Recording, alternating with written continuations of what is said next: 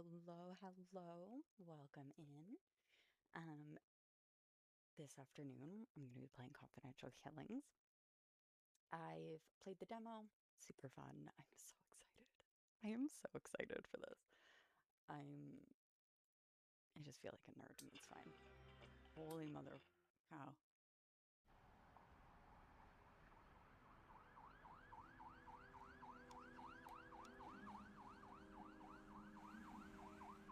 Y'all, y'all, the loudness that is in my ear currently.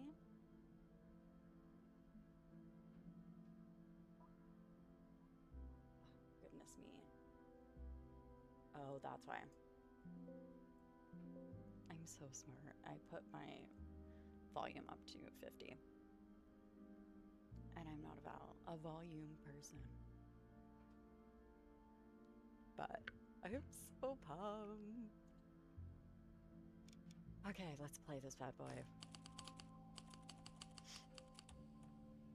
December 18th, 1978. We're in a police station. Always a good place to be. Okay, we've got something flashing already. Ooh.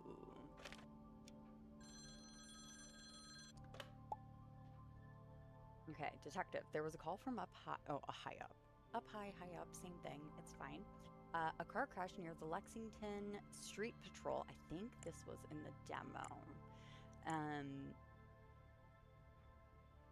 It was on Repose Street, close to my beat up in the hills, so I got there fast. Driver's dead, it looks like an accident, but something's not right. They requested a proper look. Okay.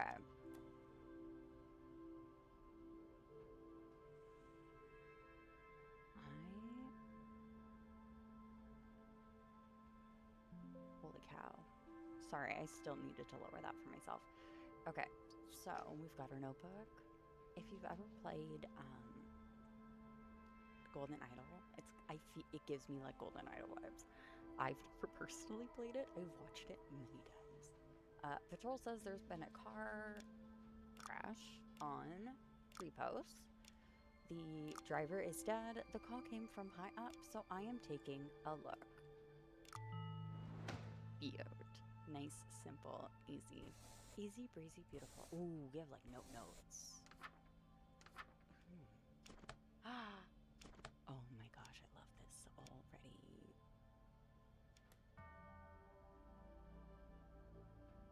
Okay, during your night shift, a call came from above. How many times are we going to read this already? Okay.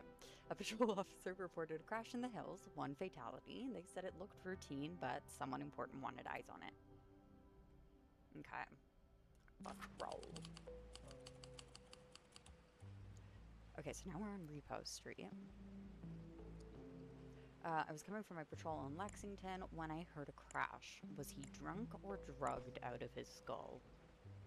Okay, and then he's got a flashlight. Standard issue flashlight, useful for looking around during the night. And then a police badge, name on it David McCart. It seems like he is new to the force. Repose, a winding road in the countryside that leads to the rich folks' homes on the hills. They like to be isolated, so the neighbors do not complain about their drug-fueled parties. Got you. Okay, so this is why there was concern about the drugs. The bake sale. The brakes have been precisely cut, and the fluid is leaking, creating a puddle under the car. The driver did not have a chance. Okay. Turn our light on. Hello. I am so sorry for you. Okay. From his look, he was going nowhere fast. Did the impact against the guardrail violently push his head against the windshield, killing him? Frank got 50 grams. Ivy, 80 grams. Ray, who something. Jack got 100, and... Sorry, did that say Jakizzy? Jackizzy? Miss me. Okay. Jakizzy. I don't know how you would pronounce that, but okay.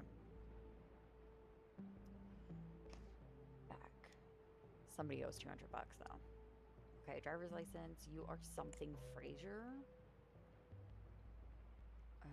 A something EY. Galway Street, date of birth. Hi, buddy. Okay. So, we do know if I do this. What was your... I already forgot what your name was. I think you're David Okay, there we go. You are a Fraser. So, Fraser died in a car crash on Repos. Someone blank his... Oh, someone... His blank to make it look like he was a... Oh, I wonder if somebody... Someone blanked? Blank his blank. Okay, he was going out to... We're missing quite a bit. We're only missing 7 things. Okay. I think, yeah, I've gotten everything from you. He must have felt untouchable. He is not even trying to hide this stuff. Okay, so we've got some... it looks similar to cocaine, but it's not. Some new drugs are hitting the streets. Perhaps it is high-grade stuff, packaged and ready to be sold. A bottle of quality whiskey, but there is something floating inside, some sort of dust. The bottle is almost full. Barely a sip was taken from it. Okay. Okay. We're missing 2 things. We got everything from here. Okay. Oh, I still need your name, sir. I think somebody... Yeah. Someone drugged his whiskey to make it look like he was a... drunk driver. He was going out to... Oh, push. We just need his first name, I think. Yeah, we're missing a name and an action.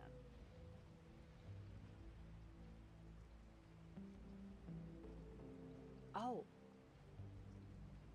A custom license plate. They don't sell these to anyone. Under the grime, it says Bradley. Okay. Bradley. Yes. I thought maybe it was going to be he was going to sell drugs, not push them, but solid.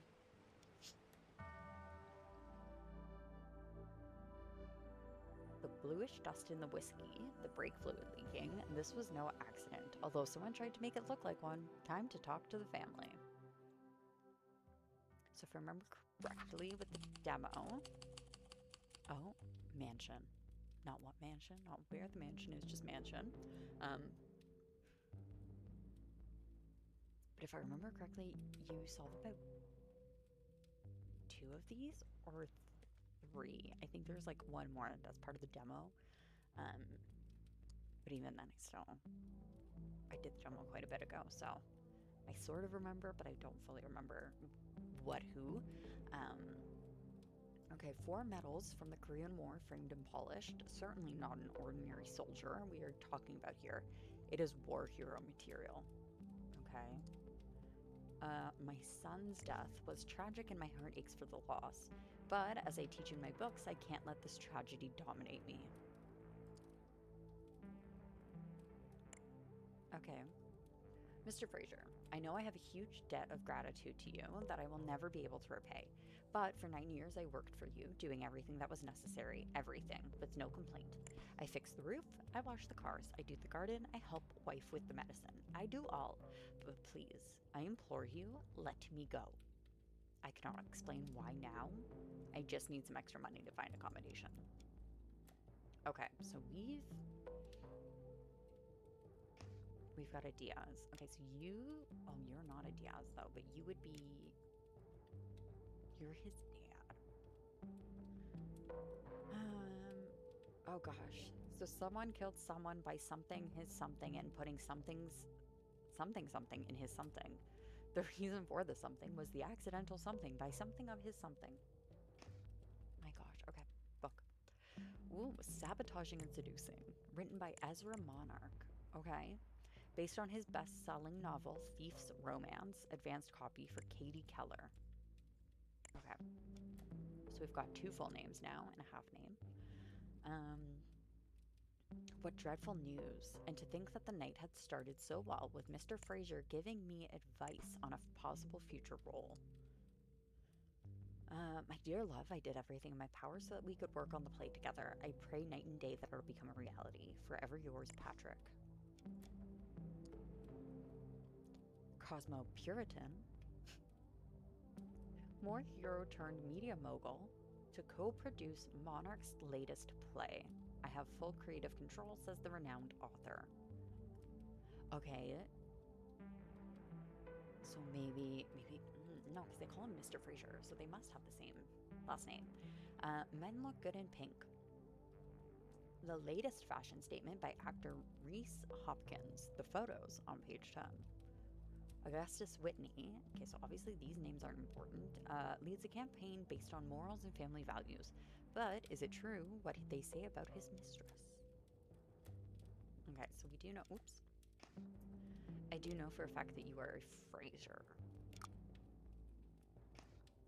Who the rest of y'all are? Don't know. Okay, Clarice Lemon. A classical Hollywood portrait from the late 50s. It appears to be a publicity shot. My gosh. For the movie Gift of Nature. Clarice Lemon.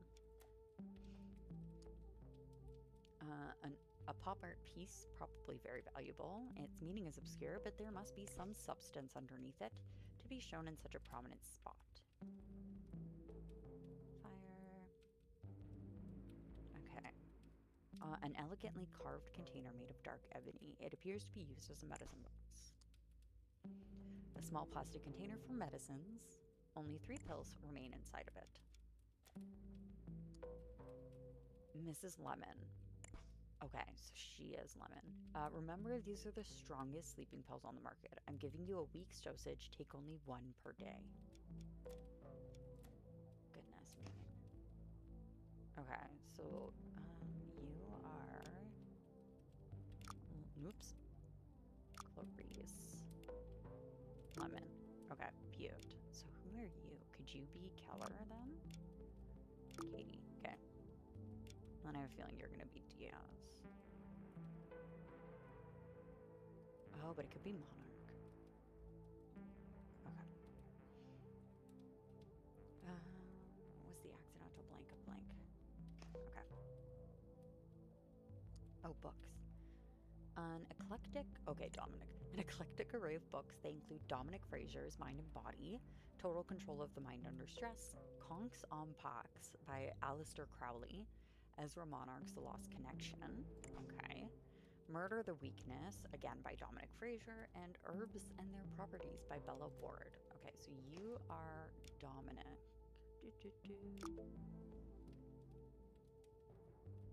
Okay.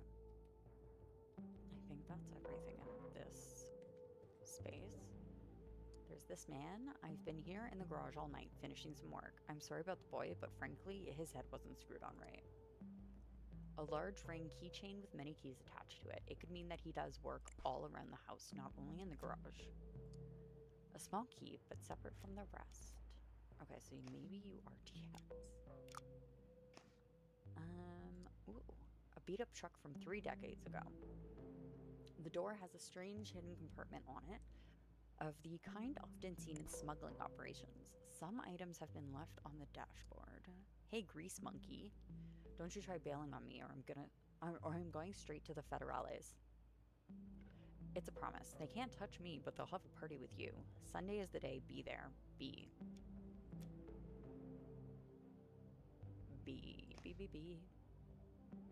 Bradley. I was like, did I already forget?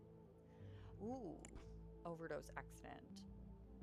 I'm assuming Merelda, maybe? They really goofed on this line here. Okay. Someone Diaz-27 was found dead in an apartment last night from an overdose of a new drug that is something street as gaze. Ooh. This isn't looking good for you, sir.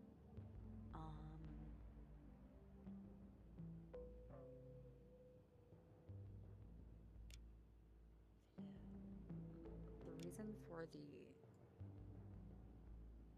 By blank is blank and putting blanks in his blank. I feel like this is gonna be Clarice's. Yeah, sleeping pills in his something. In his.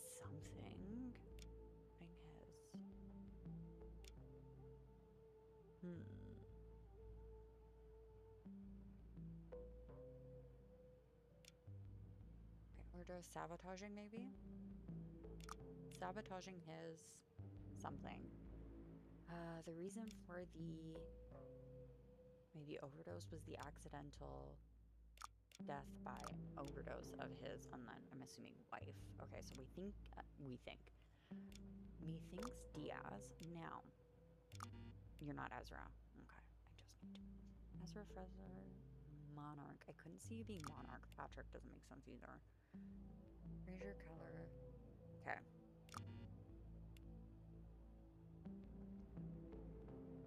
Is your first name Diaz, maybe? Not Diaz, but... Keller, Lemon, Dominic, Clarice. Okay. I do think your last name is Diaz. I just don't know what your first name is. Can I clear that out? I can't. Okay. A beautiful sports car in pristine state. It looks... Oh. It looks like an imported model. It must be incredibly expensive. Car?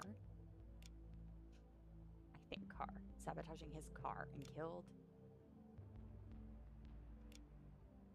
Fraser. Okay, so... Diaz killed Bradley by sabotaging his car and putting Clarice's in his... I'm gonna assume the whiskey. The reason for the murder was the accidental death by overdose of his wife, partner. Okay. Sister.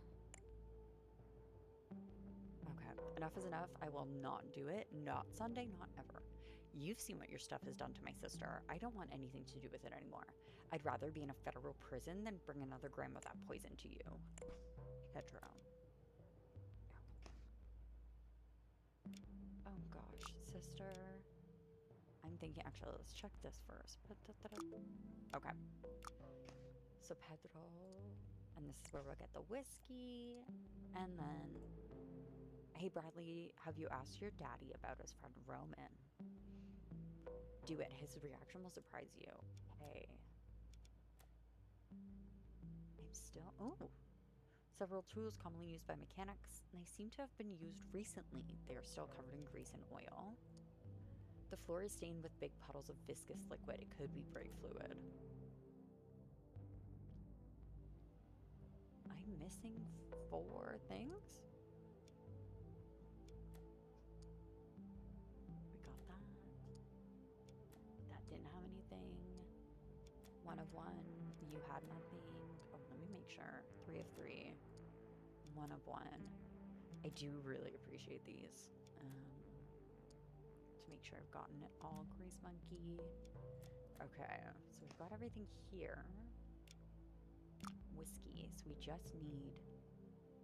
Really, we just need Bradley's first name. 2... Oh my gosh, I never read this letter.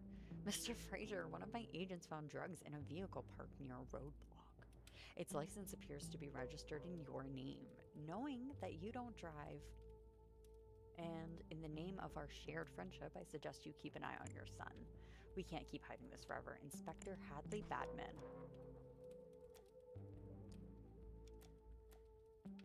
Okay. 2 of 2 there. 6 of 6. Yeah. 2 of 2. This didn't have any, which is surprising to me. 1 of 1. Was it not Bradley there? 1, 2, 3. Oh, hold on. 1, 2, 3. Yeah. Okay. I never talked to her. Is Bradley really gone? There we go. He was the light of my life. A small ornate key opens the medicine box. Silver ring. Oh gosh. Okay. Dear Mrs. Lemon, I feel terrible at the thought of leaving you alone tonight, but it was impossible to find any other nurse to take my place on such short notice. But Mr. Fraser really insisted that I go visit my sisters tonight, even though I told him there was no need. A little flu is nothing to be concerned about, but he was adamant. Please remember to take the new medicine the doctor prescribed in the doses he wrote on the prescription. I left my sister's phone number on the back. Don't hesitate to call me for anything, please. I know you never want to disturb me, but that's what I'm here for. Our friendship goes beyond my job. Sincerely yours, Shirley Flores. Okay. Bradley. There we go.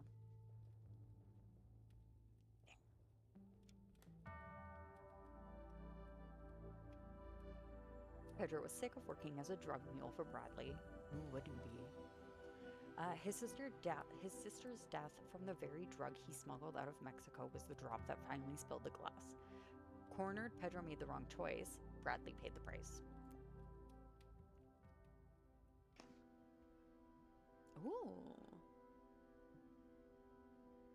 Okay. I feel like I have to look everywhere now. The nation's voice, hear the heartbeat of a country. Tragic car accident leaves dead son of philanthropist. Bradley Fraser, son of war hero and magnate. Dominic lost control on his car due to the heavy rains and killed himself on the guardrail. Not true. A drugs epidemic? Interview with expert Dr. Byrne. Don't believe all this sensationalism. Incident during transport of prisoners to the border, 5 injured, 1 dead. The deceased only available photo taken during his university days. Interesting.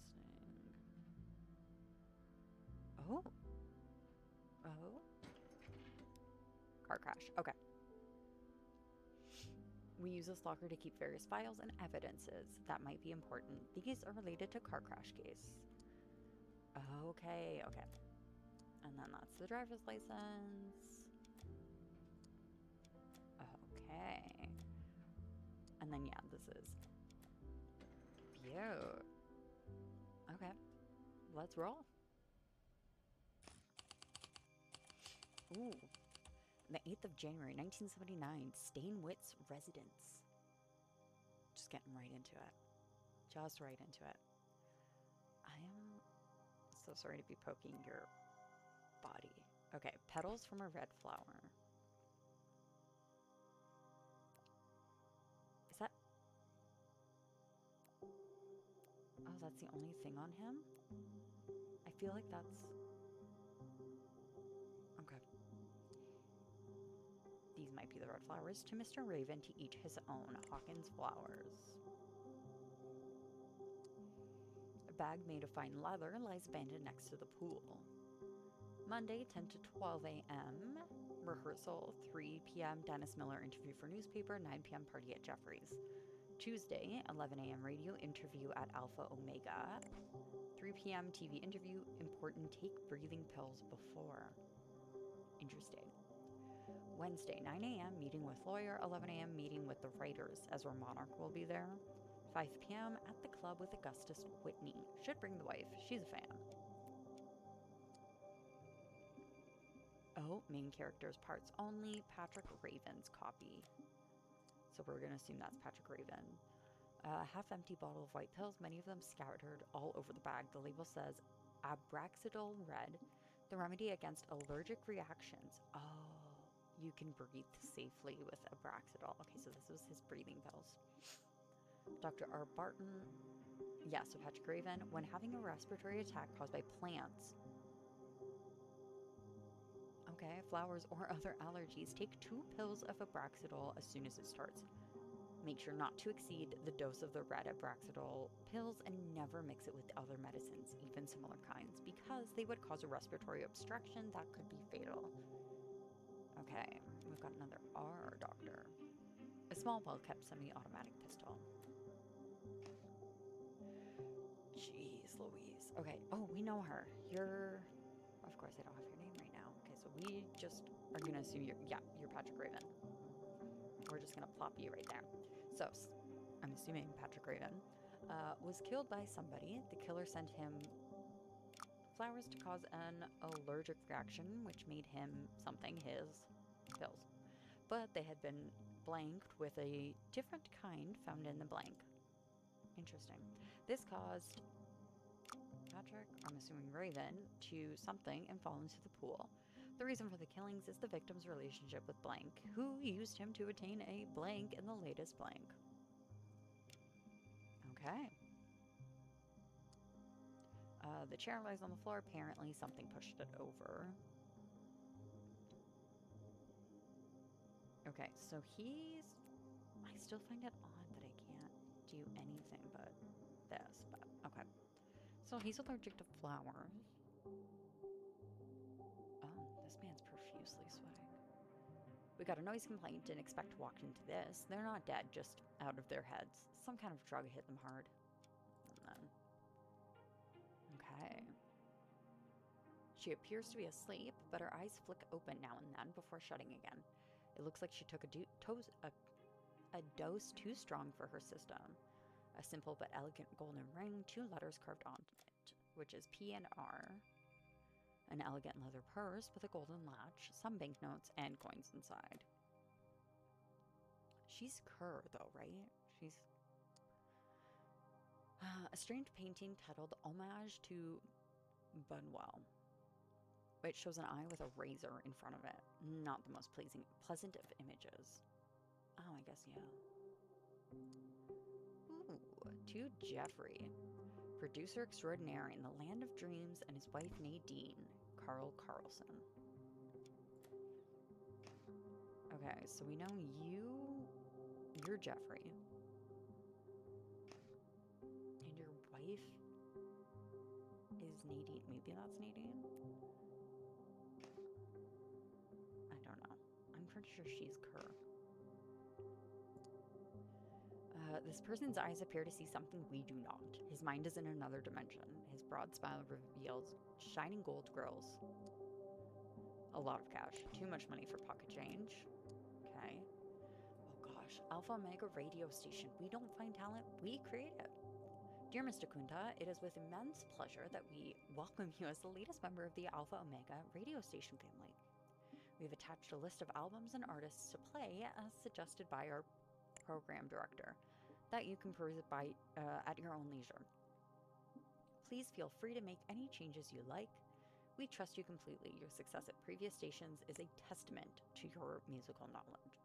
We are looking forward to collaborating with you. Please join at our weekly conference next Monday so we can discuss with you the details of your employment. Details on the back of the paper. Warm regards, Mike Alvarez. Okay. Ooh. Stop selling cocaine to my wife. I don't give a crap what she does with her life, but it'll damn ruin my reputation. I'll shoot you like a dog if you do that again. P. Raven.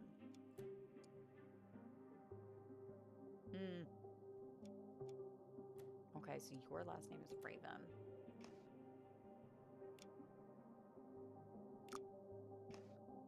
Okay.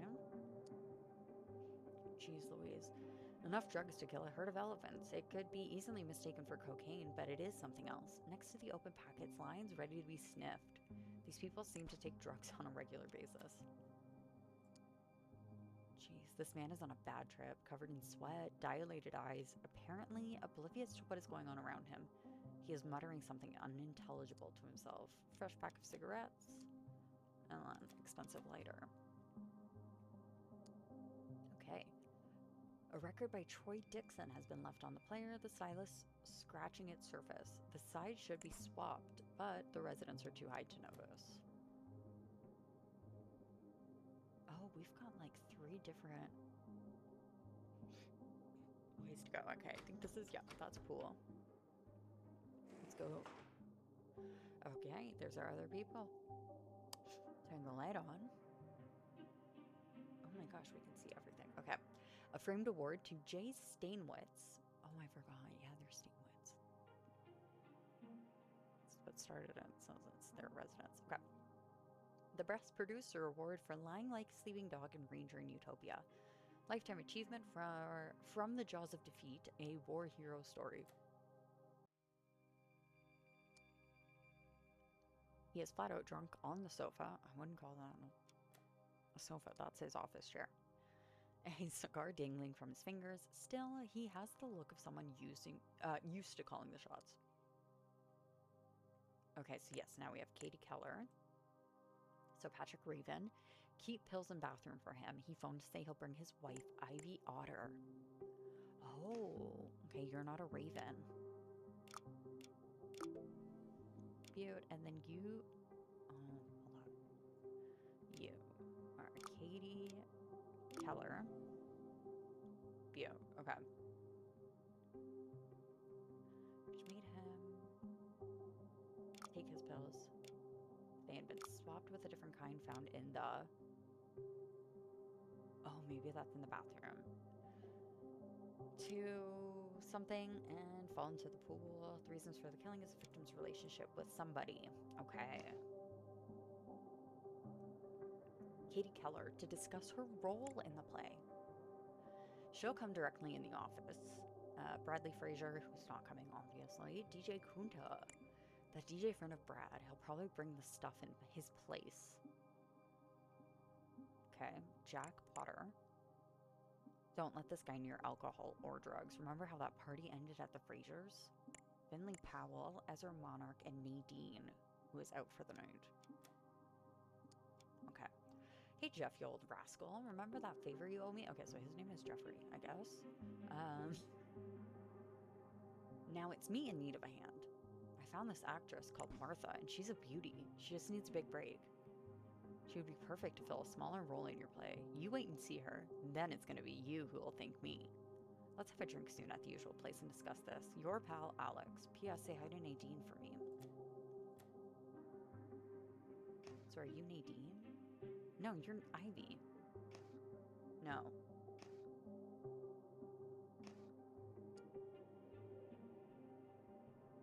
Oh, okay. You're Kate. I was like, who is? Oh, we knew his name was Jeffrey. We just didn't have his last name. Only Jack. Okay. I need to reread that list because somebody was not a fun time. Jack. Okay, Jack Potter. I feel like you were told to stay away from everything. Ooh, you were not. Whoops. I figured because he's having a bad trip. That DJ friend of Brad. Okay, Finley Powell.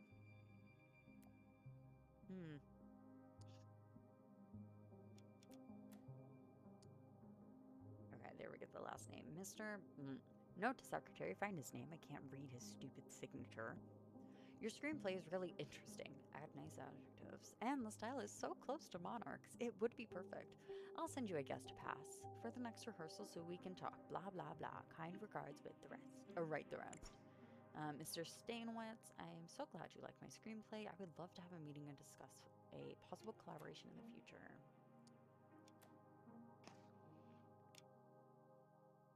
And that's where we hit your name. So then who? Which one of you is Jack?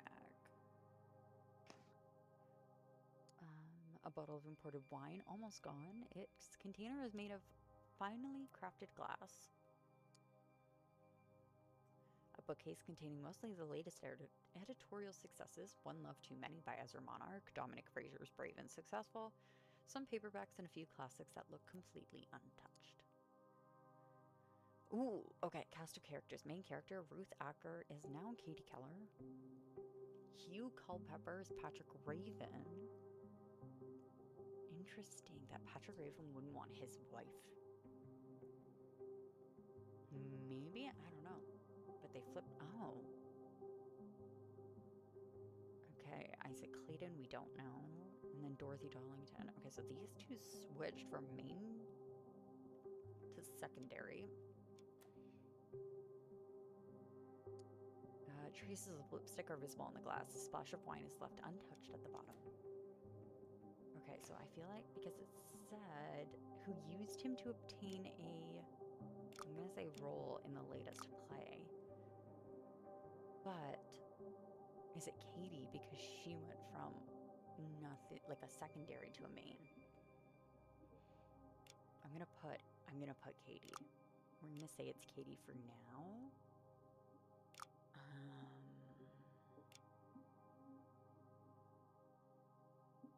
still don't know who killed him.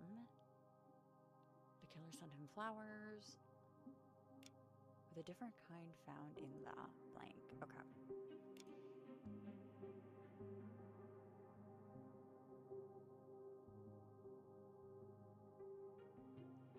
Still to find. There's only 3 more. Okay, so there's this guy here. His mouth is covered in saliva and vomit, enough to make him suffocate and die. Shoot, his arm is filled with marks. Okay. On his t-shirt it says, "You don't know Jack. I told you to stay away from my house. I can't hang with people like you in public. You're a PR menace. I'll shoot you if you come near me or my wife again." Girl, Patrick is just starting a whole lot of drama.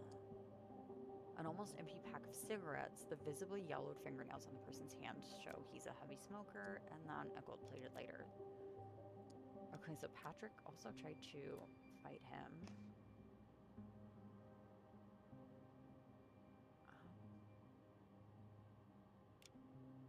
Maybe this is the suffocate thing. Maybe he suffocated too. Half-finished drug packets left in the bathroom sink. Someone had more than enough. And then an oblong wooden cabinet stocked with everyday bathroom essentials. A bottle of red pills. The label on them says Abraxadol. Okay, so we know that. Small medicine container is empty. And then toilet paper. So this Abraxadol is actually what... I'm still missing something.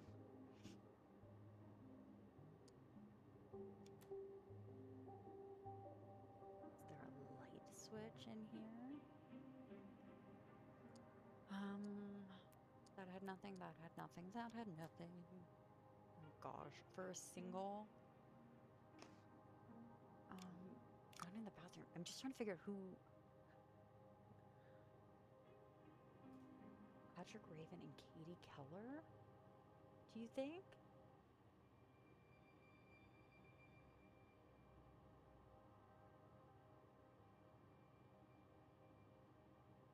Do we think the wife did it? I'm just gonna throw this. I don't even know who all the people are. I'm just, okay.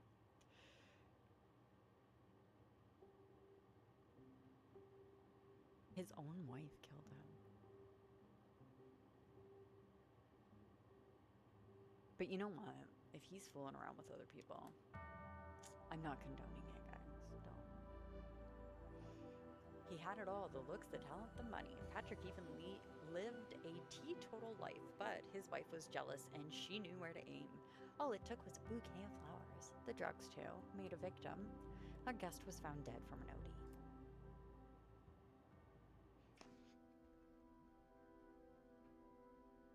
Okay. Oh, so these are all of the guilty. The transcript of the primary suspect's interrogation. A stamped note was also recovered during the search. I didn't get any of this. I'm so excited. Okay. Transcription of Ivy Otter's confession. Even though she appeared in an altered state, the medical report said that there was no trace of drugs in her system. Her lawyer found the confession admissible. You admit to the killing of your husband, Patrick Raven. Yes, he is betraying me with that we don't know her. We can't say that word. He's betraying me with Katie Keller. I had to kill him. You could have asked for a divorce. I tried. My lover wanted me to. Okay. But Patrick, he refused. He is a tyrant. He has his image to protect. Note, she kept referring to her defunct husband using present tenses. You mention a lover. Who is he? I don't want to get him involved. He has nothing to do with my decision. When did you first decide to kill him? She appears confused. She stutters, has trouble finding the right words. I don't know. I got the news that I lost my role. I was so down, so depressed. That's when I first tried it. It? You mean the drug? Yeah, gaze. Jacizzi got me into it. I started taking it regularly in stronger doses. My stupid husband thinks it's cocaine. Gaze. It changed my outlook on things. That and those letters I kept getting. Like this one? See attached document. Okay, we will. Yeah, What about Patrick? Have you interrogated him? Is he lying about me as always? Your husband is dead. She looks puzzled at the detective. Oh. Okay, girl. Oh, this one. The K. Ivy, did you know your husband demoted his very own wife to a secondary role with the help of a starlet? I certainly wouldn't let a thing like that slide. Interesting. Is this all in relation to the car crash, though? No, okay. So now that's a different story. Okay, so something new. Oh, we get a new every time. Okay. Actors Patrick Raven death attributable to an allergy. A tragic accident, concluded Dr. Ronald Burton. That's the doctor we keep seeing, Ronald Burton. Okay. The disappearance of his wife, Ivy Otter. She went abroad to grieve. What? Jeffrey Stainwitz, finding a replacement for Patrick won't be easy. He was a man of integrity. Full interview with the producer of Sabotaging and Seducing at page 15. Chikizi Kunta. Okay, so I don't know where I would have gotten Chikizi's name from in this section. So I would have never been able to put his name there. DJ Sensation. In a world where automatic radio is starting to become a reality, guy like him are keeping the medium alive. Radio station Omega looking for new talent. Mike Alvarez tells us about the requirements for working at his radio station. Interesting. I wonder did that set that off? No. Okay. That's fine. Ooh, January 9th, 1979, Horizon Theater. Oh my god, 57 clues. Okay, so we've got, let me take a quick peeky poo. Oh. We've got a Dwight Schrute here. Good to know. Okay. We know him, so that's good. That kind of looks like Katie Keller. Stellar on that. Okay, so someone killed someone with a real, I'm assuming the sword, blanket for a prop. Someone, the blank on the play, caused the murder by blank the blank with a real one. He was trying to get blank killed, but blank mistakenly handed the real weapon to her instead. Okay, so a woman killed a man. Got you. Blank's motive was blank. He blamed blank for the blank of his blank blank. I should connect the role to the name of the actor. Okay. Okay, so we know that there's a sword. A light sword is laying on the floor next to the man's hand. Despite its realistic look, it is harmless. It is made of plastic and the blade is retractable. No more dangerous than a toy. So that's the fake sword. You are the man that died. I apologize. The man lies dead on the floor and in a pool of blood. A light but sharp metal sword is planted deep in his chest. Small key. You're supposed to say the words like they're written on the script, not make up your own mediocre dialogue. You're not the writer. I am. Remember that. I can get people hired and I can get people fired. Actors are exchangeable. Writers aren't. Stay in your place. Don't cross the line or there will be consequences. Hey, Finn. I sent that letter to Jeffrey. He won't complain anymore about giving you a raise after he reads it. You owe me big, pal. Baxter and Gillespie. Okay, so Finn something. The sword. Light, but made of metal. It's planted deep in the man's chest. It has hit the heart with uncanny precision. I just touched 2 swords and I don't have the clue for a sword. I just have the clue writer.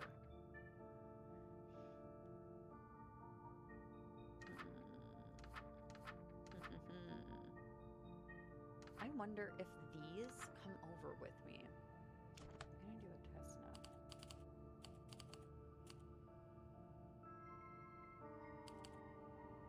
Because then I could just write all their names. Because like that, who was he? This guy is Jeffrey.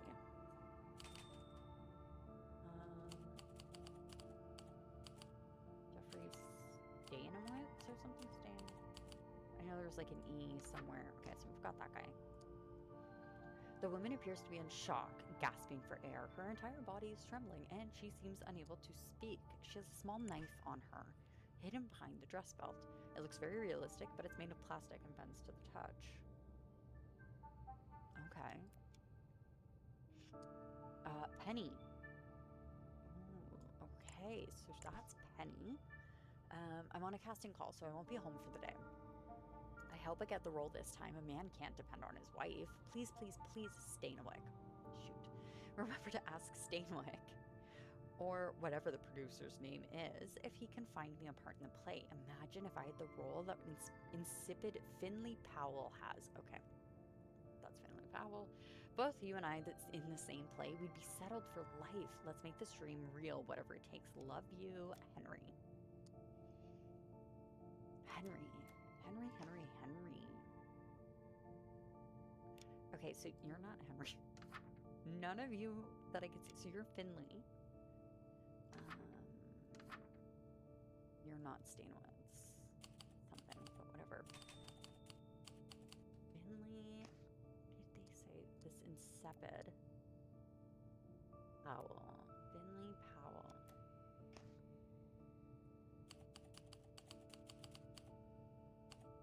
Yeah, we're just gonna.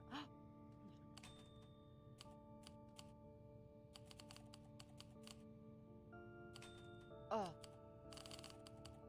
Oh, that is beautiful. Okay. Finley is dead. This wasn't in the screenplay, was it? I would have known otherwise. I wrote it. Okay, so you're the writer. It's a good scene, though. Very meaningful. Shall we add it to the play? No. The last play of yours was a disaster. The production is in the red. We're only breaking even because of outside investments.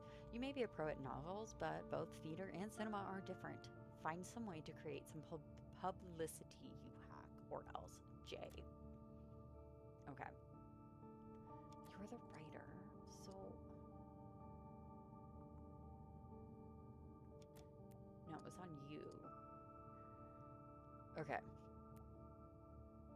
So you wrote him a nasty letter. That's good to know. Okay, we did do this. Enough of this bull about historical realism. Do you know how freaking hard it is to find these costumes? Last time I had to go to a museum, for Christ's sakes, and beg them to loan us the props. It's a play, not a historical reconstruction. Now you ask for blood squibs, even in rehearsals, knowing full well how hard they are to wash from clothes. And do answer your damn phone. I'm tired of leaving notes for you. You can't avoid confrontation forever, you coward. Tommy Moreno.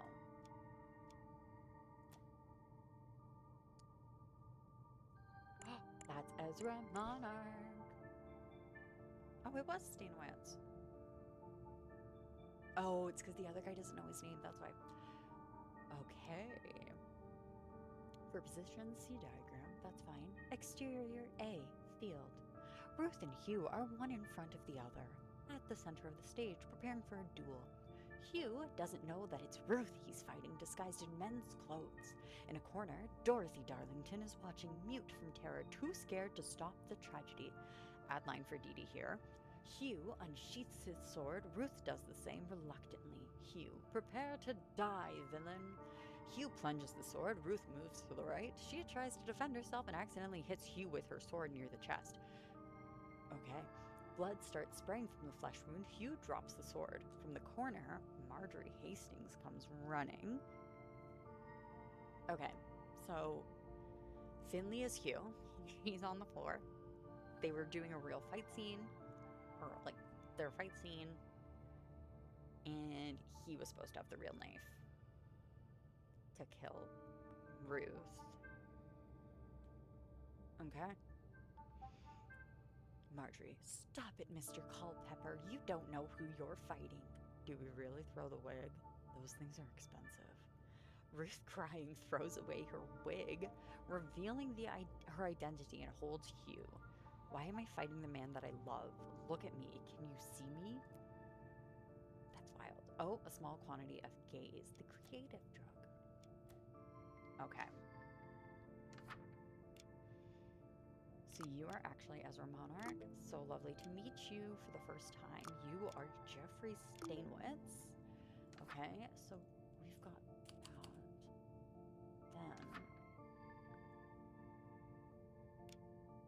you're Finley Powell.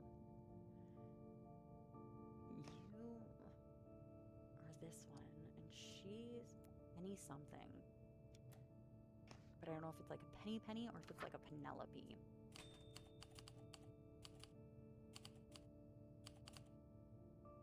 Okay, so she's Ruth, and sorry, you are Hugh. Hugh Laurie. Okay. So this should be Penny, technically, because she...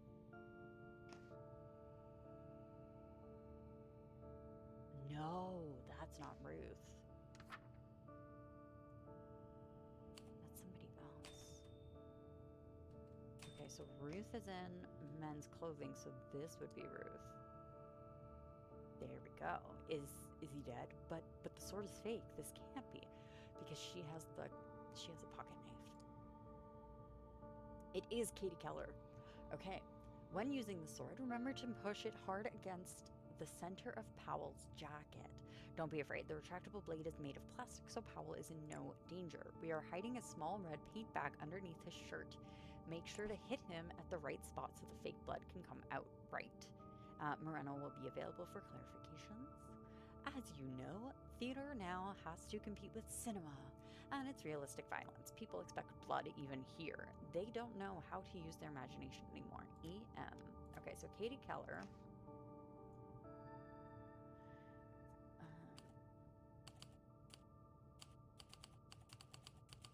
You are actually Ruth. So you were meant to be dead. Okay. I'm assuming. Okay, and then you're just security. I handle security around the theater, but it's mostly psyched fans and simple stuff like that. I called an ambulance, but I'm afraid it's too late. Okay, so we've got a revolver, a ham and cheese sandwich packed with it, a note. Have a good day at work, sweetheart. Bad timing. Okay, we can move around the theater. I was like, how is there 57? Oh. Okay. Oh my gosh, and it shows. Okay. Hey, we're gonna start with Dwight Schrute. They won't let me in. Imagine that. Powell refused to see me when he was alive, and now I can't get to him when he's dead either. Ooh, a pass that says Press and D Miller. Dwighty boy, you are something Miller. Maybe you're like a David or something. Okay. Cosmic Puritan, another one. Become a better lover with our 5 spicy tips. Ivy Otter. She disappeared from the scene. Was the death of her husband the reason? Is there any truth behind the rumors of her alleged arrest? She's in early retirement. Full interview with her lawyer. The show must go on. Patrick Raven's tragic death doesn't stop the new Stanowitz production. All the latest news inside. We have a chat with Katie Keller, a future bright star. Okay, so,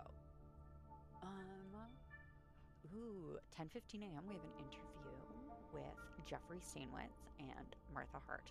Remember to ask about cast changes and Otter disappearance. Note to self, I need to investigate Monarch. That guy is such a phony. Can he even write? 11:30 a.m. news bulletin at radio station. 6 p.m. news again. Integrate stuff for morning interview. 10 p.m. interview for disco opening. Bring Grayson Davis photos. Martha Hart. Okay, who's Martha? Hey, it's Troy. I'm leaving you a note at Alpha Omega. Remember when we first met? I had just started and you were so nice and kind with your compliments about my music. It gave me such a confidence boost. Can I ask you a big favor? My fiance is working at the theater and she doesn't believe enough in her abilities. It would do her a world of good if she talked to a journalist. You don't need to write an article or anything. Just chat with her like you did with me. She just needs a confidence boost. Okay, Troy's fiance.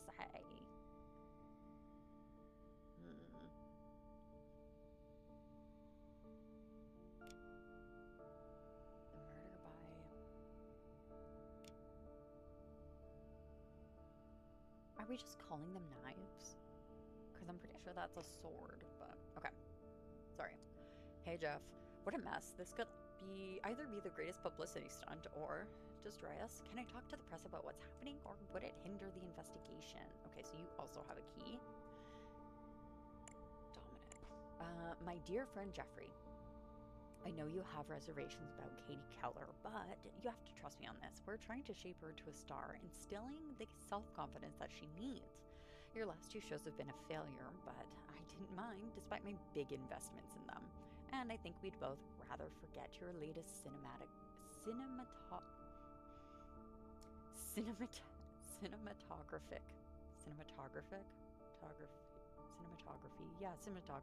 flips. That sounds such a weird word. But this play has got to be a success, and Miss Keller is key to that. We invested a lot in her. Let's keep our eyes on success, not old grudges or revenge fantasies. Yours, Dominic. Okay, so we knew. Are you possibly Dominic? No. Okay. Another D name. Okay. So we've got Katie Keller. For sure. Turn page, I would love to. Mr. Jeffrey Stainwhite. You know what? I also haven't gotten his name. We are writing you on behalf of our client, Mr. Powell. We still haven't gotten him either, actually. We have found severe irregularities concerning his work for the Stainwhite's theatric company. Attached to this letter are a cyclo-styled copy of his hiring contract and a more recent paper clearly showing that my client's salary is below the rest of the cast, despite what is stated in paragraph 3C of the aforementioned contract. If this serious mistake is not fixed within the manners specified in the turn page. Okay. Why shouldn't the choreographer and the costume designer and only sane person in this group of idiots get royalties from his work? Without me, people wouldn't even know where to put their feet on the stage or what to wear on said feet. Okay, so the choreographer, oh my gosh, I'm really struggling. Choreographer and the costume designer are the same person, which I feel like we did find.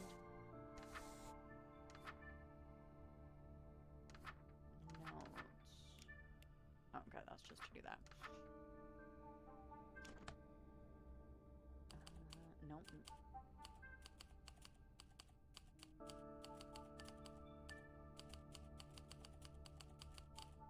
They were complaining in the other room. I don't know who you are. I was here, you're a guest backstage. What a pain in the bum. This pass grants the holder access to the backstage area and an interview with producer Jeffrey Stainwitz. A notebook filled with story ideas. The most promising ones have big red scribbles circled on them. Or big red circles scribbled on them. I was here to talk with the producer. Instead, I get stopped by the police, and that journalist, he couldn't recognize talent even if he saw it. Trying to interview Ezra instead of me? Idiot.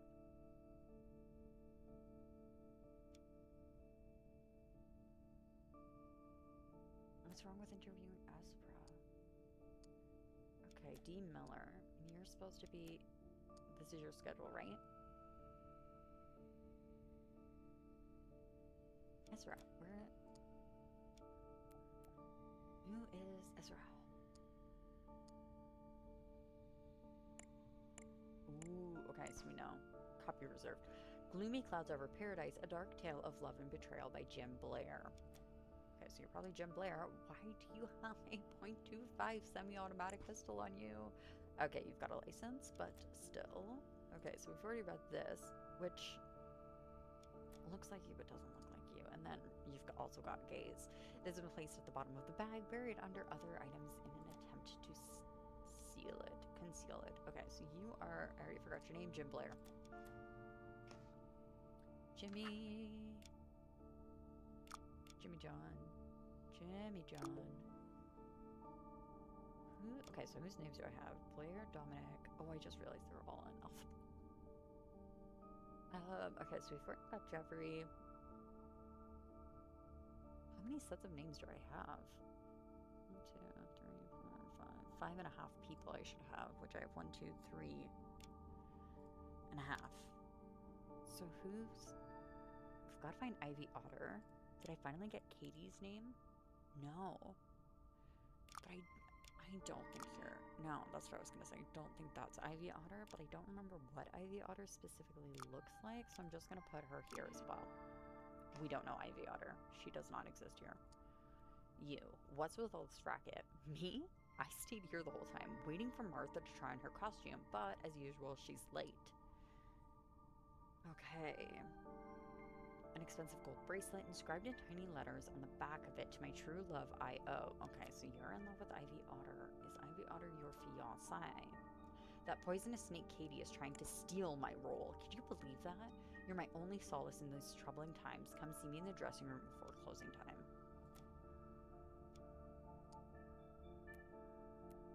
So Ivy's in the play.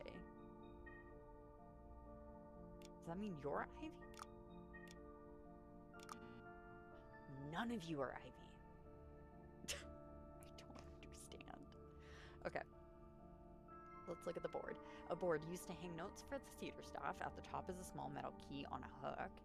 Here is said key. It opens the costume room. Okay, so you've got the costume room key, and somebody else had the costume room key. Ezra, I was gonna say Ezra Miller. Ezra Mono.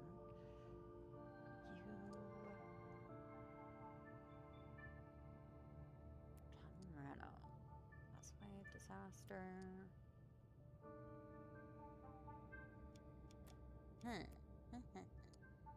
You have the key. You... Penny. You also have a key.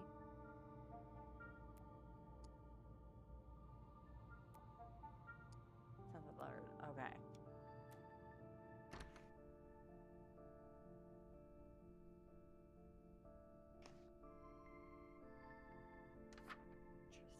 Interesting.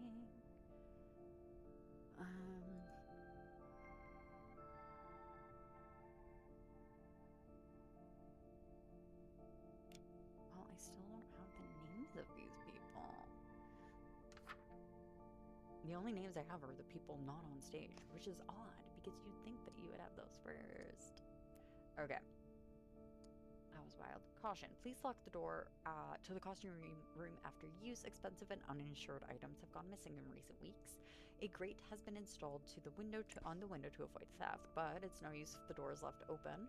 We have hired a security man to check the venue, but remember, the best solution is prevention management. Evelyn, stop leaving the key on the hook. Okay, the installation of the new vent in the costume room has created some electrical issues. Oh gosh, these will be resolved soon, and they will not be a problem during the play opening. We are deeply sorry about that inconvenience, management. What the hell are you waiting for to fix the electricity? We can't work with blackouts every 30 minutes. We'll be switching the venue if this continues. Evelyn, okay. Don't leave on the floor things that need to go on shelves. I don't care if you can't reach them. I'm tired of stumbling in the darkness, and I don't give a shit. Who gave you this job? Who is Evelyn? Okay, so we've got a few mentions of Evelyn, but we don't know who Evelyn is. Apparently Evelyn is short. None of you guys are short. 32 out of 57, and I swear I've got nothing. Was a real. Okay. Blanked it for a prop. Switching it. There we go. Switching it for a prop. Blank the blank on the play. Caused the murder by blank. Gotta be switching the sword, but nobody wants a sword. He was trying to get blank killed, but blank mistakenly handed the real weapon to her. Right. We don't know what her name is. We do know that it is most likely, I believe it's this one here. There. That one. So whoever is that person, Ruth, in the story, Blank's motive was blank. Probably revenge. He blamed blank for the blank of his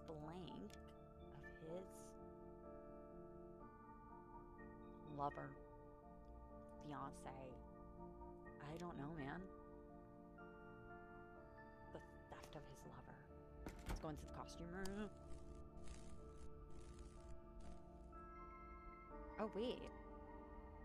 There's the red sword. A short window closes close to the ceiling that provides air to the room. It is covered with metallic bars. A prop sword lies on top of the windowsill in the grate. Did someone try to get rid of it in a hurry? Okay, so we finally have the word sword. Sword, sword, sword. Searching the sword. Blank. The blank on the play. The blank on the play. The choreographer on the play. The security, the producer, the writer. Ooh, maybe we're trying to kill the writer. Oh, it was a man who caused it, actually, so. Oh, gosh. He played blank for the blank of the blank. Okay. Ooh. Okay, there's two things. Tommy Moreno. Okay, so we have a Tommy. We have Tommy's name. I wish I remembered where Tommy went. Okay, so we have Ruth Acker. I don't know if that even matters. Ruth, Hugh, Isaac, Dorothy. Okay. I mean, that kind of does help, actually. So hold on. Ruth, Hugh, Isaac.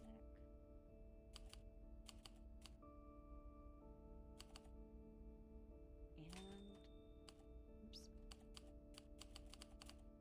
Dorothy. And Alistair.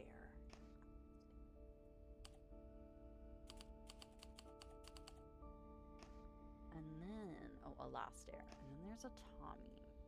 Tommy Moreno. Which sounds familiar to me. Read like that. Tommy Moreno.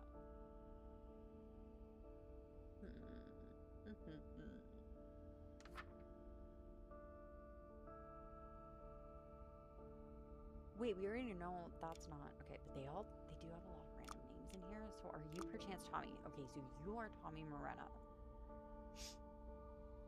Are you the costume designer and the choreographer then? Maybe.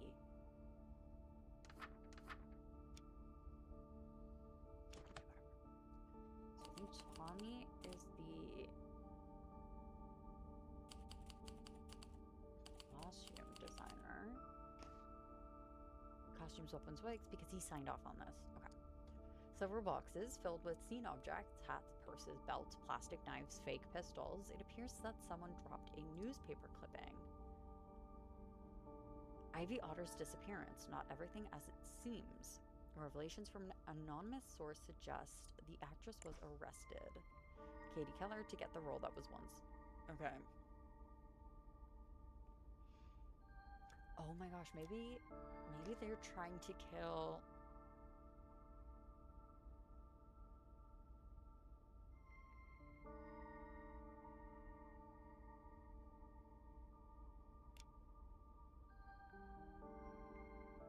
He blamed for the arrest. I'm wondering of his lover or fiance, somebody. But that would make sense why Ivy Otter. He blamed probably Steinwitz, Jeffrey. Who? Hold on.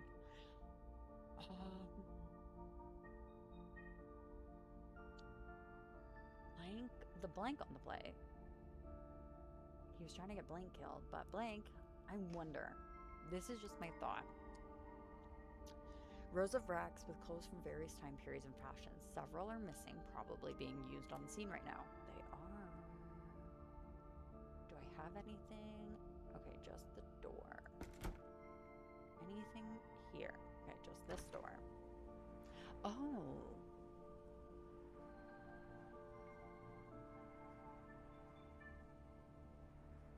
That's why I don't recognize their feet. Marjorie Hastings. Martha Hart's requested changes to her costume. Hidden belt. Are you Ivy Otter? Maybe? No. The hidden belt was supposed to be them. The dressmaker I usually commission these things was closed, so I had to work extra hard to make all these last minute changes. You're welcome. If little Missy is late at the rehearsal, don't blame me. Okay, so TD. This woman is wearing a small and simple ring on her hand. Who are you? Are you the journalist I was waiting for? What? The police? I haven't left this room. I've been stuck here waiting for Evelyn to bring me the right costume. Oh, so maybe Evelyn's actually the... So who's... Well, then maybe he set design? I don't know. Okay, sorry, hold on. Okay, so Marjorie is Martha Hart. Martha, I don't even know who Marjorie is. Was she even in there? Marjorie. Am I crazy? No, Marjorie wasn't named. She's like a mixture of Ruth and Dorothy. Oops. Okay. Marjorie Hastings is Martha Hart. Marjorie Martha Hart. I think she was naive. Oh. Oh my god. Okay, so Ruth Acker is Katie Keller. We knew this. We knew that that was going to be Finley Powell. Okay, Isaac Clayton is Ray Mildred. Okay, so hold your horses. Okay, so this is going to be Ruth is Katie, which I believe I did write down actually. Meant to die. Okay, so Ruth. This will be Katie Keller. Okay. Oops. Come back here. Where's my Katie?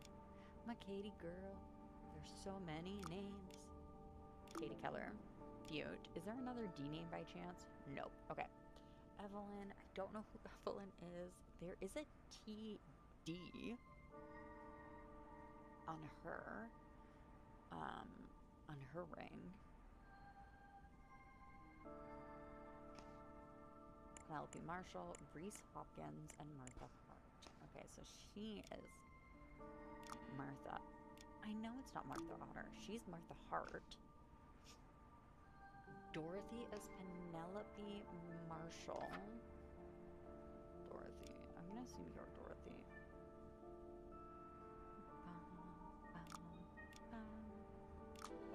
Okay. And then you are the one that died, so you are Finley. Finley. What was your nest? Moel. Moel. Okay. Finley.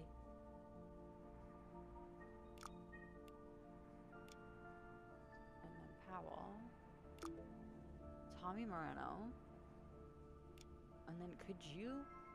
No, you're not Martha. What is Mildred, Miller, Monarch, Moreno, Penelope. Are you Evelyn by chance? Are you Reese Hopkins? Is Alistair? Sorry, hold on.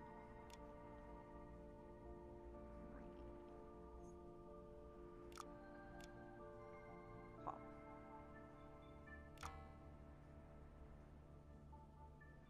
Is that not Alice? Ray Mildred. Sorry, my bad. Ray Mildred.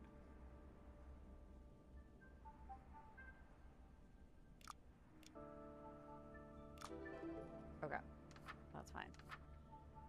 Ray Mildred, okay. Who are you? There's more. I know there's always more. At Astra Center, reach for the stars. Dear Miss Hart, we want to once again extend our invitation to join one of our enlightenment centers. Oh, gosh.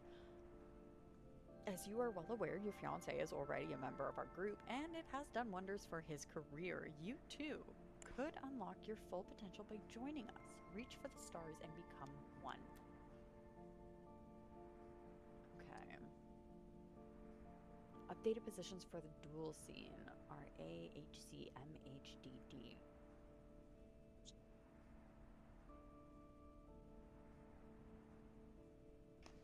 Who? DD. Oh, maybe that's their... Oh, okay. That's... Oh, they're talkies. I have to know their full... Their characters' names, don't I? I'm H, so this would be Martha. H, C, and R, A.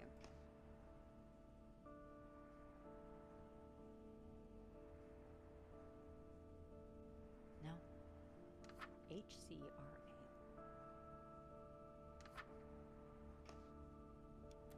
That's more confusing to me. Okay. A women's bag has been left on the desk. It looks similar to a model from an expensive brand, but the logo on it is wrong and it's made of fake leather. Remember, it's a small role, but could be your big break. Do everything you can to get noticed. I mean, everything. If it works out, we can finally get married. Love you, T. Cheap red lipstick. T. Yeah, TD. Who is T? Oops, sorry. Let's talk to you. I just work here. I bring stuff to the actors, do the needed odd jobs, but why is the police here? What's happening? Oh, Miss Hart. Do you want to speak with the journalist? Dennis. Dennis Miller. Okay. You're always late. Great. You always have excuses for not doing your job properly. You gave Finley's scarf to Ray, Ray's shoes to Penelope, you even switched wigs one time. And how many times do I have to tell you, check each character's weapon? You can't give daggers and swords at random. The diagram I put on the costume room, in the costume room, is there for a reason, you dolt. These things do matter, even at rehearsals. They are parts of each character's personality, and for the love of God, stop greasing my costumes. Okay. So she would have been the one that accidentally...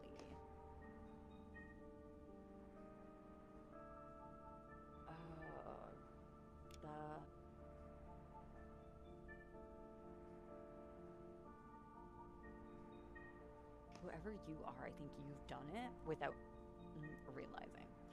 First, they forced my hand to hire you, and I didn't like it. Then you keep mistaking actors, arriving late for getting appointments.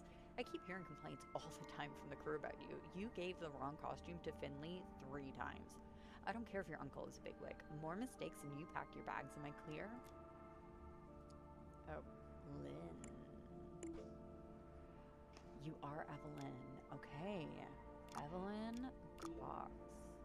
Okay, we've got all of the clues. I'm still a little confuzzled, but it's okay. Dear Lynn, or should I say Miss Cox? That's probably how they call you now that you live in the big city. But for me, you'll always be my sweet little Lynn. I was so happy to read that the assistant's job at the theater uncle found you is going well, and that you quickly earned the respect and sympathy of your colleagues. I was afraid for you when you first moved, having heard so much about people in the big city being rude to us country folks, but I'm relieved my little daughter proved me wrong. Life at the farm has been hard since Daddy is gone, but I'm sure glad I have your brother with me, who's a hard worker. If you see Uncle Preston, I know how busy he gets with his travels and conferences. Thank him again for me for all he's done. Write me soon, your letters light up my days. Okay, so you are the assistant, Evelyn. Okay. Oh, okay, so no, not Finley. You killed Finley. Owl. And it wasn't switching it for a prop, you were mistaking it for a prop. Who personally was the one to do that? That was rude. That was Katie. Oh, girl. You cannot just avoid. Evelyn Cox, the assistant, caused the murder by he was trying to get... No!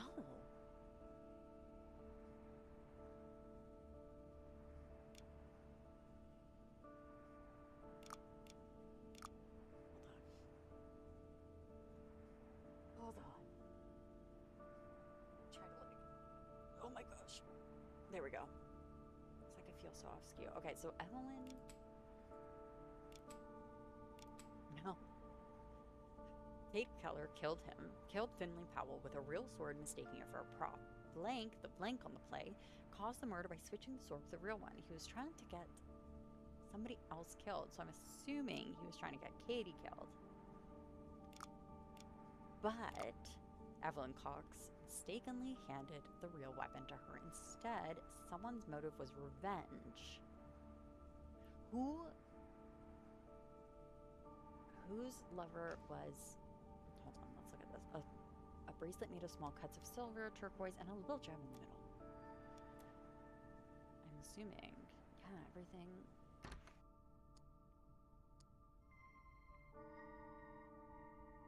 Okay, so you did it. I'm gonna say you did it. Don't know how, but I'm gonna say you did it, Tommy. But what did Tommy do on the play?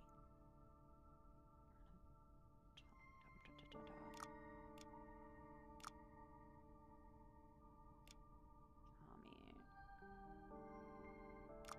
What was his goal? Tommy Moreno?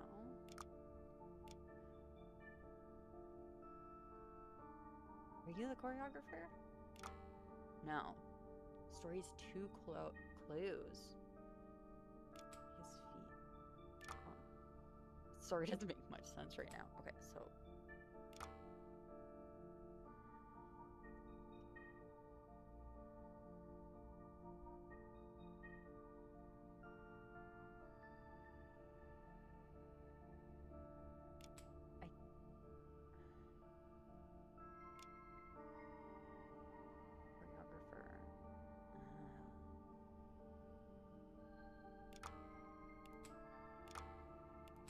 Okay, so he is the choreographer.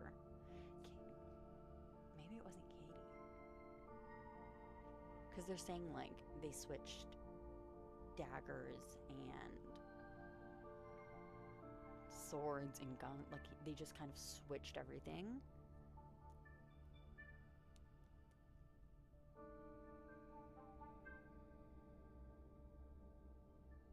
Unless it's this. Unless he blamed Katie. He blamed Katie. Yeah, that makes more sense. Okay. So Katie Keller killed Finley Powell with a real sword, mistaking it for a prop. Tommy, the choreographer on the play, caused the murder by switching the sword with a real one. He was trying to get Katie Keller killed, but Evelyn Cox mistakenly handed the real weapon to her instead, and Tommy Moreno's motive was revenge. He blamed Katie Keller for the arrest of his lover, Ivy Otter. Oh, because you know what? We never found out who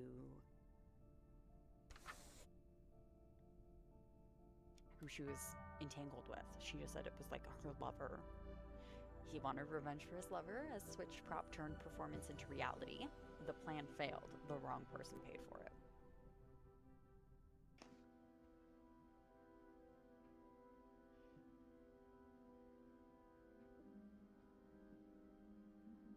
These aren't the guilty guys. Okay, what's our newspaper today? Is there a curse? Bad luck continues to plague this cast of sabotaging and seducing. Another sad accident happened on the stage during rehearsal. I'm sorry, but I don't ever think that they would actually post that picture in the news. Theater crews book an entire hotel. Better safe than sorry, declared writer Ezra Monarch. Having the cast all under the same roof will also help with boosting morale. Hadley Badman to be... Okay, we have not met him. Have we met him yet? We had his name, but I don't know if we met him. Hadley Badman to be the future chief of police. There are more deserving candidates than me. Dominic Fraser about his generous donation to help poor kids in the world's south. Sure. Having lost a son, I want to give a future to as many young people as I can. Yeah, okay. Anything? Ooh. The drug party case. Okay, so we've got that. Party list. The Abraxadol. The confession, in which she literally lost her mind. And then... Okay. Interesting. 9th February, 1979, in the Emerald Hotel. Oh, sugars. Brother, what are you doing here? I was here with most of the cast. The waiter picked up the bucket that was on the floor behind the counter. Then a loud explosion, metallic and glass shards everywhere. Most fled when they heard the bang. One thing I do want to check. They do stay forever. Okay. I don't know who Penny is, and that never mattered, actually. Isaac Dorothy. Stare. Martha Hart was Marjorie. Evelyn was the assistant, actually. I don't know if we're going to meet her again, but... Tommy was the... choreographer. Evelyn was the assistant. Then there was him, which is Dennis Miller? And he is the journalist.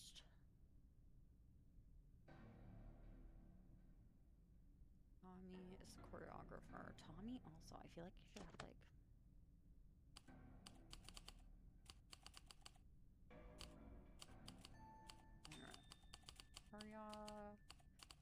Choreographer and lover of Ivy Otter. And then Dennis, you're completely... Yeah, Dennis was fine. Finley Powell, I'm gonna correct your last name. I don't think I'm gonna need him anymore. Katie Keller was meant to die.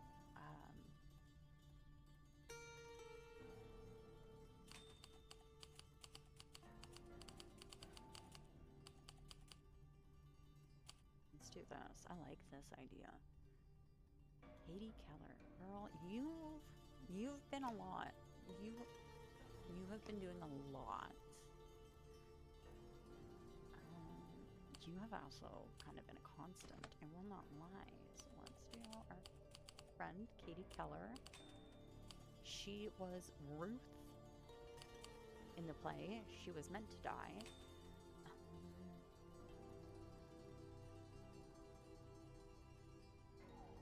I'm trying to think. I don't think there was anything more about her, and I think this is, I'm just gonna put this all under here, and then just put play.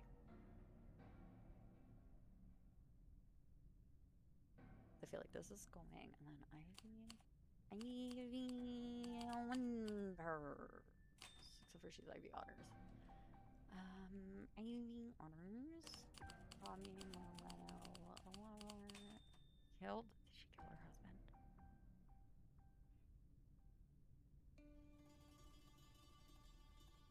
Yes, she did. I think she did. Killed husband. Who was? He wasn't a Powell. He was supposed to be, he was a Raven. He was a Raven. Raven something.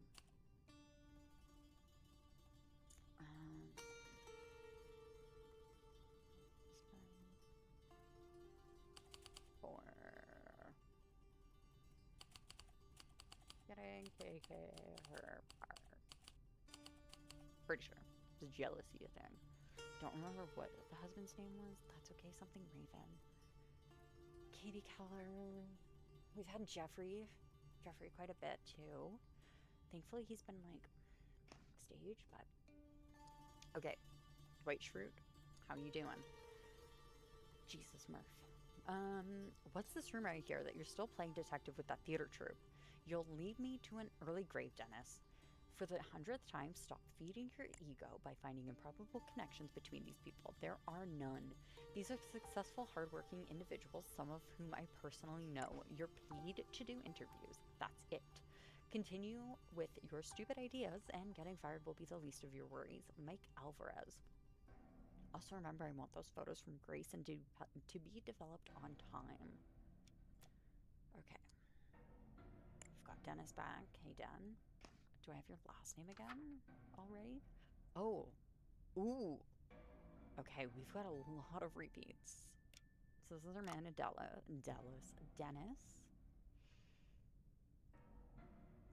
That's probably Katie. You're Martha. I appreciate how nice they make it to put away, but you're Martha. Martha Hart. Okay, Martha Martha Hart, why are you here again? Oh, because it's a whole cast thing. So there's Evelyn. Then, okay, Jeffrey. New guy. Don't know.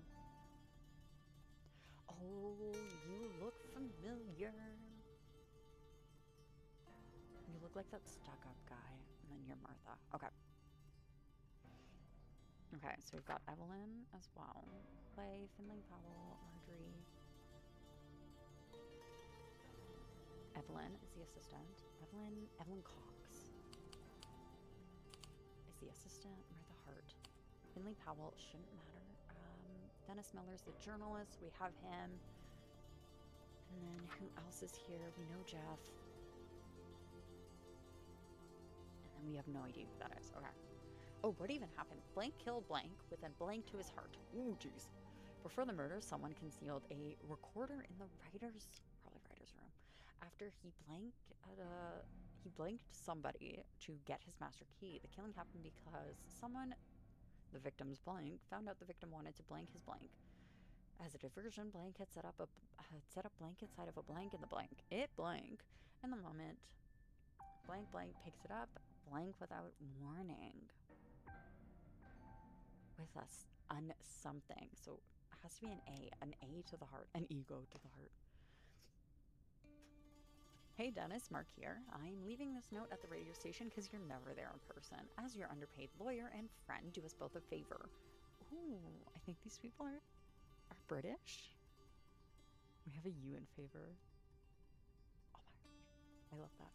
Thank you. Thank you for spelling things correctly. Actually, I don't know if anybody other than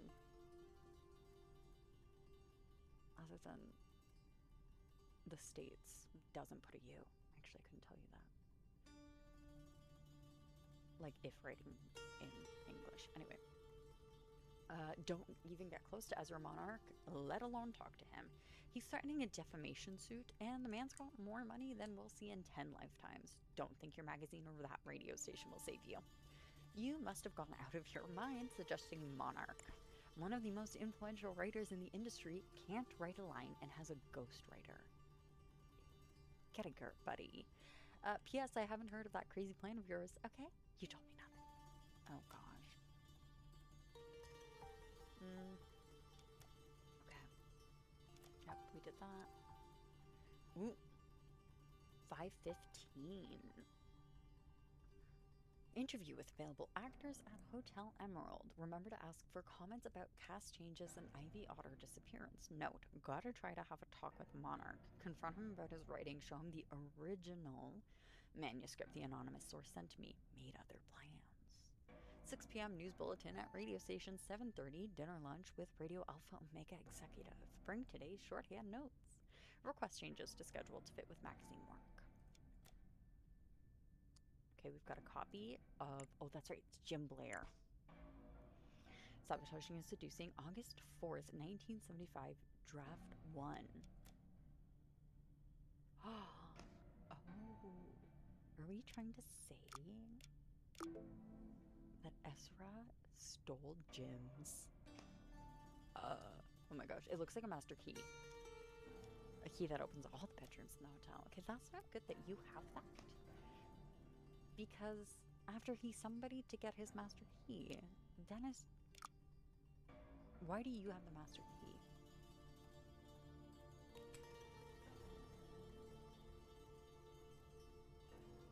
Unless that's Dennis. It's okay. We'll figure that out. Okay. Hi, buddy. I was looking for Brett. He disappeared. And then I heard the explosion, people screaming, running past me. I found the body on the floor. His face gone. I knew who it was. I covered his face. He was a friend. Hotel Emerald, this is for you. You just get me the good stuff and keep it between us. H. I'm gonna assume you're Brett. A mutilated corpse lies slumped on the floor. He's wearing the hotel uniform. His unrecognizable face, blown up by an explosion, has been charitably covered with a towel, now wet with blood. His olive-skinned hands are visible. It makes me sad that this colleague, William of yours, is making so much trouble to you. At least you have Dexter as a real friend. I'm so excited that the Marquez family will get together again. My English is getting better, as you can see from this letter, and our something all improving as well. We love you. Okay, Sorry, who did I just say that was? Brett, maybe? Because I think he said he's looking for Brett. So...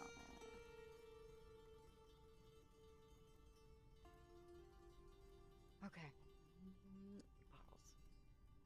A wooden box containing 3 bottles of expensive champagne. There's a typewritten note next to it.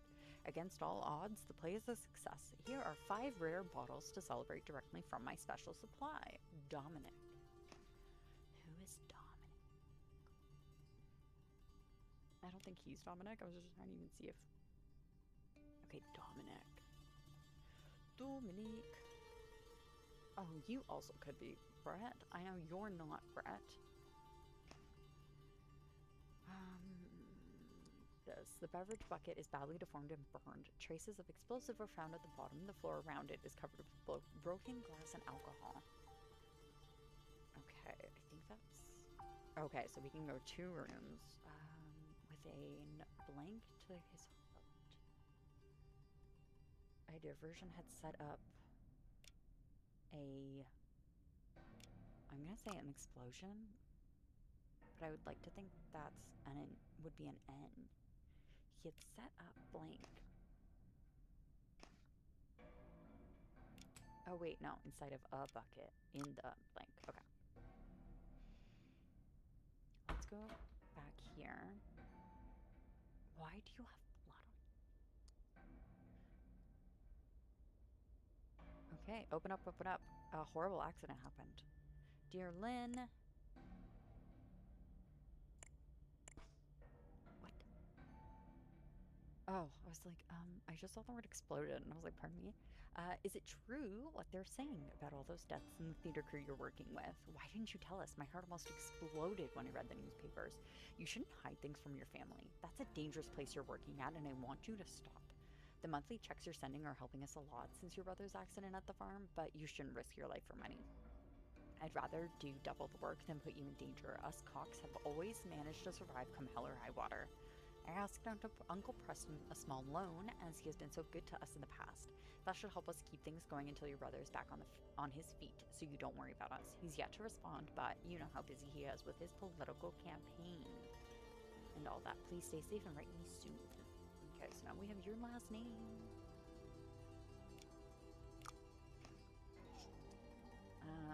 They arrested Moreno, who was the only one of you idiots who did some good work. Why couldn't they arrest you instead? You're the criminal. Killing my play like that, not giving hints at the right moment, making a mess all the time. I found the 15-page instructions I gave you in the trash bin, you little twerp. Think I didn't notice? I see everything. And then her bracelet. Okay. Who are you? The police. Why? I was clean... Sir, why do you have that? That looks like oogie spooky. Not good.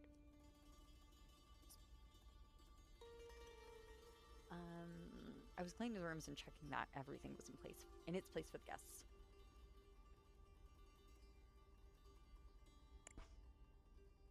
Everybody really likes this one paper. What is wrong with you? I heard you again got caught stealing in a guest's rooms. Our colleague, Mr. Richards, took the blame for you, and the poor guy has a wife and children. Be glad I didn't catch you, because I'd have made sure no hotel in the city would ever hire you again. I need this job, and I won't let a petty thief like you rob me of it. Francisco. A passport too. It's a master key that hotel personnel usually have to enter every bedroom. I just need to leave something in a room as a surprise. This is for you to forget the master key at the reception. Okay, so we wanted your master key. After he paid this guy. So, and then writer's something. Probably writer's room, I would say, after he paid this guy. Okay, we don't know who this guy is, though. Okay, blood. Puddle of blood.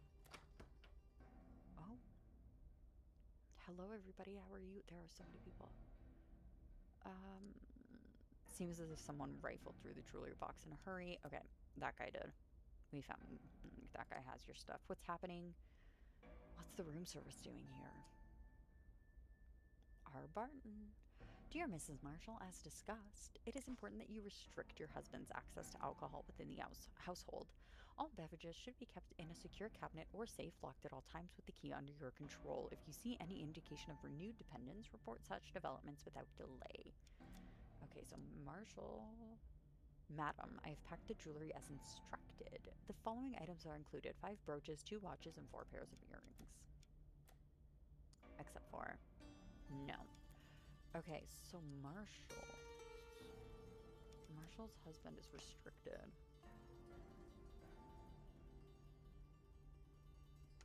Or alcohol, right? Does that matter, though? When did it blank his blank? Okay, I don't think so. Found out the victim wanted to blank his blank. Blank his blank. Okay. A hat is on the floor. Yeah, it's probably his hat. Sir, where's your hat? Why do you have this brooch?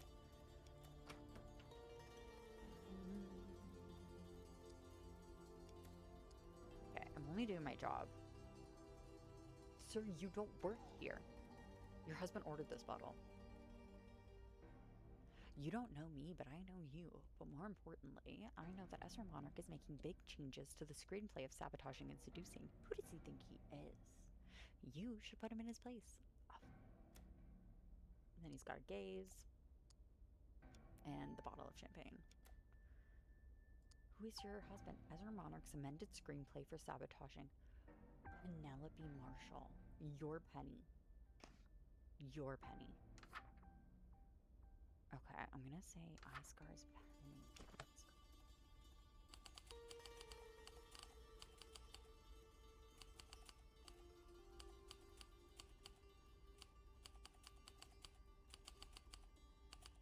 Marshall.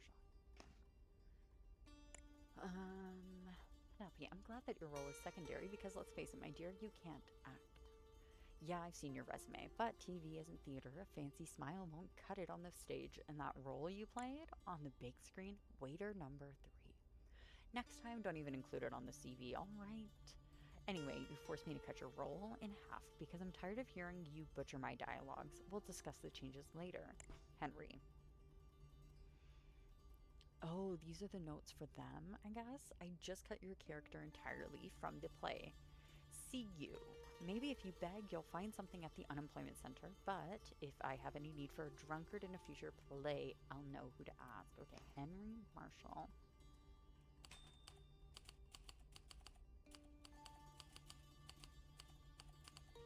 Marshall. We're just gonna, I don't know, drunk. Guard.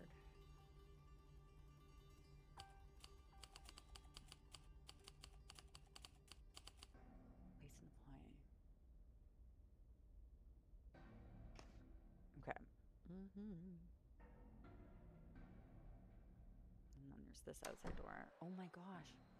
Which room did I even come in from? Okay, first off, this note. Okay. We know Ezra Monarch, huge liar. He's saying his draft. Okay. Where the hay? Okay, so that was... Okay.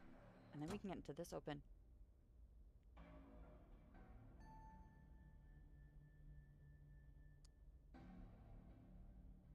So, okay, so that's Ezra. He has been stabbed multiple times with an ice pick. Huh. Somebody killed Ezra.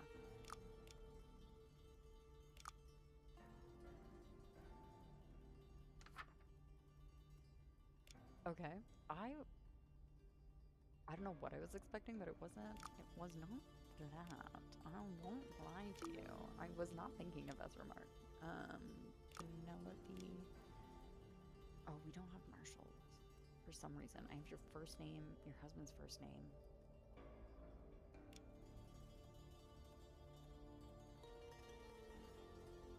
William. I don't even know who William is. What is this? Oh, this is the recordings. Okay. I thought I could listen online. Henry Marshall. He's the husband. Dennis.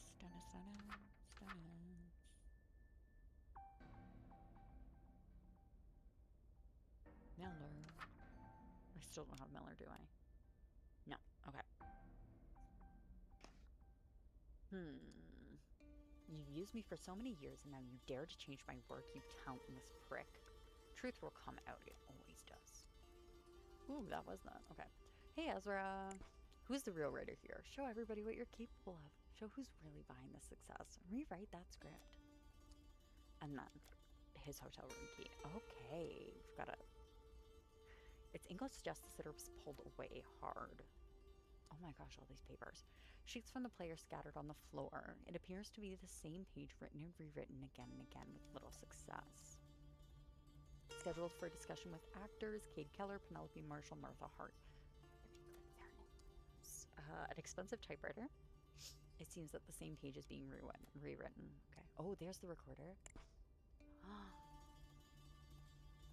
It appears that this recorder was hidden behind the desk.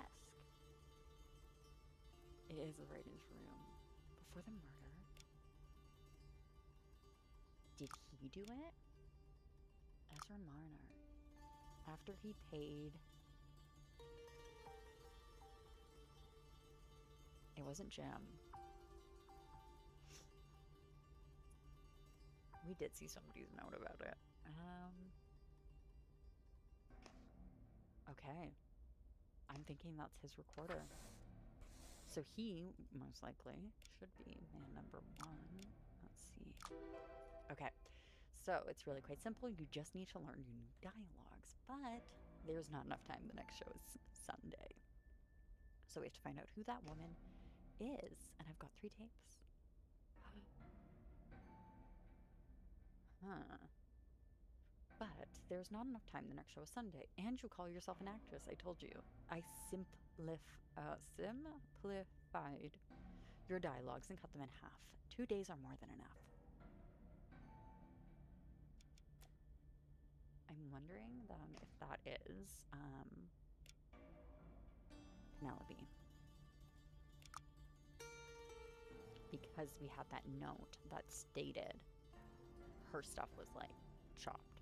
So that's good. Okay, so we've got Penelope there. Get out, you're not on my schedule. Who's on the schedule? Katie, Penelope, and Martha. And then he talks to like 3 men.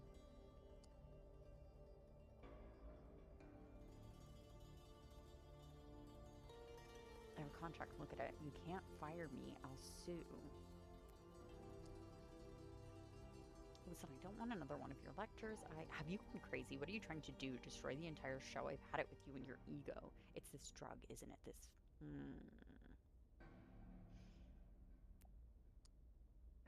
How did you... Someone told me. Someone helped me. Sound of footsteps, a heavy object falls to the floor.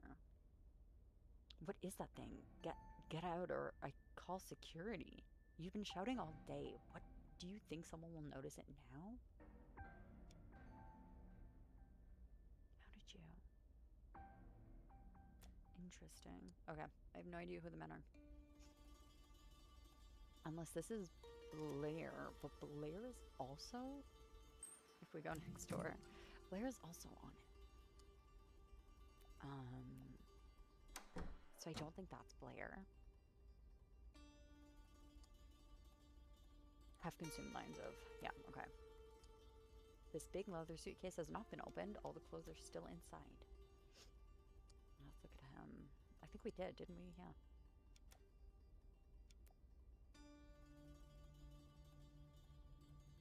Interesting. Okay, let's go up this way into that. Oh, there's the ladies. Hello. I may be next. They're after me. I know it. Okay. So Katie, you're paranoid. I can't go out. I can't go to the lounge. I can't even go to the balcony. I have to stay here and babysit that hysterical woman. And they're watching... The TV is broadcasting a rock concert at ear-busting volumes. Katie, there's their names. You'll share it because I don't have the time nor will to type it twice. The only secretary I have in this rotten place is Evelyn, and she is useless. General notes, Keller. Having rewritten most of the plot, I found that Ruth Acker's personality didn't fit it anymore. Most of your dialogue's new. You have to study and memorize all the new material from Act 2 forward. Please spare me the hysterics. I don't have the time. Hart, I'm not sure how you obtained your role, but a dog could act better than you. Did you take your acting lessons from the Lassie movies? Seeing how you are such an incapable dolt, I had to greatly reduce your role. A nice décolleté doesn't make you an actress, and it certainly won't impress me. Okay, so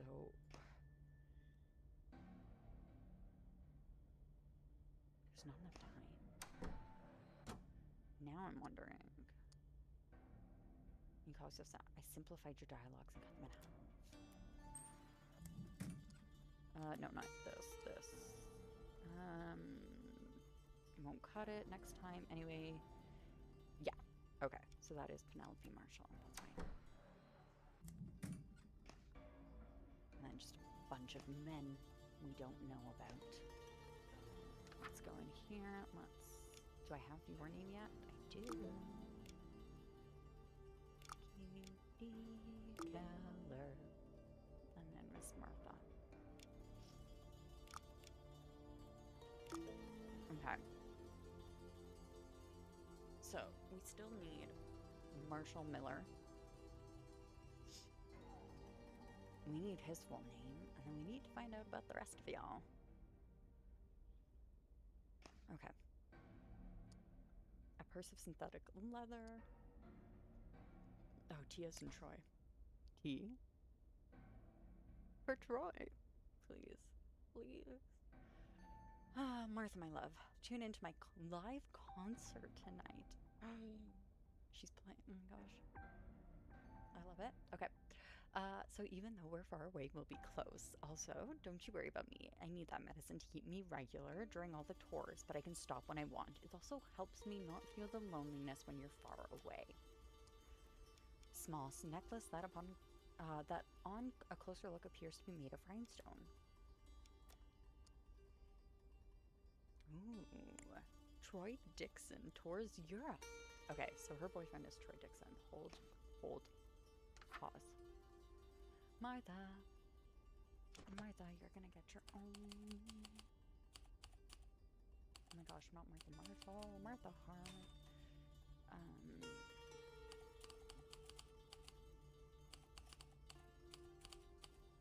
Boyfriend. The singer that is making all the women fall in love seems to be a true Boy Scout. Interview with his manager, Tobias Hobbs. Police Chief Hadley Badman comments on the drug epidemics greatly exaggerated. 5 latest tips for the most startling nails. I would love to know that, actually. A Zodiac Guide to years 1979. Can the stars sharpen your life like a knife? Cool. And the Stainwitz curse. A string of murders turns into the best publicity. His play is the one making a killing now. Okay, and then she's got the hotel room for 1. Oh. Again? Dear Miss Hart, we are delighted to congratulate you on your fiancé's success. Troy Dixon was among the first members to join our Enlightenment Centers, and his musical career demonstrates how much he benefited from our help. Once again, we extend our invitation to unlock your full potential by joining us for free. It is in the ashtray next to cigarette butts and burnt paper. And this is where I got your guys' stuff. Anything missing? No. Okay. A paper has been affixed on the door. Actors consult the schedule and just enter when it's your turn, despite the sign the door is locked. Which is fine. Oh, wait, what? What is this? Oh, this door, I guess. Yeah, okay. There we go. So, now we're gonna go this way, I guess.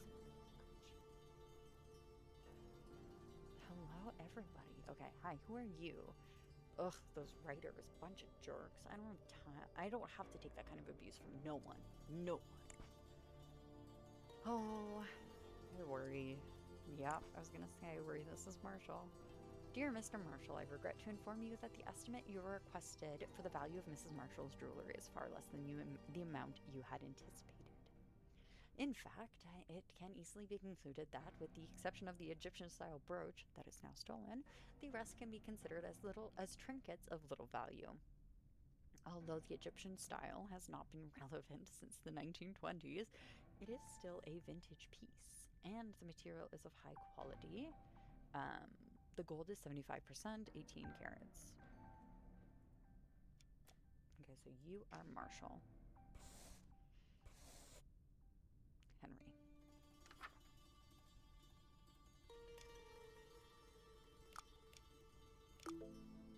Penelope Marshall. What names do I have? I wish that when you, like, put a name in there, I understand it's not gonna get rid of it, but I kind of wish it would, like, change the color. Blair, Brett, we don't know who Brett is. Dexter, we don't know who Dexter is. Evelyn, Ezra, Francisco, we also don't know who Francisco is. Jim, Katie, Keller, Marshall, Martha, Monarch. Okay, so Brett, Dexter, Francisco. Brett, 1, 2, 3. I've got 5 people. I don't know whose names are. Okay. Note to personnel, as requested by Dominic Fraser. Interested. All unoccupied floors are left to be closed. Everything has been set up on the second floor so that we keep potential curious onlookers at bay on first floor. Lodgements as such. Room 1 is Katie Keller and Martha Hart. Room 2, Ezra Monarch. Note, he requested the central room and a typewriter. Henry and Penelope Marshall. Note, Miss Penelope instructed not to serve his husband alcohol. Okay, probably her husband alcohol under any circumstances, except for he has a full bottle or almost empty bottle of champagne. 4, to be left empty for other eventual members. Other persons who are allowed on the premises only after showing their ID to the policeman at the entrance would be Jeffrey Stainwitz, obviously, Evelyn Cox, Dennis Miller. Grayson Davis is Miller's photographer. May come past 9 p.m. Other members of the troupe if equipped with a guest pass. Okay, so now we have you. Dennis Miller. And then, oh, sorry.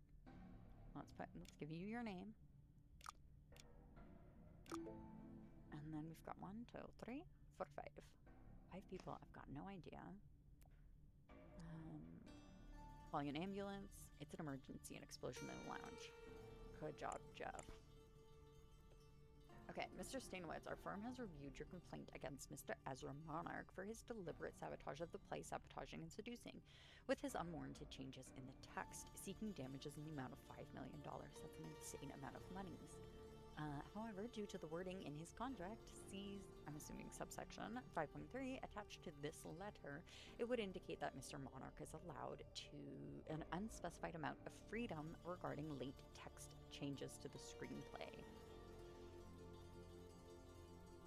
There was something else. There was something about the contract. I have a contract.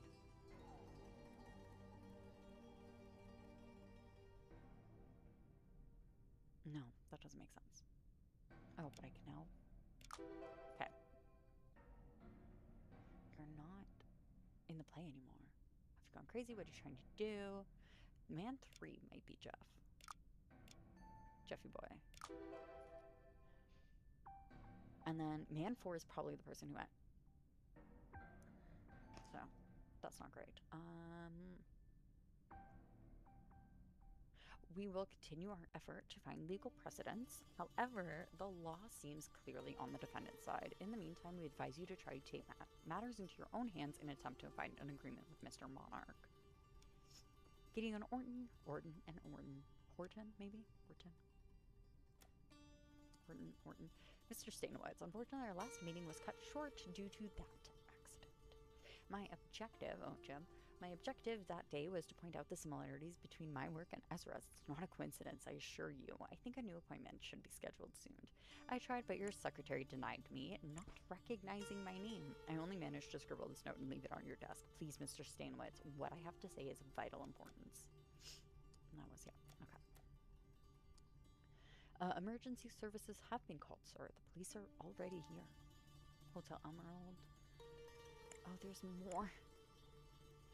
I have to leave in a hurry for an emergency at the other branch of the hotel, so this note must do the job. I entrust you with running the hotel with a skeleton crew. You will take my place as the manager for a few days. I know that most of the kids are new to you, Luke, but you've got enough experience to guide them. Please, P.S. Please tell Marlowe fellow that please tell the Marlowe fellow that he cannot wear those hideous leopard print clothes at work. Who's wearing leopard print? Not you. Not you. Right. Ba ba ba. Ba ba ba ba. Nobody's wearing leopard print. That's depressing.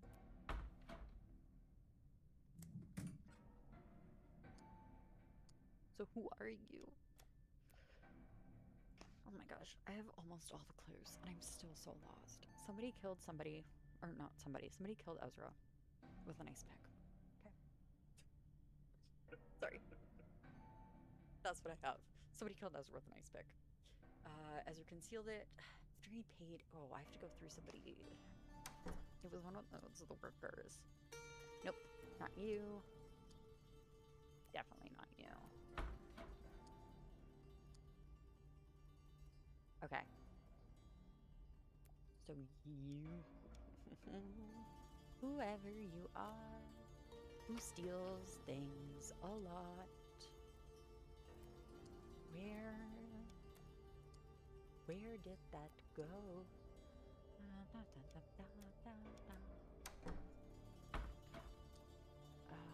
Screaming, running. No, right, we already dealt with that. Somebody.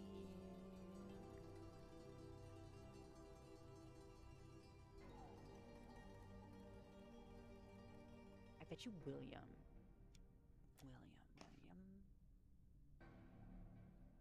I feel like you probably start with William. Because you're making trouble because you're stealing things.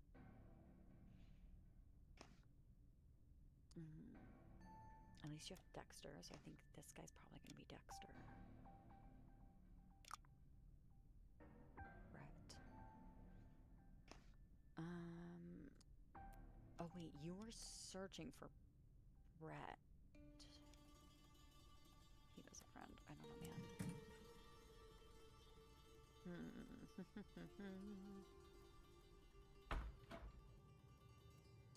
Cheetah.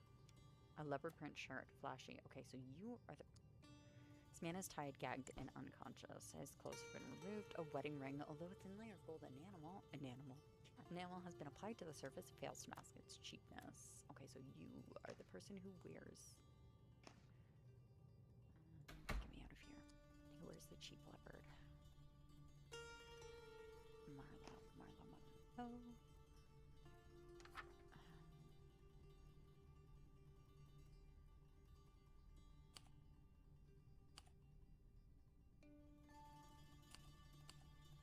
Just make me, because I feel like we're gonna have to see you again.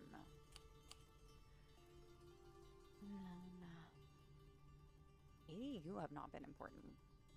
Wait, do I only get 6?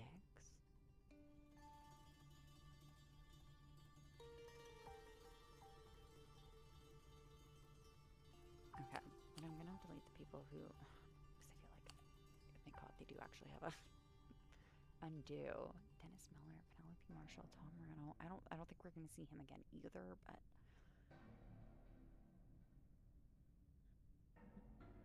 this I do want to keep in place. Tommy, Katie.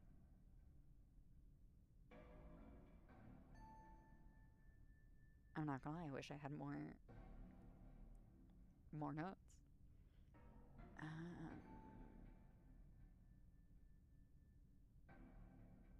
Actually, let's put you two together. Oops.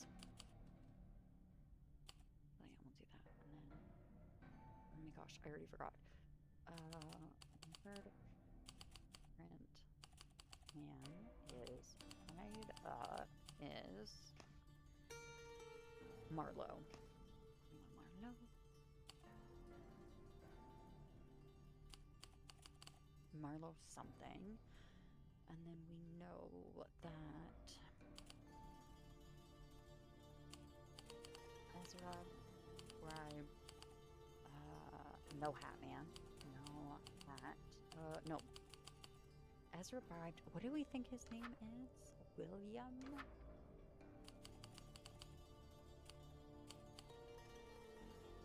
You know, Ezra bribed him.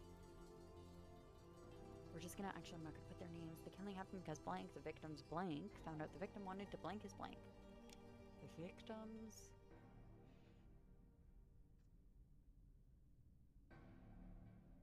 Ghostwriter wanted to rewrite his screenplay. The killing happened because Brett. No, Jim. Jim Blaine. Jim Blaine. Jim Blair. The murder. This killing happened because, as a diversion,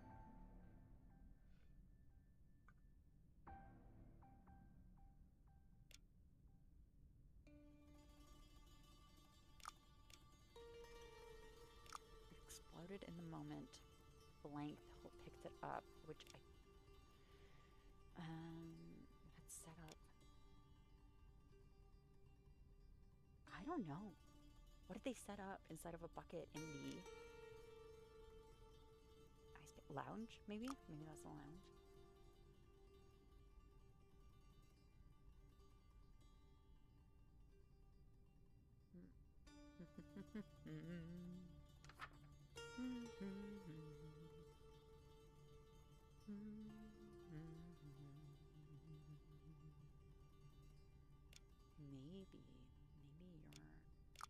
Maybe you're Jim over here. Okay. So who is number 3? Who's not in the play anymore? Who got kicked out of that play?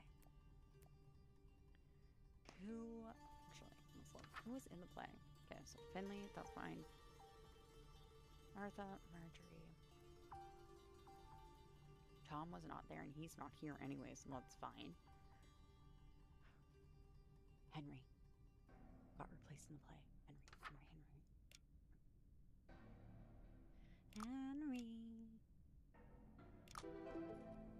Okay. So Henry Marshall. So I don't know what this has to do. You're Marlowe. We're gonna go back and Spare Hotel uniforms. Okay, somebody stole his uniforms.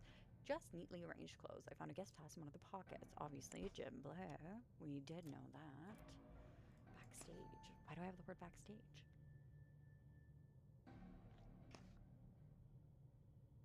Hey, buddy. Right. Oh, yes. He's got a cheap. Okay. Pyromaniacs. Fireworks. Oh, fart. Excuse me. Revive your party with our selection of unique fireworks, ready for all occasions, weddings, birthdays, parties. Simple to use and ready to have fun. Just choose the right length of fuse according to instructions and light it. In a few minutes, it will be an explosion of fun. Leave this sealed for shipping back after New Year's Eve accident and the trouble it cost us with insurance. I want no one to touch this stuff, but the seal on the box is broken. So we put someone put a firework inside of the bucket.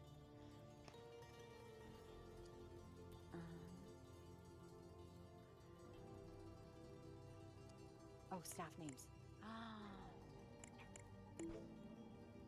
Okay. I have everybody's name. Cleaning crew is scheduled to arrive tomorrow at 6 a.m. They will have a guest pass with them. Mr. Dyson is in charge. Okay, so Dyson is the old man. Dyson is in charge. He's the oldest around and has been in the hotel long enough to know how things work. Okay, so Dyson, Marlowe, Marquez. Marlowe, we know is you.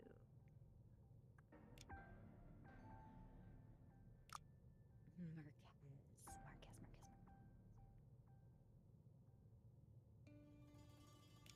You've been causing problems. Is Francisco a last name? We're just gonna go through this. I think Dexter. Yeah, Dexter has to be the first. Okay, so the last names are Dyson, Marlowe, Marquez, Sykes, and Richards. Sykes and Richards. So let's just go down here. Sykes. Okay, William Sykes. So we've paid William Sykes to get his master key as a diversion. Somebody set up a firework. And then poor, potentially, Brett. Brett Richards sounds like a normal. Nope. Brett is not Brett Richards. I don't even know if that's his first name, actually, to be fair with you. Is somebody named Luke here? Who is Luke? Because he said he went looking for Brett. So unless it's Brett Dyson? No, that's what I think. Dexter Dyson? No. Francisco Dyson? No. Ezra Hart, Henry, Jeffrey, Katie, Keller, Luke, Marquez, Marshall, Martha, Miller, Monarch, Penelope, Richards, Sykes, William. William. No, obviously it's not William because William's down there. So it has to be Brett. Dexter. You're not Francisco. We already have Henry. Katie, Luke. Luke Dyson. So, okay. You're not Brett Richards. We're just gonna Dexter.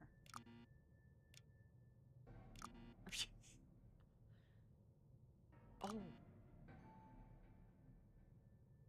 But he said he...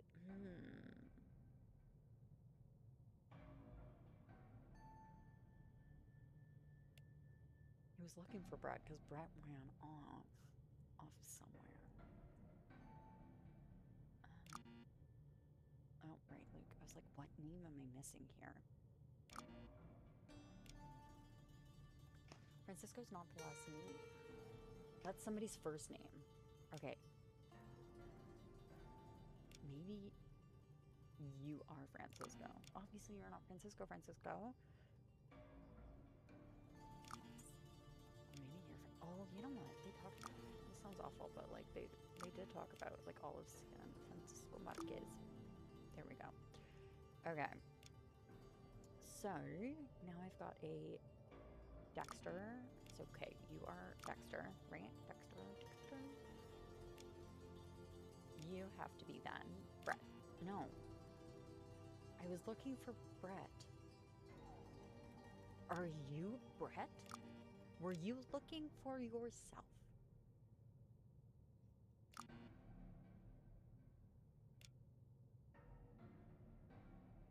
You have to be Richards, though.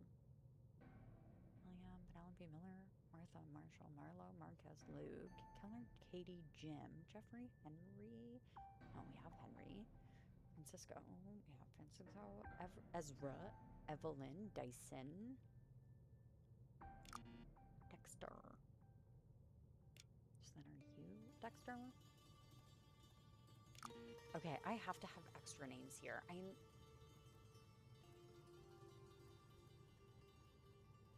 What?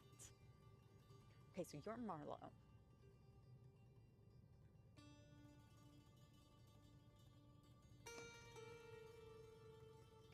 Sykes, Richards, Marlowe. Sykes, Richards, Marlowe, Dyson. Okay, so it's just a matter of what your names are. And apparently I have all of this.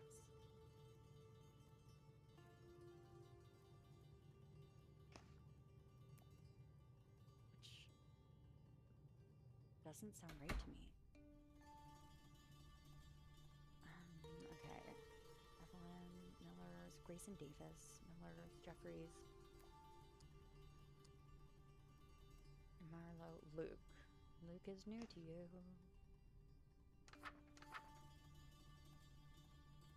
What?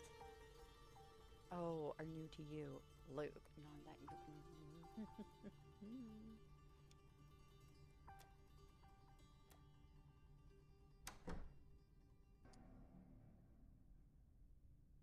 I was looking for Brett. He disappeared. So why isn't he Brett Marlowe? Because he did disappear. Unless he's not Marlowe at all. But he has to be Marlowe.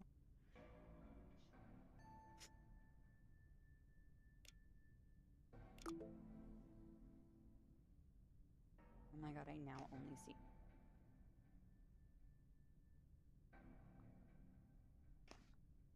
You're Marlowe. You're Marlowe, because I completely missed when I was looking at your face. Okay. So, Francisco. Oops. Francisco Marquez.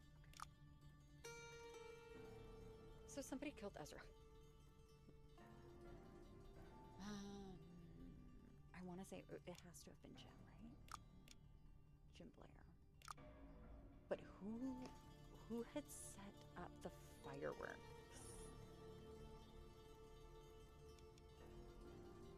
Glass and alcohol. I was here, the waiter picked up the bucket, and then a loud explosion.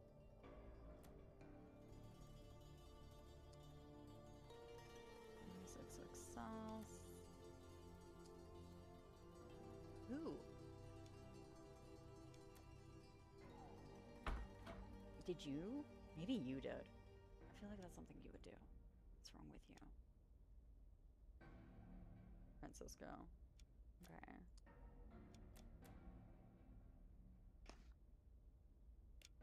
Maybe you did. I'm really confused. No. Yeah, I know it doesn't make much sense. It doesn't make sense to me either, okay? Jim Blair killed. Somebody killed Ezra.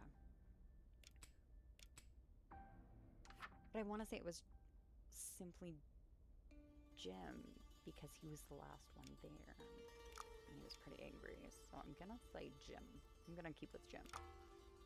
I get it. The story doesn't make sense. That's fine. Before we know this, you can see that he tried to pay Williams.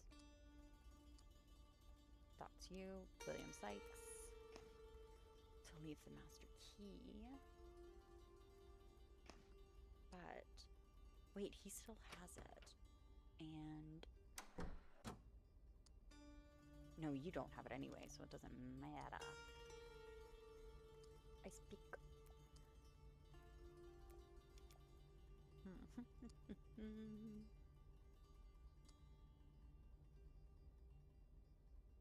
What is that thing? Okay, so it has to have been Jim. Jimmy John's there. Okay, so it has to have been Jim. But it's more than 3 things are wrong.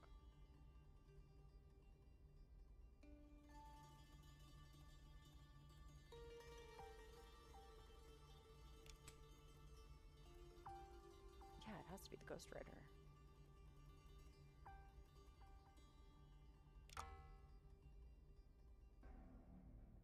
Is that you telling me that's wrong?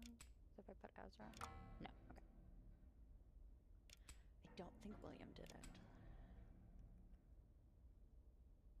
It exploded in the moment he picked it up. Yeah, killed him. Not startling him. I would say it killed him, right? Startling.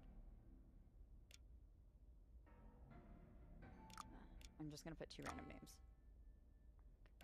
But if I put... It doesn't matter.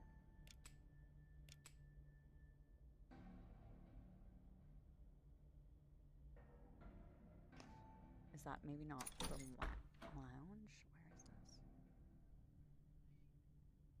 Where is this? Between us. This one makes sense as like, I mean...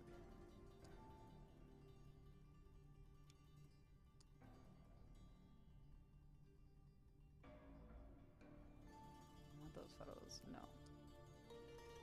Wait.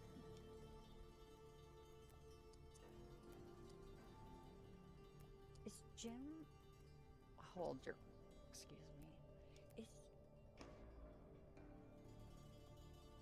Oh my gosh. It wasn't... That part wasn't Jim. Because... he had the Alpha Omega. This is for you to forget your master key. And I think Jim works at Alpha Omega. This one. Nope. This one.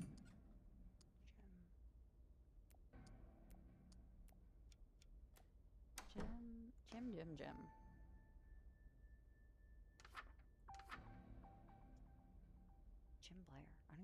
written down anywhere. No, Jim Blair.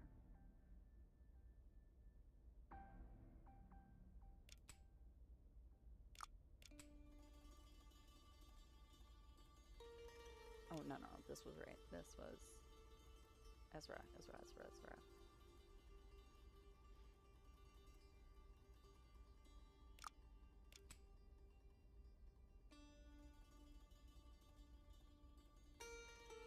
No, maybe this was Jim. Oh, because he said he wants to leave something? Was it Jim? I don't think Jim works there, though. I'm just going to put random words. Yeah, no, I don't think so. Concealed. I think, what was his name? Dennis. Oh my gosh, okay, so it was Dennis Miller. As a diversion, Blair Brett. Okay, so one of those words is right. Blair Brett. Blair. I don't have a Blair, so it has to be Brett.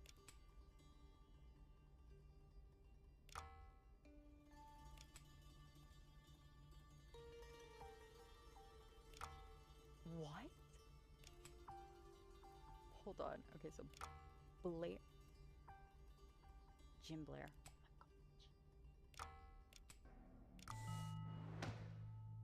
It was just Jim. Jim did everything. Okay.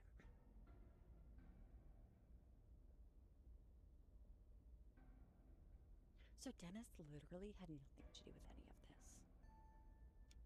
All he wanted to do was put that recorder in the room. The Ghost Raider was done being used, watching his words ruined by a lesser raider. Fireworks cleared the halls. He slipped into Ezra's room and struck with an ice pick. But the blast took more than its mark. A staffer died too. Revenge rarely stops where it's meant to.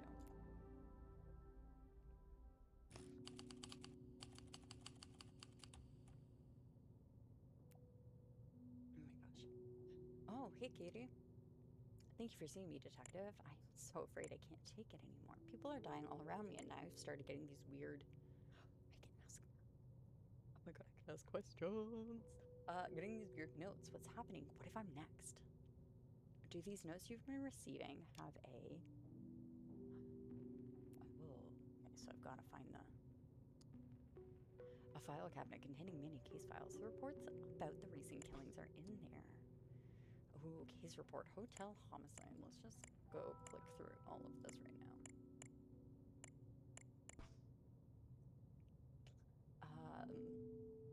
Location, Emerald Hotel, Palm Springs. Date, 9th February 1979. Primary victim, Ezra Monarch, writer. Status, deceased.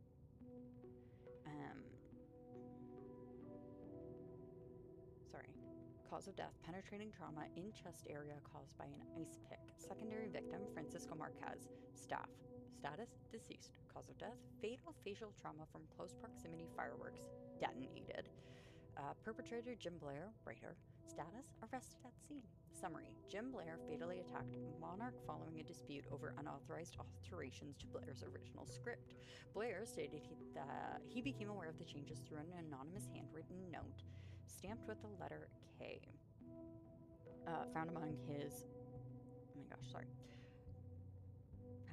personal effects. At the time of the incident, Blair was under the influence of the narcotic substance known as gaze, confirmed by toxicology and personal admission.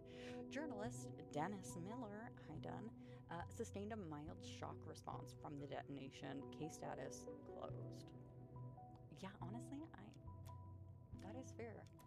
Okay, so now we can say, do they have a letter K stamped on them? Yes. Oh, the lighting changed. How did you know? I decided to burn them because they were disturbing and humiliating. But this last one I received only yesterday. Okay. Oh, and I get to see it. Katie Keller, a third-rate actress, suddenly put under the spotlight? Do you think it's all down to your talent and your carefully cultivated relationships with actors and producers, or are you choosing to ignore the contribution of your dear patron? Remember, ill-gotten gains never prosper.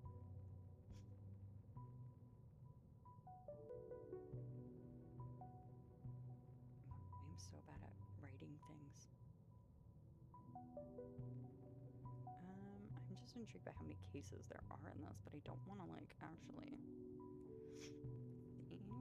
Early cases 1, 2, 3, 4, 5, 6, 7, 8, 9, 10, 11. Okay, there's 11 cases in this. That is stellar. That's one thing I never looked into. Okay. Okay. A string of killings surrounding actress Katie Kelleher has left her afraid for her, well, life will be there. She has been receiving notes, I guess, stamped with a letter K. Blank notes, maybe? No, actress Katie Keller requested a meeting at the blank, but she suspects it might be a blank hotel, maybe? She wants me to go there. Yeah, probably at the hotel then. She wants me to go there to ignore whether it is for her. Whether it is blank for her. Okay. So what am I... What? Oh. I was like, how am I supposed to get more information? Do you have any idea who's the man who sent you this? Or who is the journalist, maybe? Who is the patron? No idea, really. There's something else. I've been getting these letters, one after another, and all the actors seem to be joining them. Oh, the Ad Astra. Yes.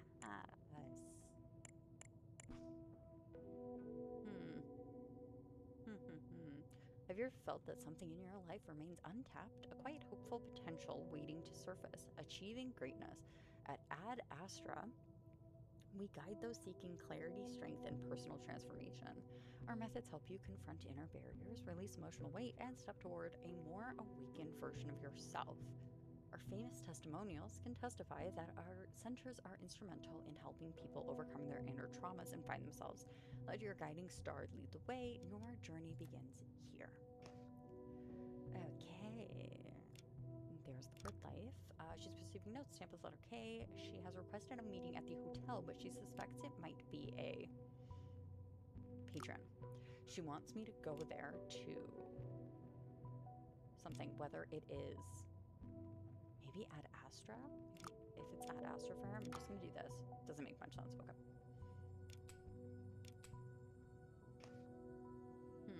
Okay. We never had any complaints about these Ad Astra centers. They seem clean. Maybe it's nothing. I'm in such a state that even harmless things feel dangerous, like that Miller guy. Oops, sorry. Dennis Miller, the gossip writer? What about him? Yes, he called me for an interview at the radio station, but I don't feel safe going there. What if it's a trap? Please, detective, can you check for me? Okay. Nope. This is journalist Dennis Miller, and this is at the radio station, but she suspects it might be a trap. She wants me to go there to check whether it is probably safe for her. There we go. Holy moly. 7th of March, 1979, Alpha Omega Radio. Rose, why is everybody... What is happening? Okay. Oh, okay. How much... Oh my gosh. Okay. A corpse. Yeah. Pale as a ghost. Electrocuted. Electrocuted? You took my money and I've been waiting for the stuff since January. I don't give a shit if your contract is... Or your contact is dead. You'll soon join him if you don't either deliver and give me back my money. You keep avoiding me like you can't find out the station's address, huh? The turntable does not appear to have been affected by the short circuit. The last LP that has been aired was Freezing Facts by T. Sixto, a lesser-known artist from the early 70s. Top 10, Jacuzzi. Okay, so that is, oh, we don't have his name still, but I know it. Jacuzzi, starts with a K. Play the freaking top 10. Should I remind you that I'm not only the manager, but also the program director? Mike. Ooh, Troy Dixon. The instrument is used to record live broadcasts, which are then replayed at different times. The last words recorded are, surprise, it's me, DJ Jakizzy, you lucky people, due to, and then static. The clock. The short circuit has left it stuck at 6. Looking at the back of the control panel shows that the ground wire is cut. It could have been snipped by someone, or it could be a cut caused by wear and tear. Hard to say. Based on everything we've seen. Oh my gosh.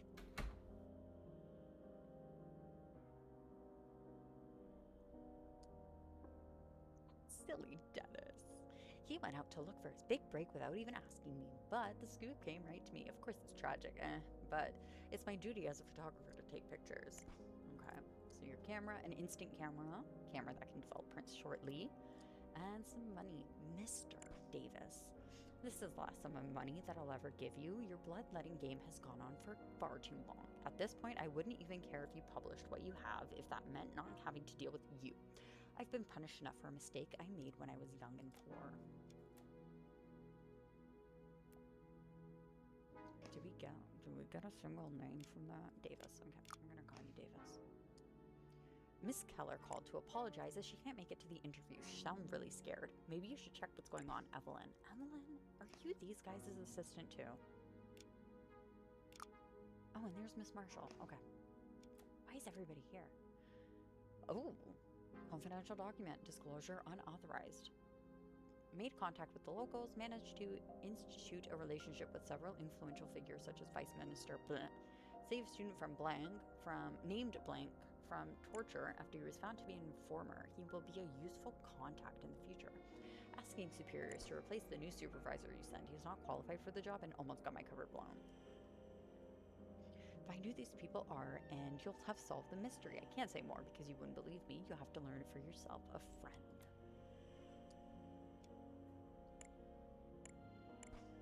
I've had it with you. What the hell are you doing? Barely avoided getting sued by Ezra Monarch just because the guy had the decency to get himself killed. I told you hundreds of times to stop playing Sherlock Holmes. Your job is to entertain our stupid audience with gossip about stars and starlets, not digging dirt on them. I swear I'll fire you next time. P.S. Why the hell is that idiot Grayson always nosing around? It's a freaking radio station. We have no use for a photographer. He should be here only when requested. Okay, so you're Grayson Davis, perchance? You. We got that. I've been following your work with interest. You know where to look, but you're missing some important pieces of the puzzle. I'll help you, but I want you to help me with your articles. Expect some revelations from me soon, but watch your back. You are in danger. Not everyone appreciates your work as much as I do. Oh my gosh, there's more? You can't tell me there's more.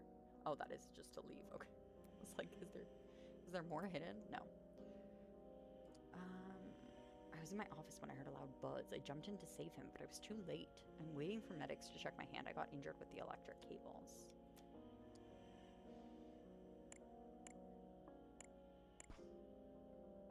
Dear Mr. Alvarez, below is the receipt for the equipment you ordered. Sold to Alpha Omega Radio. Okay, so we've got a microphone, a control panel, turntable, cable.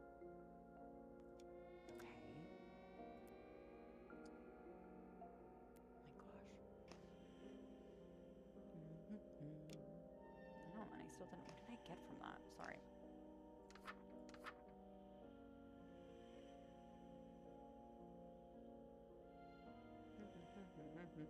The sabotage blank control panel, I'm gonna say. Short-circuited causing the... Oh, no. Sabotage cable. Short-circuited causing the control panel of... No, that's not control panel. That would be electrocution, probably.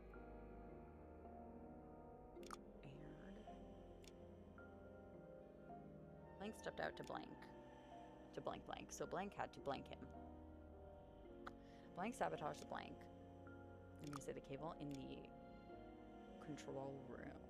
Sure. Control panel intending to kill blank during his radio program. Blank.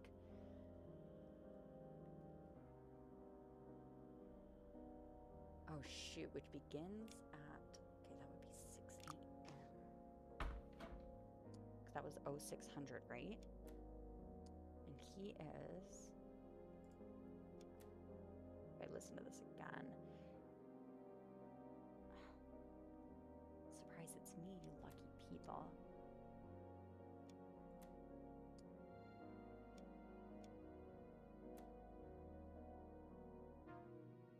AM or 6 p.m. I feel like he was like a morning jockey. Oh gosh, this is probably gonna tell me. Evelyn, take care of this. Why does everybody not like Evelyn? Like, is she that at her job? I'm just gonna click all of these. Oh my gosh. 12 a.m. 6. Okay, so it's actually a 6 p.m. show. My bad.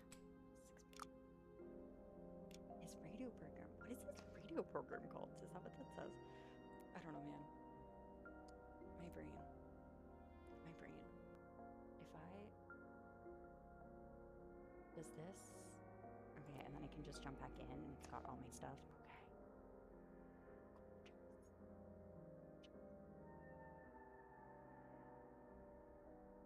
Because I've been here for 2.5 hours. And it's dinner time. So... We'll be back. We'll be back after this final thought. We'll be back after the regularly scheduled programming. I was like, there's something, but my brain went to Jerry Springer's final thought. So, oh goodness. Well, we'll try this another day. Hello. Okay, new day.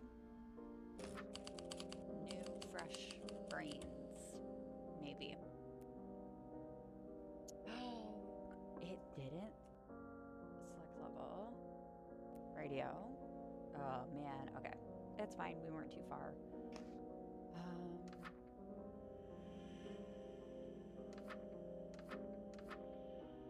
All my notes are gone. Okay. So the notes are good if you play this in a long loop. Apparently, all of my notes are gone. Oh, that's upsetting. Okay. Let me just get all the clues in here quick.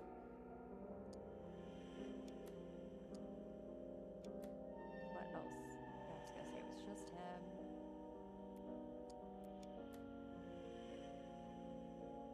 Okay. Sugar buns. Okay, we even found out your name. Oh my gosh. I'm actually upset by this.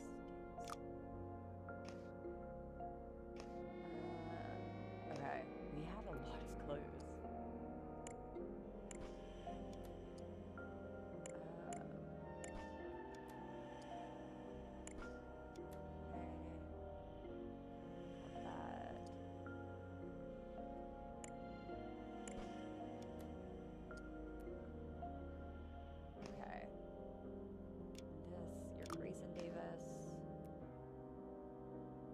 I think this is all we had, but I'm a little mad. I'm a little sour about this.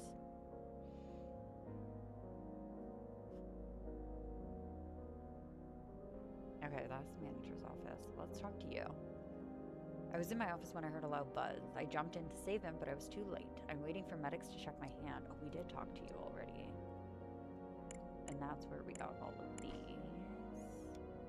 Mr. Alvarez. We figured, okay. Which begins at, oh yeah, we figured he begins at 6 p.m. I just don't know what his radio show is. Can't talk to you. No one should die like that and on air. Oh, that's Evelyn's. Okay, I wish this to be yours. After that beautiful evening we spent together, I left it in your drawer. I was too embarrassed to give it in person. Okay, so this is Evelyn's. So whoever you are, you're with Evelyn.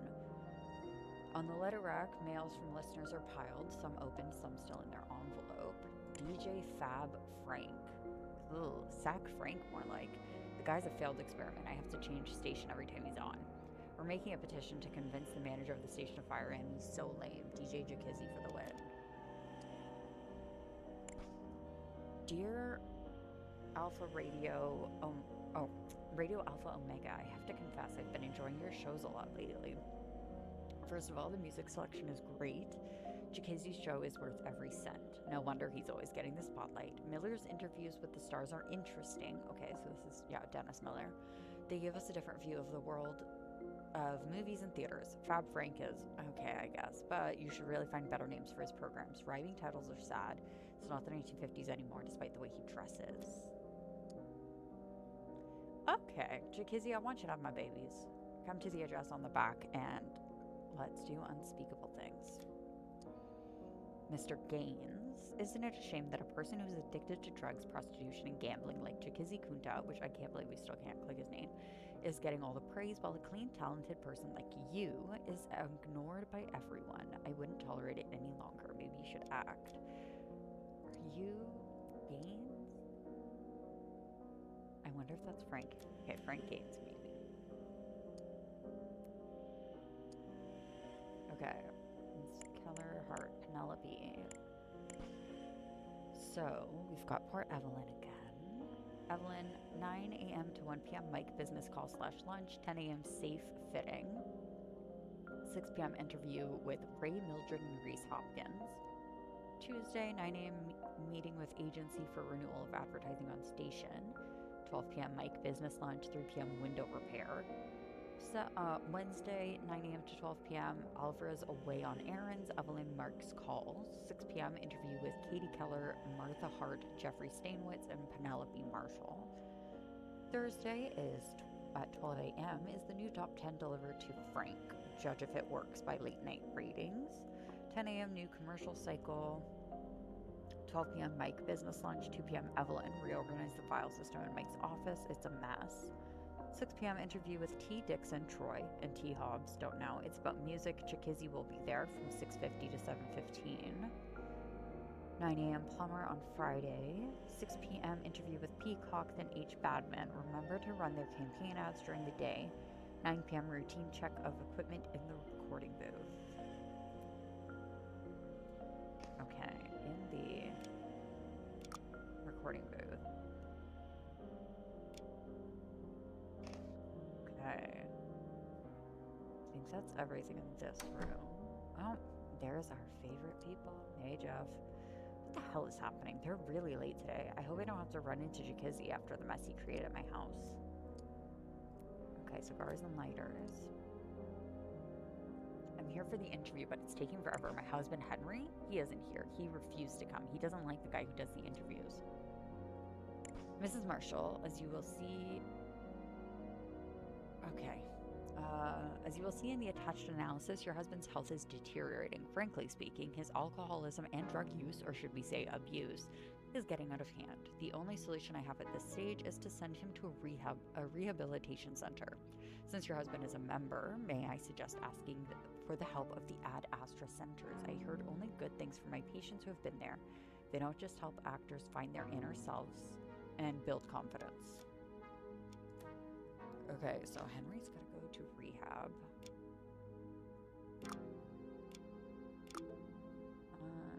You are a Hart, and you are Evelyn. Davis? Oh, we're gonna go with that. I was like Davis, but okay. This is my first time doing a radio interview. I didn't think there would be such a long wait, but isn't it live? Troy Dixon's Taurus, smashing success. We interviewed his manager and friend Tobias Hobbs. Okay, T. Hobbs. The entire country will talk about my boy. Oh gosh. Martha, my love. I know you think you're doing this for me, but let me tell you, rehabilitation clinics are not the answer. This ain't cocaine. Every artist takes it. It's a mind-opening experience. not a drug. I don't need it, but it helps. Carl Carlson has been using it, and his paintings have never been better. Ad Astra allows it too, and they care for their people. Carl, me, and even that colleague of yours, Katie. We represent them to the public. Do you really think they'd ever do anything to hurt us? Yes. For some reason, you resent them, but they're like a shrink. But unlike shrinks, their therapies work. You know, I've got the new LP coming out. Interviews, TV appearances, all of that. I need to feel stable. Please understand me, my dear. I know it's harder because we rarely see each other anymore and I'm always on tour. But when I'm back and when we finally see each other again, I'm sure you'll understand. Love you, Troy. So Troy also has to go to rehab, is what I'm understanding.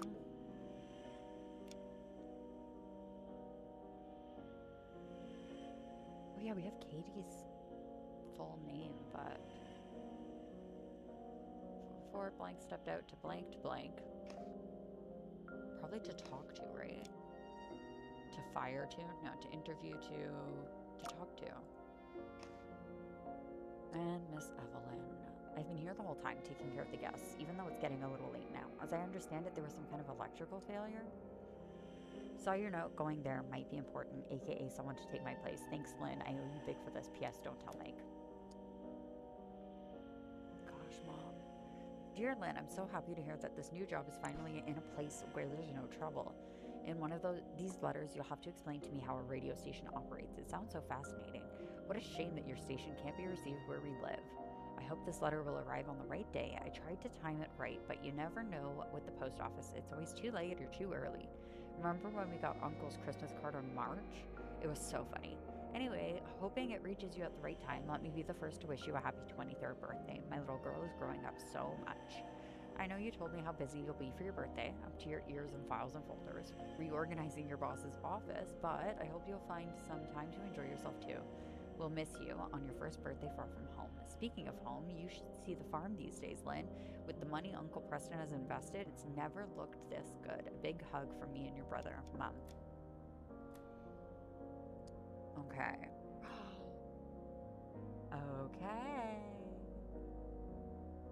So, feel all right during the night. Morning groove, news from the Alpha, get down with the J. Play this set till sunset, news from the stars, gossip, interviews, and more from the world of entertainment. 7:15 p.m., 8 p.m.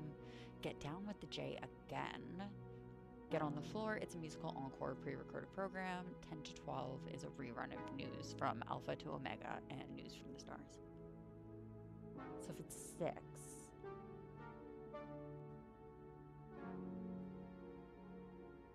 Huh.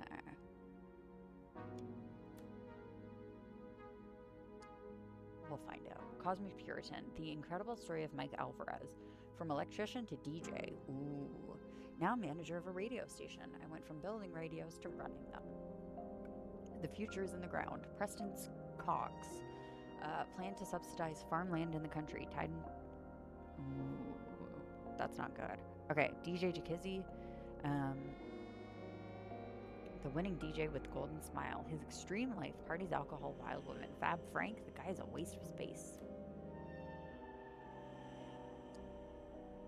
And there's their names.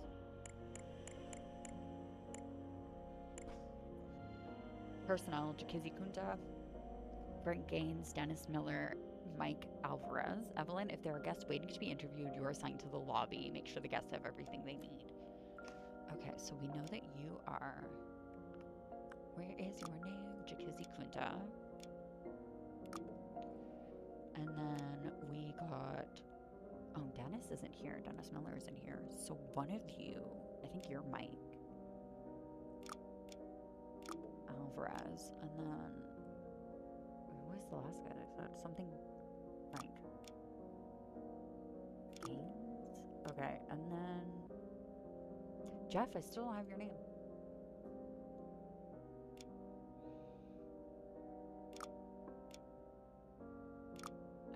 For the show to talk to, so blank had to blank him.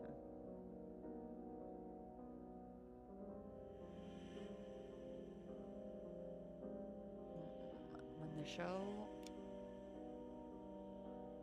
aired, the sabotaged control panel short-circuited, causing the blank of... I would assume this again, like the death or the electrocution of Jakizi Kunta.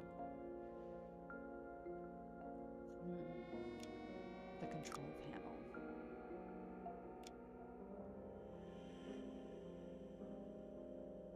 Because there's two get down with the J's.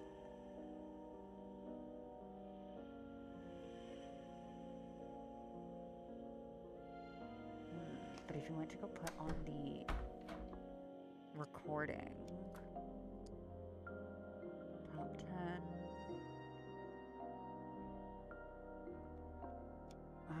Okay, so he has to play the top 10. There was something.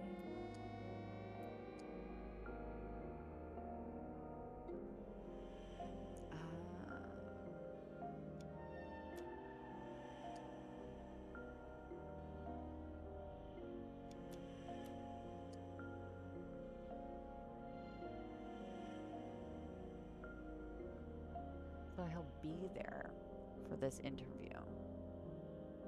The new top 10 delivered to Frank.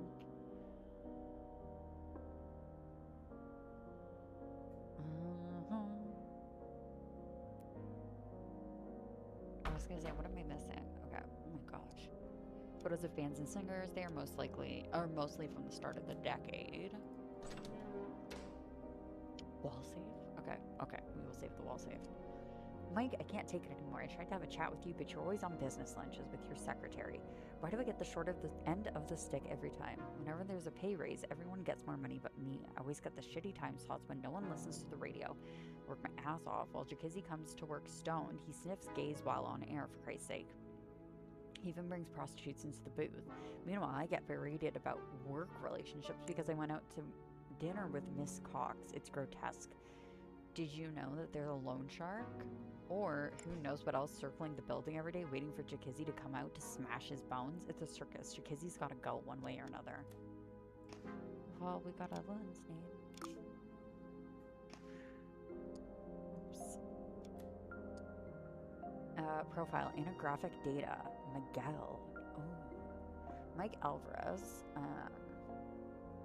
Born October 30th, 1941 in Tijuana, Mexico. Moved to the United States with his family as a child.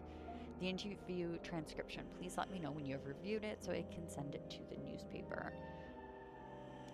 Okay. Hey, Mike. Make sure Jakizi stays out of the studio when the interview starts. I don't want him anywhere near me or the troupe. He should leave the station before we go live. I've got a restraining order made for the guy after the mess he made at my parties months ago. He almost got me in trouble with the law, for Christ's sakes, and it wasn't cheap covering it up. Nothing personal, Mike. All right? Thanks, Jeff. Dear Mr. Alvarez, thank you for choosing Jeff Security. Enjoy your new top-of-the-line safe. Stay safe with our safes. I set up the combination with the date of birth provided, month, day, year. It is an acceptable password for now, but I would advise to change it as it is very common and easy to guess. A technician can be booked for the operation in 3 workdays. Okay. So his safe would be, the safe code is going to be 1030, 1941. 1030, okay. 1030, 1941. No! Whose birthday is it then?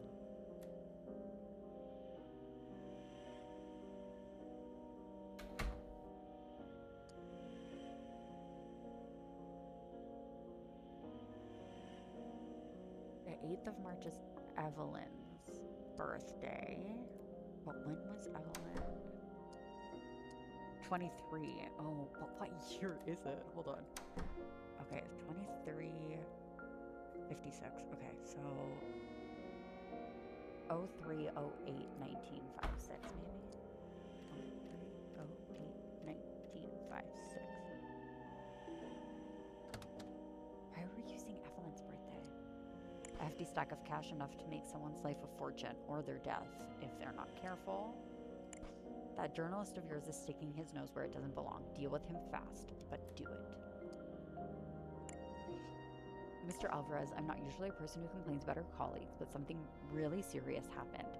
Yesterday, Mr. Jacuzzi, under the influence of alcohol and drugs, tried to put his hands on me. Who knows how it would have ended if I didn't manage to escape. I didn't tell Frank because I was afraid of what he would do to him. Please, Mr. Alvarez, do something about this situation. I don't want to create any problems as I love this job, but I can't go to work scared. Sorry, Mikey, for the troubles my lifestyle is causing you. Hope this is enough to compensate your patient. Love you at the J. Okay, so he is the J. We've managed to cover up the mess your employee caused as our mutual friend requested, but please be more careful. My influence on the department is not infinite, and I do not need a scandal now that I'm about to be made chief. Okay, the magazine's full. Okay, we've got everything. Jeffrey. Okay. This would be get down with the J. We just have to figure out which one it is.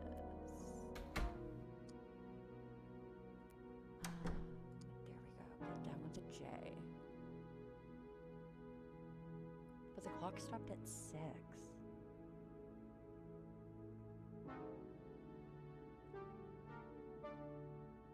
I'm gonna say his was if there's a 7:15.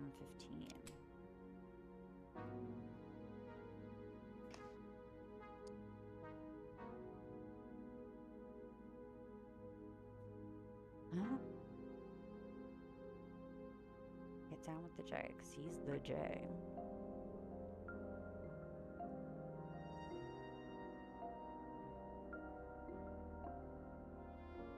Maybe he's play this set till sunset and he's 3. That's 3. That's not even an option.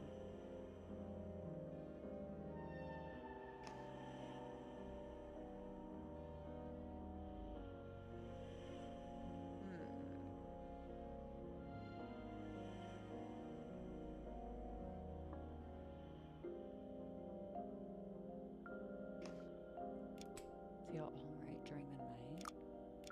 Oops. At midnight. And then it ends at 7 a.m.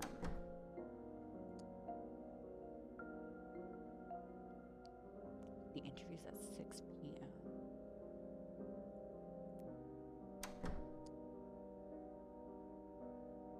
Is this what makes sense? Unless he started at 12:15, but no. Huh.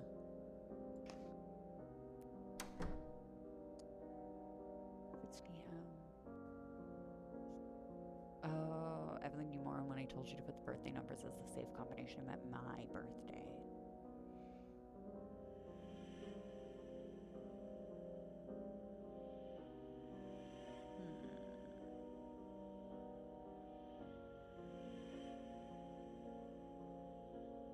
I actually don't know. Okay, let's read out the rest. Okay, so someone sabotaged. I bet you it's Frank. Frank seems pretty peeved.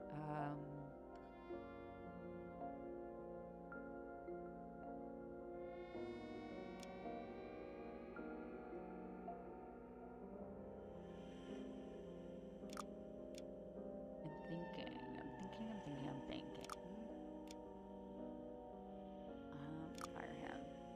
Before the show, not Dennis, Frank Gaines went to go talk to Evelyn because he's been in trouble. Fire him. When the show aired, the sabotage control panel short circuit causing the death. This story does not make sense.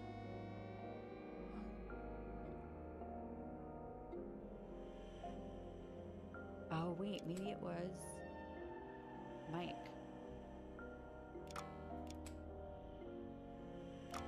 Okay, it still doesn't make sense. Sabotage the cable in the recording booth. Oh! Wait, maybe this is Frank's show, not Chikizzi's show. Because, yeah, that would be Frank's.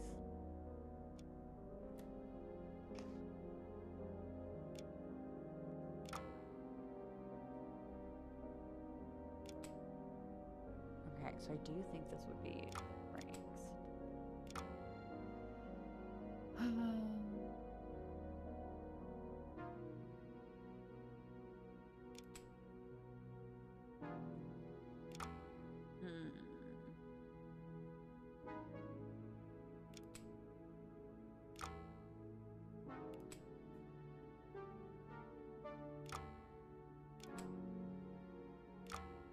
I don't know.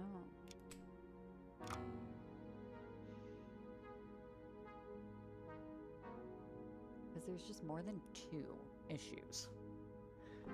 For the show.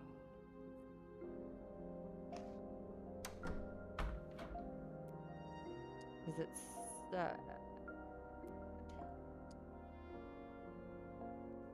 no, for this one?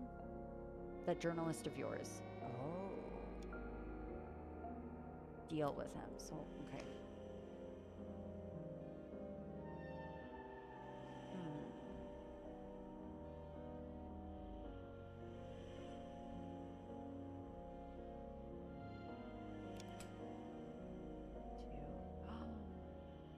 Oh, now I'm wondering if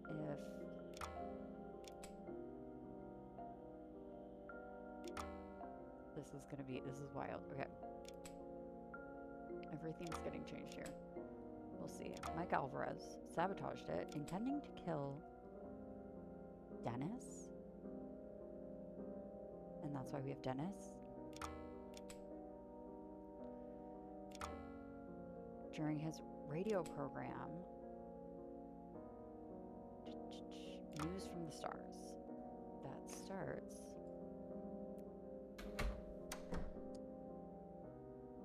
at 6 p.m. So we were right about 6 p.m. originally. It was just, I was thinking Chikizzy's show. Okay. But before the show, well, Dennis Miller stepped out. Oh, okay. So this is right. Okay. Stepped out to interview? No, it has to be to talk to or apologize to.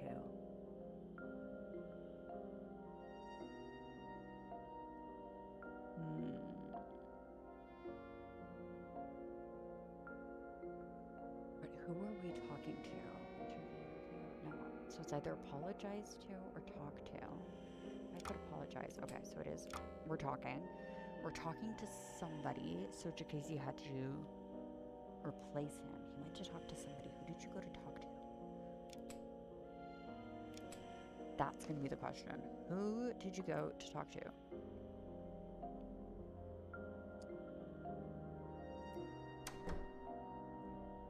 Because he's not even here, Dennis.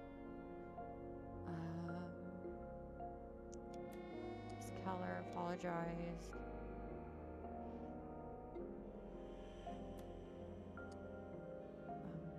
Danger. This is going to be about Mike. Who would he go talk to? Jeffrey, maybe? And that's why Jeffrey... Well, no, Jeffrey's here. No.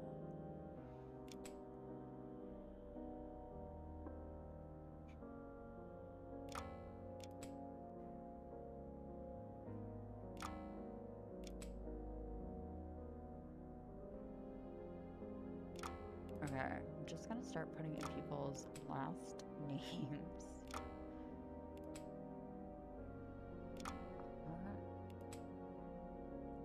Who's Hadley? Yeah, okay, that's not important. Katie. We went...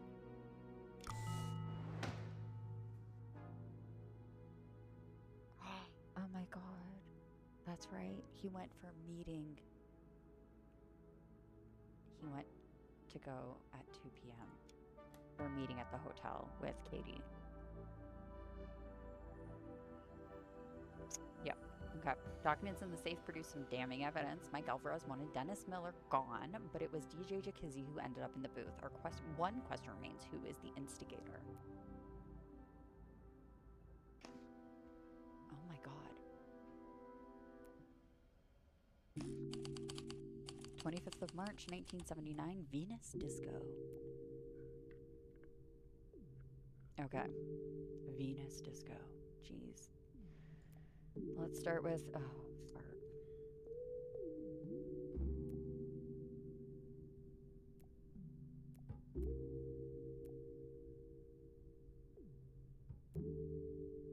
Okay, so whoever this is had the knife. The young man is lying on the floor in a puddle of blood, a knife sticking from his chest. Cosmopolitan Magazine, photography, Grayson Davis, Disco Venus. Notes from editor. We all know this is just a publicity stunt, both for the discotheque and Stanwitz Productions, but it doesn't matter to our readers. They just want to see big stars enjoying their perfect lives in the most exclusive disco in the city. Take photos of the chaos that's going on there, the debased costumes and all that. You know as well as I what our readers want. P.S. No spirits, stick to beer. We don't want another roll of photos taken with the lens cover on. The film's half used. Big wad of banknotes. This guy liked to carry big sums on him, certainly more than a photographer can earn. Here's your payment, you dirty leech. Be happy that my husband doesn't know I'm protecting him from people like you, because if he discovered that, he would kill you. You and your disgusting magazine have ruined his reputation enough. Don't think you can get more money than this from me. How much do you think a secondary actress is paid? Hope you die soon. Okay. Grayson Davis, do whatever you want with those photos of yours. Troy already knows about them and how I was tricked into taking them by con artists with scruples. That's how it works in this business, and everyone knows it, except young kids eager to prove themselves, dreaming of seeing themselves on the big screen. You want to publish those photos? Do it. It certainly won't hurt my relationship with Troy, which is clearly what you're aiming at with your scare tactics. But be sure to watch your back if you decide to publish them. I was underage in those photos, and I'm not sure the police will appreciate that. Oh, Grayson, you were scummy. There's Mike. I stayed on the balcony the whole time. Frank here can testify to that. What happened on the dance floor? Who knows? From up here, they all look like ants scurrying about. Mikey the lackey, always ready to lick his master's boots and do his bidding. You avoided justice once, don't think you can do it twice. Comeuppance is coming for you and your master. If you succeed this time, there'll be huge rewards waiting for you. Failure is not an option. Okay, Mike and I were in this booth all night, choosing tracks and keeping the set running. I was so focused I didn't see a thing. Okay, these are the top 10. As per contract with the record companies, play at least 5 of these tonight. I put an asterisk on my suggestions. Okay. Hey, Frankie boy, your career is certainly improving since Jakizzy died, eh? You got his job and you're even playing at the disco in his place. I shot these pictures of you fighting with him at the radio station. They may not convince the police, but I'm sure they're good enough for the sensationalist press. You can have them for a price. I'm so proud of you for this disco gig. Show them who's the best DJ in town. See you at the station tomorrow. Okay. Frank. Jeez, there's so many people. Ooh, Blink. A blink at the disco. Someone under the influence of the... Probably... Oh, I don't know. Of the blank blank. Fatally blank the blank. Shortly after, the body of blank was discovered slumped across a blank. Already blank. He had consumed a blank that had been blanked by the blank. Acting on the orders of blank, as confirmed by a blank captured earlier by blank. I'm sure that's going to be a photo. Ooh. A curly red wig is lying on the floor next to the dancer's spot. Pictures.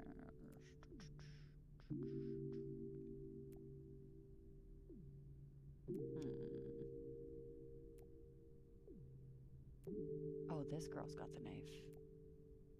I think. Okay. A man is slumped on the table. It makes sense why someone might have thought he was sleeping. There we go. Okay. So Dennis. Wait, is that Dennis? Oh, that's sad if that's Dennis.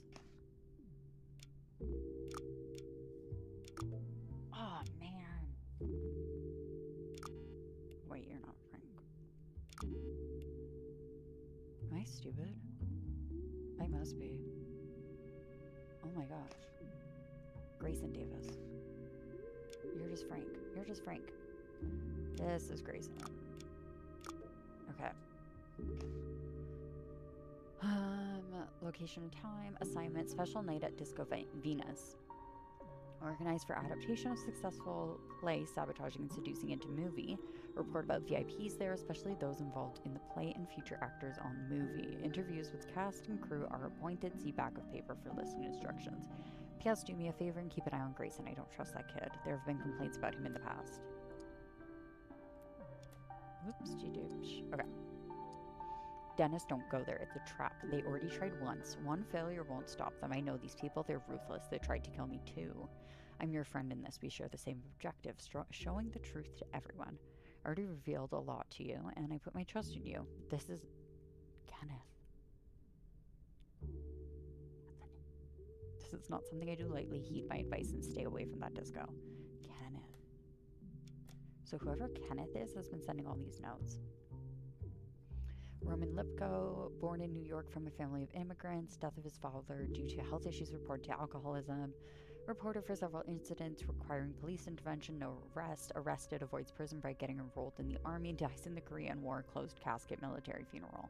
He's not dead. Find Roman Lipko and you'll have solved the mystery. Why did he disappear? Where is he now? I can only give you crumbs. You have to fill the blanks yourself to believe it. Powerful players are involved. Okay, so he was poisoned. A glass with a drop of liquid left in it. A faint chemical smells from it. It was poisoned. He had consumed a... that had been poisoned by the... somebody. Acting on the orders of blank as confirmed by the photos.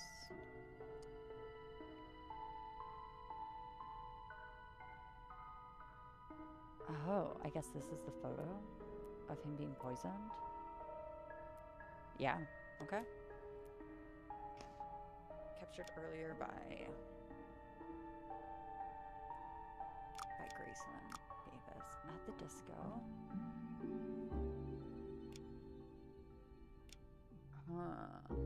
Under the influence of the fatally blank. Okay, I don't know, man. Most of the people were so drugged or drunk, we sent them to the police station. We lined up the ones who were still coherent in the corridors. One of them must have stabbed him. There's your gun. I didn't move from this counter. I don't know what happened. You try keeping track of anything with the loud music, the moving lights, and all those junkies. This job is hard enough without police interrogations.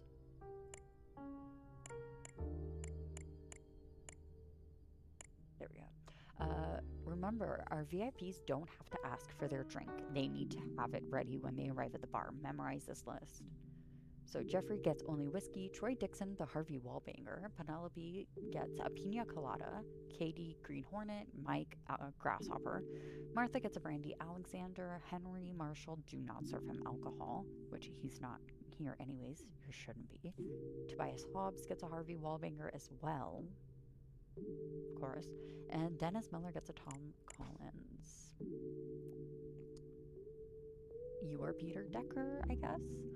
Look what my cop friend dug up in the records, Peter. Or should I call you by your new fancy name, Zachary Pierce? I wonder what my old friend Jeff would say, having hired a criminal without knowing it. He'd send you straight back to the slammer for identity theft. But don't worry, we can bury the evidence for a favor. You'll find my instructions in the trash bin in the corridor. Make sure you destroy them. We'll protect you after that. Okay, so you're apparently Zachary Pierce? Apparently? Okay. I think I got your name now. No, I didn't. I got your last name, though. You are Hart.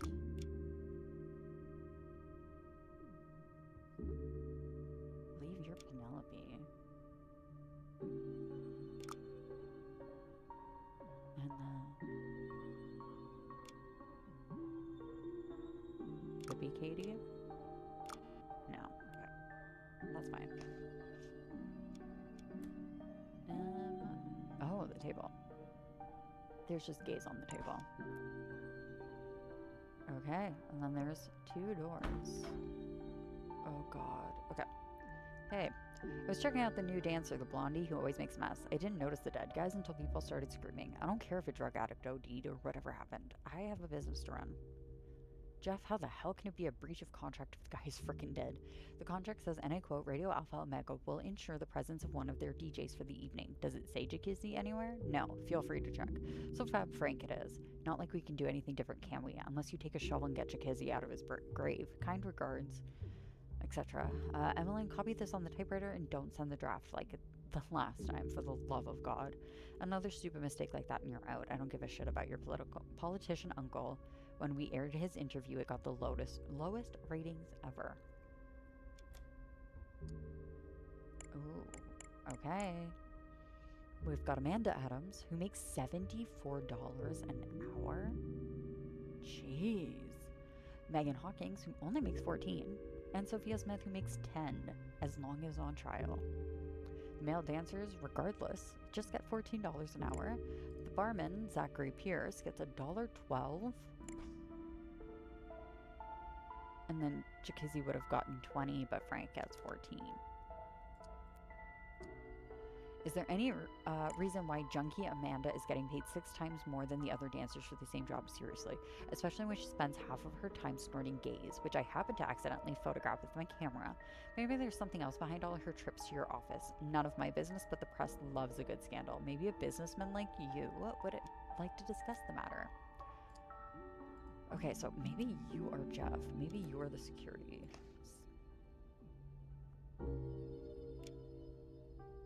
Jeffrey. Somebody absolutely has...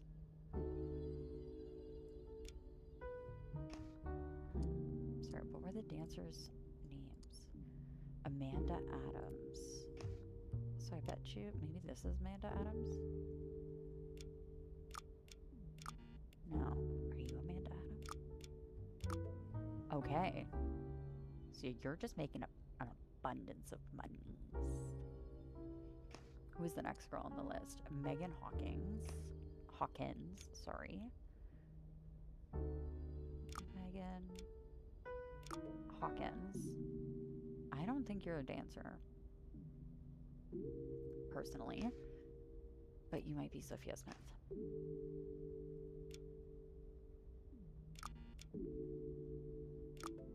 Interesting.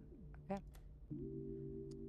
Jeff, I haven't even set foot in the club. Are you crazy? I hate those places, and this PR stunt is stupid. Sorry to hear about Dennis. He was nosy, but always gave good ratings to my shows.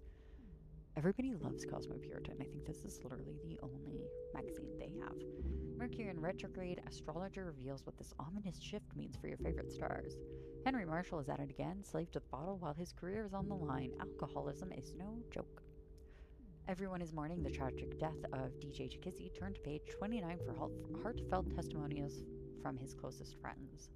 A new star has arrived. Rebecca Simpson came out of nowhere right at the top of our playlists. Okay.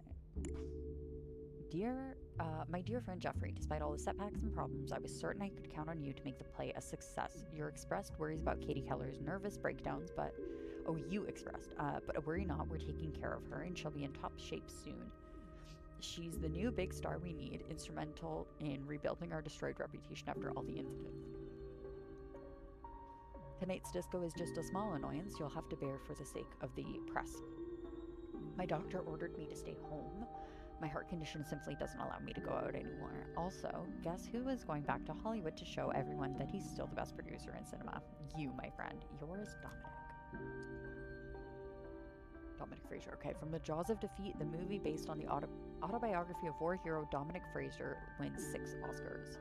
Both the producer, Jeffrey Stainwitz, and the author were present at the ceremony. Look at this old article I found in my archive at home. Our first big collaborations, and we're still friends after all these years. I see many more movies in your future, Jeffrey. You and me working in Hollywood again. It'll be like the old times. And then his box of cigars. Okay. Why did I put Jeffrey? Oh my gosh, wrong Jeffrey. Do I have Marshall? No.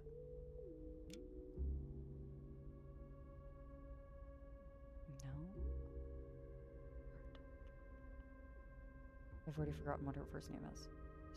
Something with an M, like Margaret or something. Let me inside. I'm here to meet a person. It's a matter of life or death.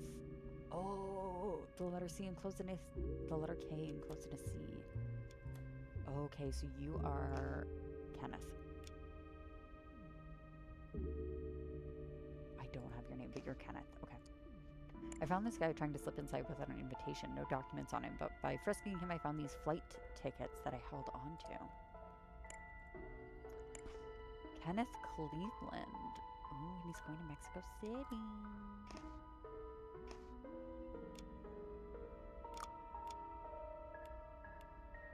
Okay.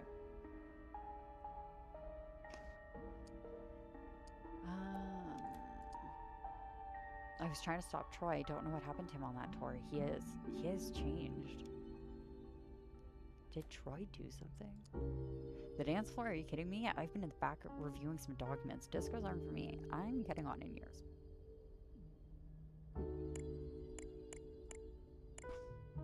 Okay, esteemed? That's not esteemed, right? Esteemed Mr. Hobbs, we have noticed some peculiarities in the revenue split between you and Mr. Dixon, and we would like confirmation that everything is as intended. As highlighted in the attached document, it appears that the tour split from Dixon's European tour is 65% towards Tobias Hobbs, 5% for expenses to be refunded to Tobias Hobbs, and 30% to Troy Dixon. This appears to be highly unusual. Usually the percentages are 10% to 25% to the manager, the rest to the musician. At Fiscal Frontiers, we were wondering if there has been a typo or a mistake made while writing the contract. Okay, Hobbs. You're awful. Dear Mr. Hobbs, we would like to express our deepest congratulations on your recent success. You have shaped Mr. Dixon from a timid young kid to an international star. We are glad to announce that your request for a higher position inside the center has been accepted. Expect a convocation soon. We will be in contact by phone. Your contribution as a creator of stars is deeply appreciated. Okay, Hobbs, Tobias. I was gonna say, where did he go? Stans, Tobias, Hobbs.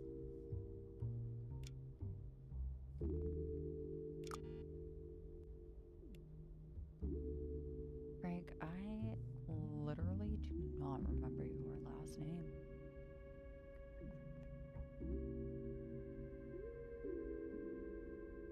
You're not Gaines. That was Jim. Mm-mm.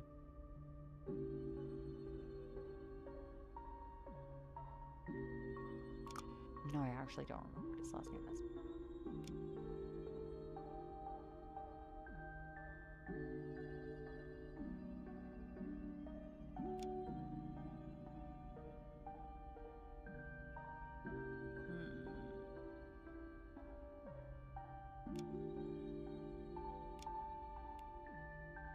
Fatally, I'm gonna say poisoned the somebody. Oh, he poisoned Dennis, didn't he?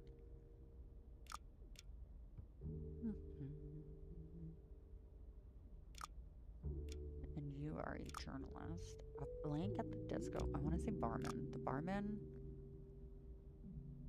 Zachary?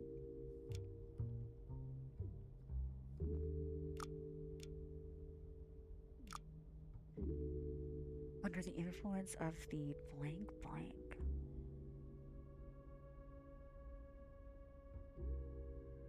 Shortly after, the body of slumped across a... Maybe this is...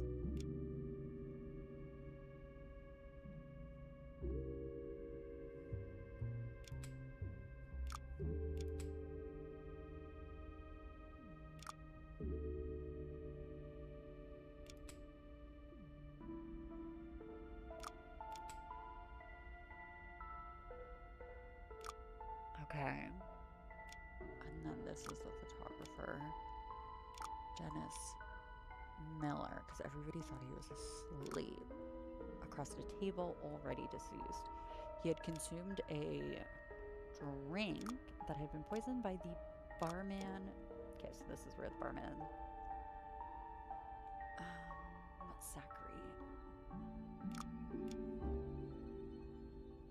Zachary Pierce. Oops. It's really starting to piss me off that I can't hear it proper. The orders of somebody. Oh, as shown in photograph. This guy.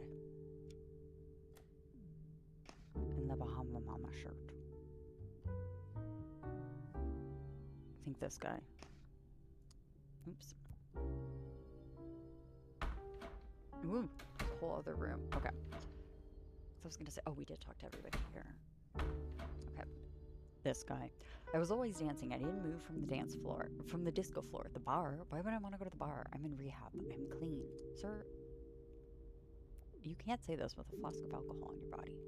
Dear Henry, we understand that your wife... Oh my god, Henry Marshall's here? He's not supposed to be. We understand that your wife has forced you to join Alcoholics Help, but it's the wrong move. If you have any problems, come to us and we'll solve them together, like we always do. We're a big family here. Reach for the stars and become one. Oh my god, Henry. I still don't have your guys' last name, do I? No. By the orders of... Henry, what's your shirt? Yeah, Henry did it. Why would Henry do it? I mean, Penelope was kind of...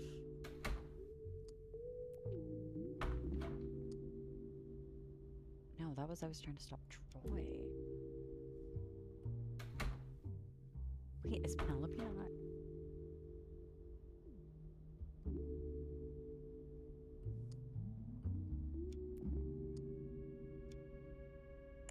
I think that's... Okay. Oh, we did read all that. Okay, is that the journalist who's lying dead on the table? I admit, I didn't like the magazine he wrote for, but he seemed like an alright guy. There's the Marshalls. Okay, Miss Marshall, we must express our regret over your recent misguided attempt to cure your husband's so-called alcoholism by seeking outside help. We made him the successful actor he is, and he knows where his real family is. For the love of your husband, we implore you to leave his recovery to us. Interferences will only make his condition worse. I'm pretty sure her husband just murdered somebody.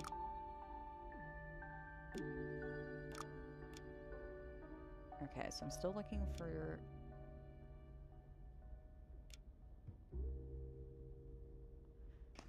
Dancer, drug... There's table. Okay, I was at the table with the drugs, but I couldn't even take a hit. My girlfriend stopped me and started arguing with me and my manager. That's Troy. Maybe she was right. There we go. Troy, be wary of the people who surround you and act like your friends. Dear Troy, what a pleasure... Oh, singer. What a pleasure it is for us to have you as one of our members. We have been following your unstoppable ascent as a singer, and it made us so proud. People like you are what made Ad Astra so successful. Your story will help others find their hidden potential. You are invited to join us in 2 weeks on Monday the 2nd for a celebration of your successes. Your manager will also be there. Again, the most heartfelt congratulations. Oh my god, he's gonna ask Martha to propose.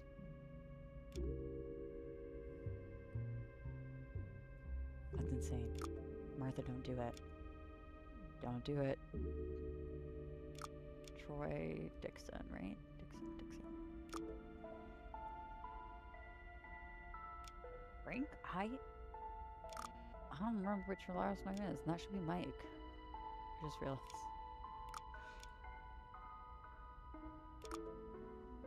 What was Frank's last name? Oh, and then you've got to be Jeffrey. Jeffrey something. Maybe you're Jeffrey Donnelly. Who's Cleveland? Yeah. Okay. Frank?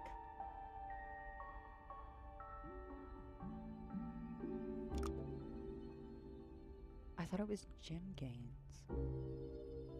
Maybe they're brothers. I don't know. Okay, table.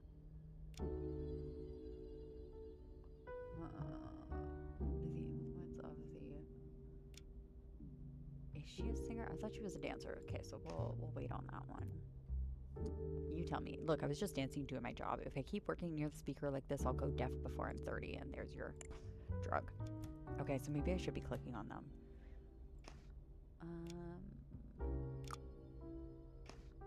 Okay, there's dancer. I'm the new dancer here, so they gave me the worst spot. I couldn't see a thing, and no important Hollywood agent could notice me either. And then, as if this job isn't tiring enough, now we're getting third degree from the police. And then you've got a coin purse. Okay. Cute, because all I was waiting for was dancer. What? A dancer at the disco. But she had the...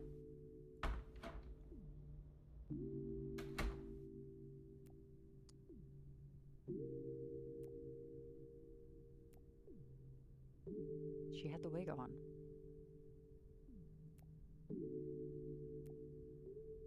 That's her outfit. What do you... But she had the knife. Was she not a dancer?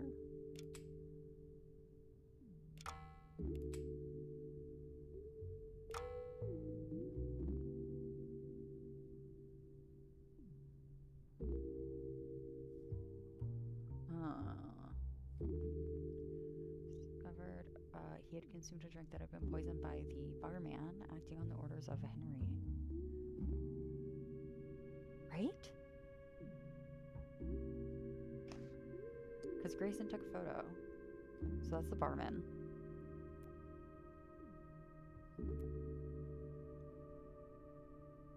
That's Martha getting mad at Tobias.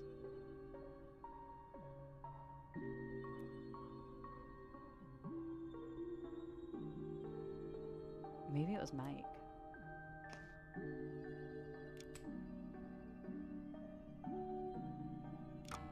Okay, so it was Mike. He was just screaming.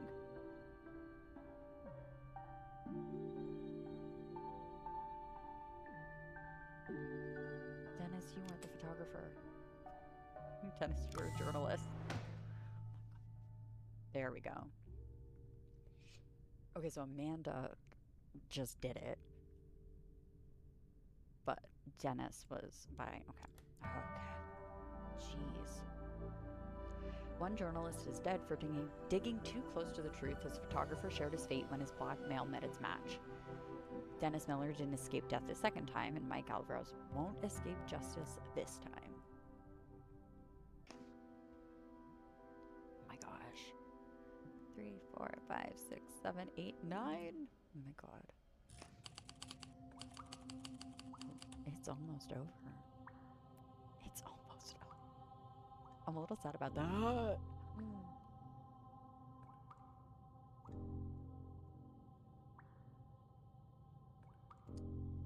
A young man lies dead on the reception desk, his head pierced by a bullet. His hand still lies on the silent alarm button.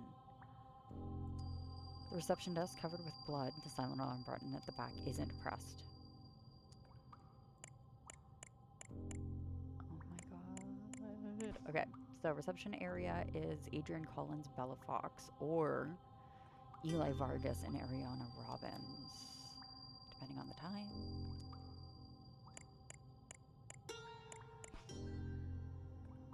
Morning appointments. So 9:30 daily phone report by the doctor. Technician control. Let him in the employee-only area.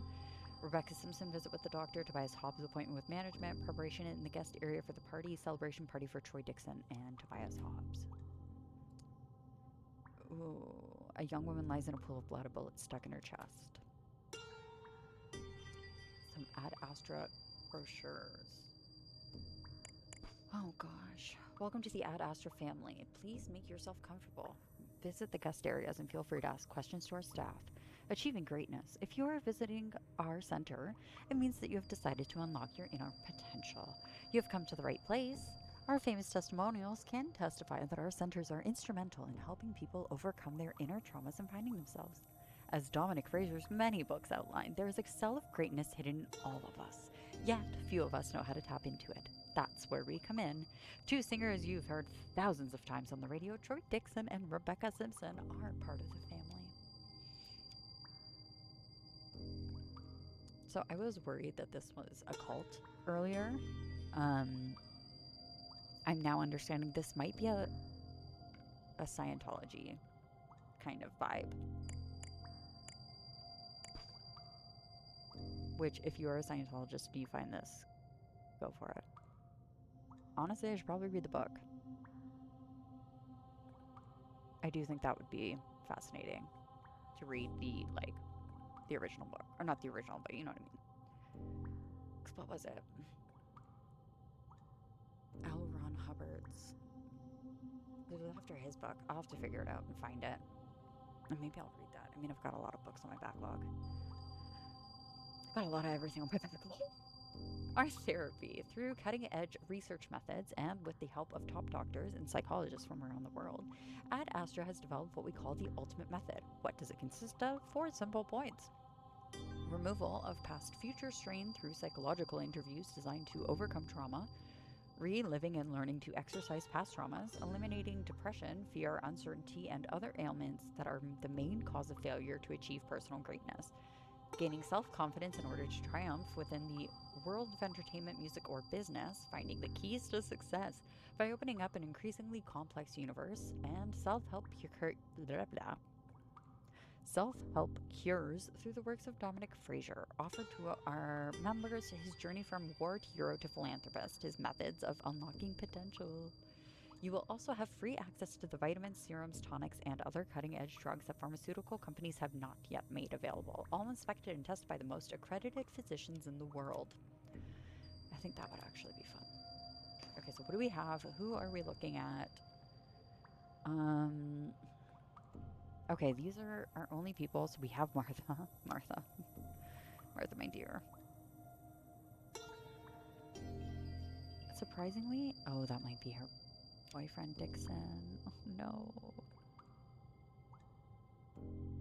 This might be Troy. Oh, no. That's gonna be Tobias.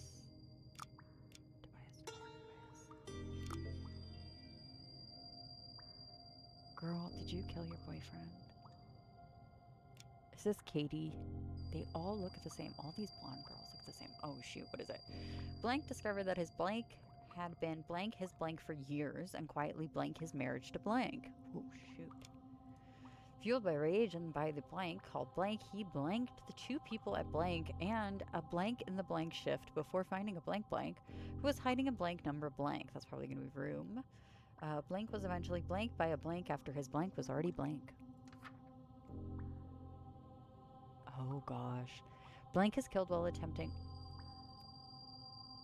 Okay. Blank wounds, arrives enraged. Okay, I'm gonna say that's the first thing that happens. Is that Troy Dixon arrives enraged searching for his manager.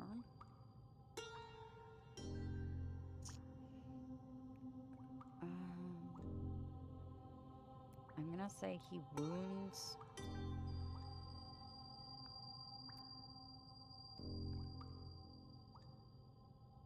I don't know, man. Oh my gosh. Somebody is struck by the grip of the gun. I'm gonna say Tobias. And then he's hurt.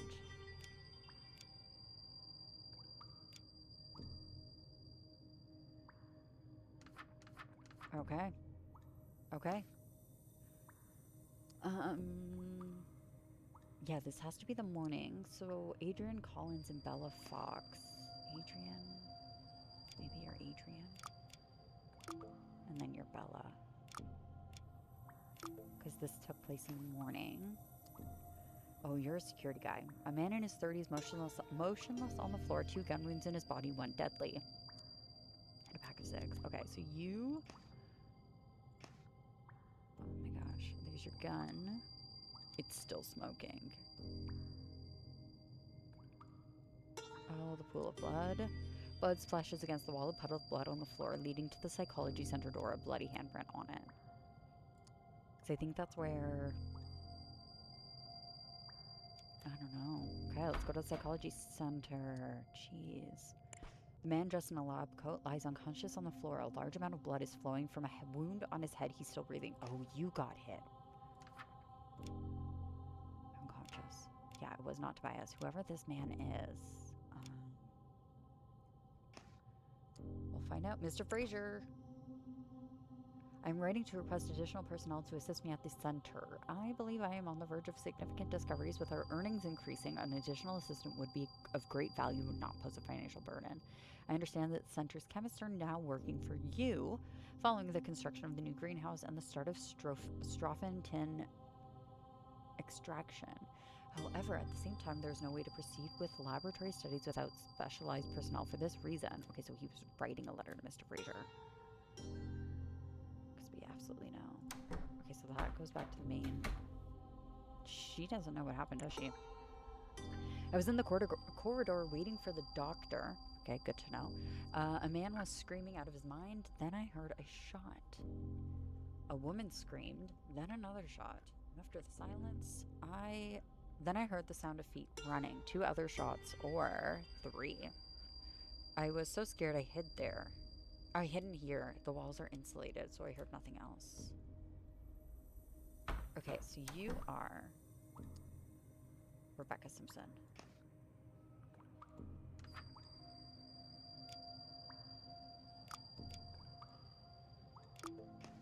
Okay. Nobody's in room number 2. And it...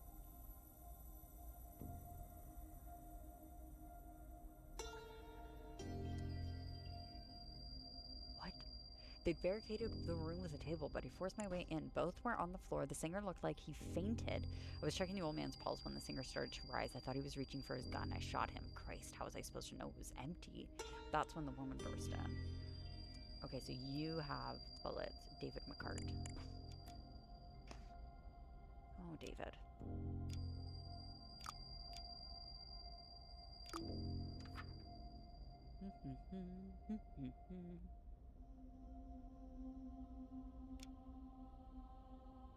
Okay, so you're a cop.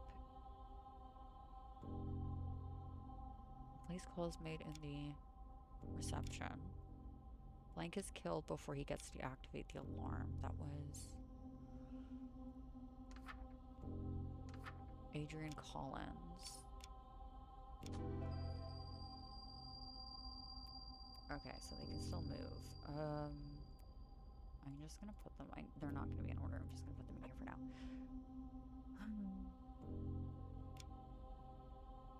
Yeah, that's not right. Blank fires a warning shot, then fatally shoots Blank. I'm wondering if this is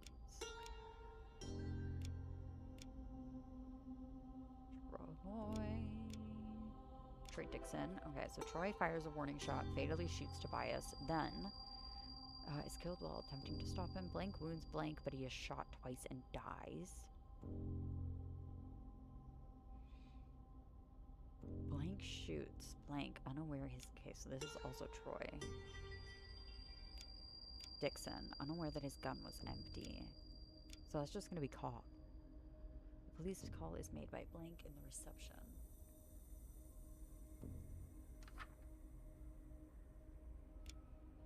We know this is Martha. And this is...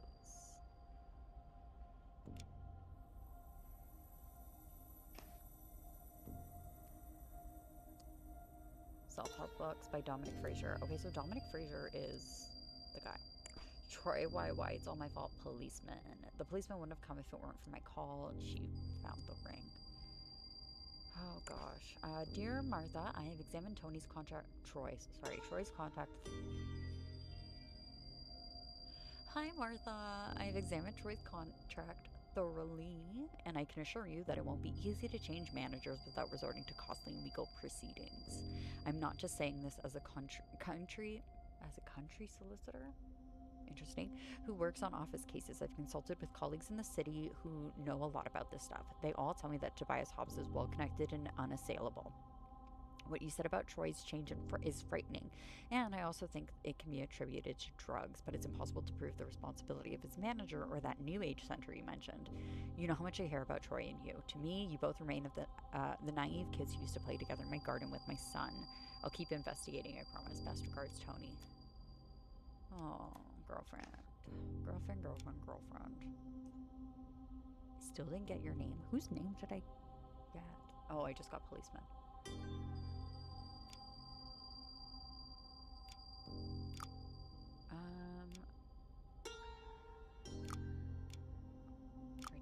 was eventually shot. Okay, so somebody discovered that his blank had been blank his blank for years and quietly blank his marriage to blank. Fueled by rage, the blank called blank. He blank two people at, I'm assuming, reception, and a blank in the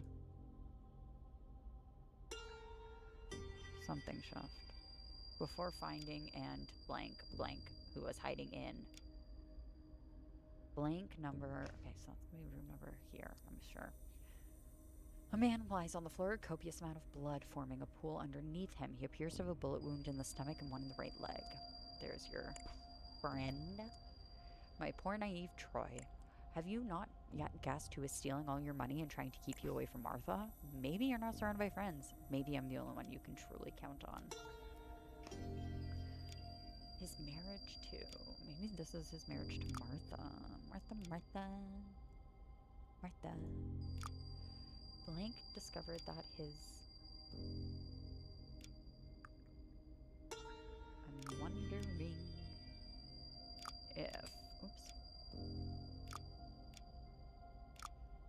Troy discovered that his manager, Tobias Dixon, had been stealing his monies for years and quietly blank his marriage to, I'm assuming, something Martha. Fueled by rage and by the... Oh, stealing his earnings for years and quietly... Okay, be called... And by the... Fueled by rage and by the... Oh, maybe drugs. Called... Gaze.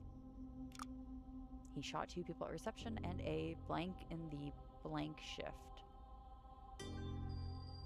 And blank who was hiding in the room. I'm gonna say Tobias. Oh, did you know we could pick up keys? Because I didn't. Gun was a revolver. The grip is slightly cracked and smeared with blood. It was used to strike somebody. Okay, so we know he hit somebody. Revolver.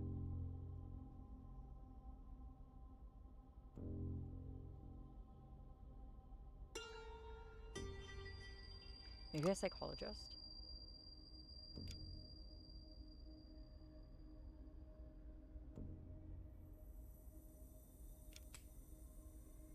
He's hiding in room something. Okay. What? The room is full of recording equipment. They seem to have been recording all the conversations. Recording starts. You leech. I don't care about the stealing, but this is too much. Calm down, boy. You're confused. You're bleeding, for Christ's sake. Let's discuss this like friends. You're no friend of mine. I learned about your dirty tricks to keep me separated from Martha. Where do you think you're going? Are you crazy? You could have killed me. Tell me the truth. What's all of this? What did you do to me? You're paranoid, Troy. All this pressure, this tension, it's affecting your perception. You said it would help. You said it was for the stress, to help me cope during the tours. Troy, trust me. Give me that gun. I'll help you. I can make all of this disappear. I know powerful people. How? You separated me from Martha. You stole my money. How can I trust you? I'm your friend. Your only friend. Not like that failed actress of yours who... blank. Well, I mean, dead.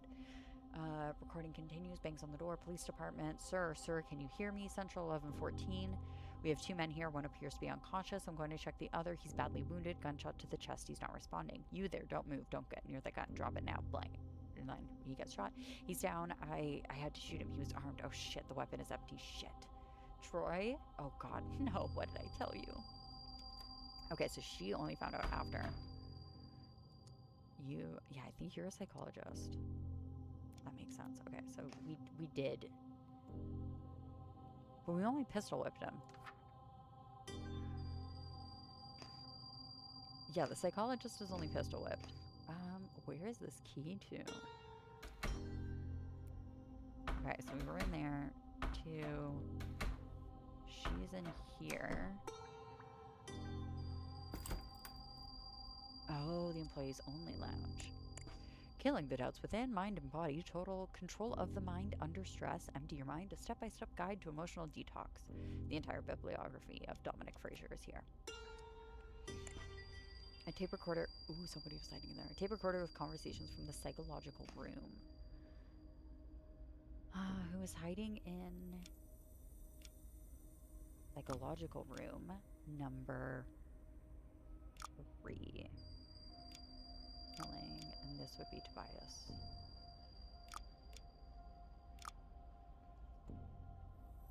That is... Okay, we're still missing the word manager, and quietly... Yeah, like trying to sabotage. I find the word drug. 2 people at reception and a...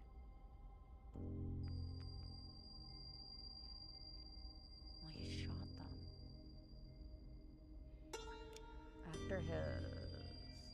So we already know the gun was empty, the revolver. After his revolver was empty.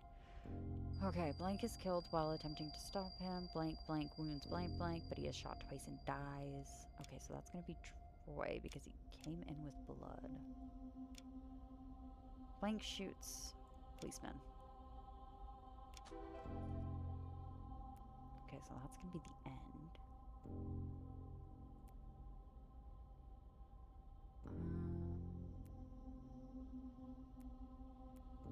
You're gonna go here. Please close meet by somebody.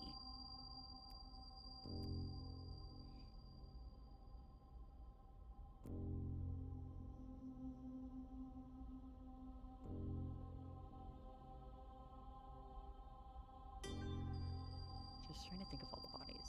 So this should probably be, because Tobias is like one of the last. Oops. While attempting to stop him. Blank wounds. That's still in the lobby. Then we go into the hall, and then we're finding him. Okay, so let's listen to these tapes. We can finally say we cured you from your alcoholism, can't we? I wasn't an alcoholic. I've never been one. Of course, it came out wrong, and I apologize. Don't you start like that stupid journalist. That guy got what he deserved, the stupid hack. Anyway, you don't need alcohol anymore, do you? No, but how am I not swapping one vice for another? Of course not. This is not a drug. It's a creative aid. It helps you stay clean and concentrated. Yes, creative. Concentrated. That's right. Now I know you don't like it, but we need to discuss your situation. Situation with your wife. You know she was sabotaging your treatment. Ugh, sending me to Alcoholics Help. Right, like a common bum. You don't need her, do you? Can't have a drink in peace. You have your family here, me, your doctor. We're always here for you. Girl, I mean, at least we got sabotaging. His marriage, too. She's an actress, right?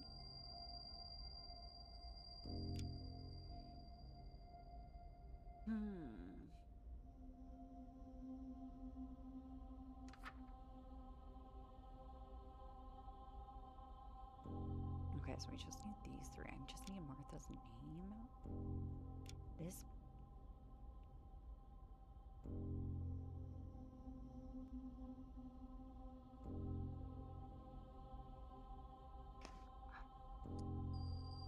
Okay, I didn't want to be here. I only came because Mr. Fraser asked. Locking yourself at home won't help you, my dear. How can you be an actress?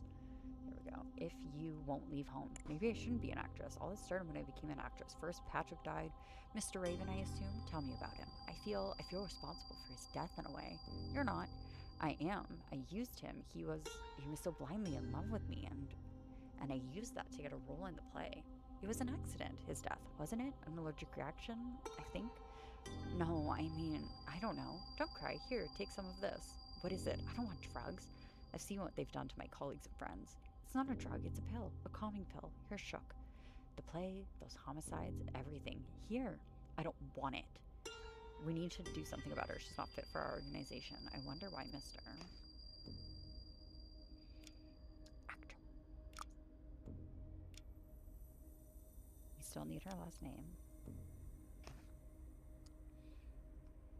There she is. Okay, of course she's a good girl, Doctor. What are you implying? I'm implying nothing. I'm your friend here. I just want what's best for you, and I've known her for most of my life. You don't understand. You've seen these photos of Miss Hart, right? Yes, I know about them. She showed me those photos. Do you think they're the right person for you? Someone who would take photos like that to achieve success, isn't it comparable to betrayal in a way? You don't understand, Doc. I've known her since we were kids. We only had each other. They tricked her. She is your school sweetheart. I know. You seem incredibly tense. I think it's the stress of the last months. Why don't you try a pill? I swore to her I'd quit the stuff, the drug, it's not a drug, it's a pill. A calming pill. You're shook. Those tours, the homicides, everything here. Thanks.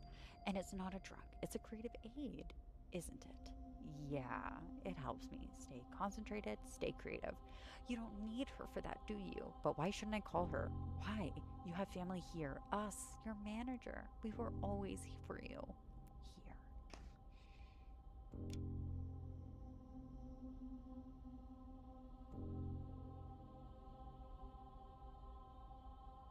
Fun. Manager. Feel buried in the bum bum bum. Two people at reception and a blank in the blank shift. So what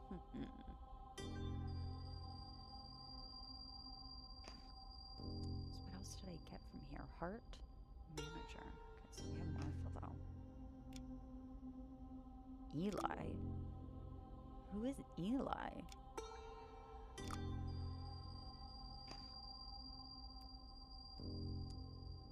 Vials containing a white liquid. The CCTV room is well equipped. Listed status of the center's important members. So promising, special status, VIP are potentially dangerous. These are crossed out are the dead ones. Ray Mildred, Patrick Raven, deceased. Henry Marshall is potentially dangerous. He is quite dangerous. I will not lie. Finley Powell, deceased. Ezra Monarch, deceased. Reese Hopkins is a promising member. Augustus Whitney is a special status. Tobias Hobbs is VIP. Katie Keller is potentially dangerous. Gideon Horton. Oh, we've been seeing Gideon's name a lot. Rebecca Simpson, Bradley Frazier passed. Mike Alvarez, he was arrested. Yeah, I don't think he got killed. Jeffrey Donnelly, disco manager. Oh my gosh, wrong page. I was like, hold on, disco manager. Hadley Badman is the police chief. Jeremy Stanwitz, Preston Cox, and Troy Dixon. Important psychological evaluation of our important members is only to be executed by Dr. Byrne.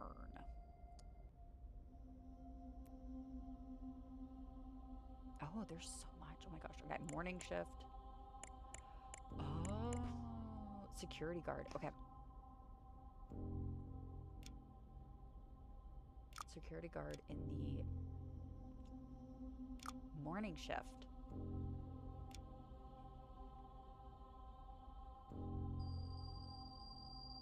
Okay, sorry. Josiah Lloyd. Josiah Lloyd. What?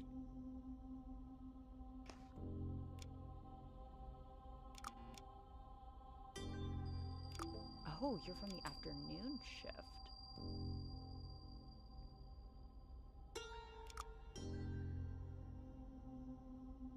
Interesting. So then you must be Eli.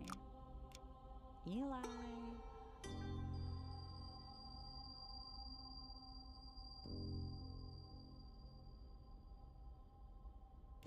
I don't know. I just chose a random last name. Fergus. Okay. Jacob Byrne. Oh, maybe Dr. Aaron Lewis.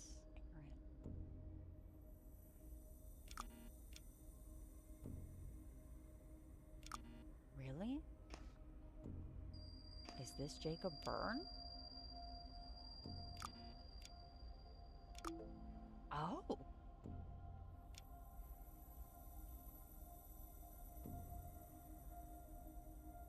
Okay, Jacob Byrne. Actually, hold on. Let's go fill those in here. Jacob Byrne. Wounds. Okay, so what was the security guard's name? It was not Josiah, it was Luke? Luke Reed. Luke Reed.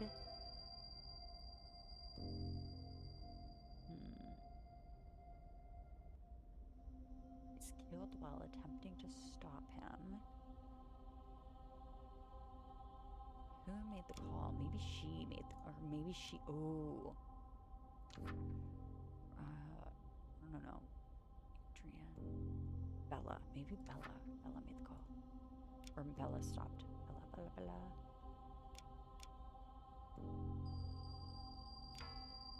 Is that not her name? No, Fox. Just kidding. Okay, so she's... But who made the call? It's made by... I will come back to this. I just need to see the phone, the telephone receiver on the police record. It was registered at 11:19. Maybe he tried calling.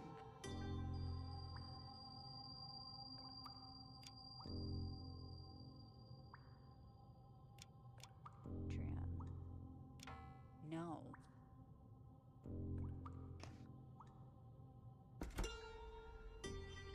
Because there's no phone in here. Okay, let's just look at these notes. Study on the drug known as GAZE. Day 118 of study. After thorough examinations at the lab, the drug appears to be a tropane alkaloid with strong psychoactive effects. It has a strong influence over mood, perception, cognitive, and behavioral abilities. In layman terms, test subjects who have taken the recommended dose of drug or lower displayed more creativity, see subsection 2.1, see Carlson. They were more easily influenced by outside sources, see subsection 2.0, see Lemon. This is where the psychology centers can make wonders, changing a patient's perspective when needed with minimum input. Easy acceptance of ideas and concepts once before considered alien before. Easily manipulated. I decided to sit crisscross applesauce and that's bad. I just really did want to. Oh my gosh, I didn't do much, but I didn't want to have to retug my chair. Depending on the subject, sometimes a diminished sense of regret or guilt under the influence. So that's probably why all these people are killing each other. Recommendation. We recommend better training of personnel at the psychology centers, enforcing consistent procedures to maximize the effect of the drug on the body and mind of our patients, in line with the organization's needs. If the maximum doses, see subsection 3.2, are exceeded, the drug can act as an anticholinergic. Cholinergic? Sure. Most specifically as a nicotinic antagonist, causing paralysis.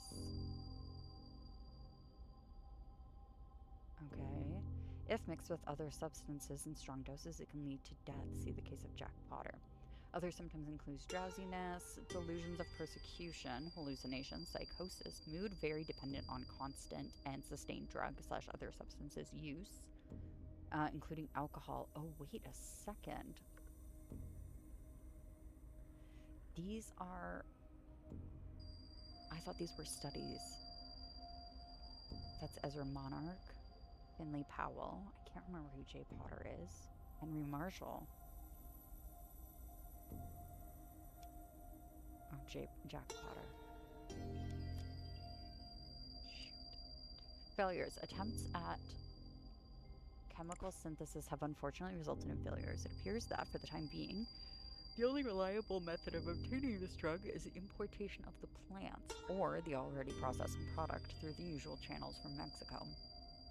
On a positive note, we have made huge progress in the creation of more acceptable forms of GAZE, pills, tablets, and some attempts have been made into turning into liquid form. This will satisfy the request of many of our patients, especially models and actors who fear that inhalation could damage delicate tissues and leave their careers destroyed. The new pills are simple to use. They resemble regular medicine, which will make them much easier to ship to customers. Police inspections will find only what could be easily mistaken for sleeping pills. Lemon.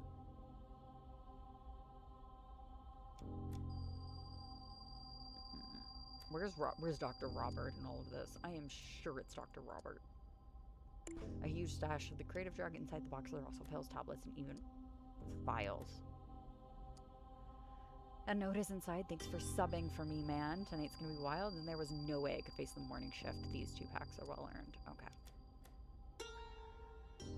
I have everything. Who called the cops?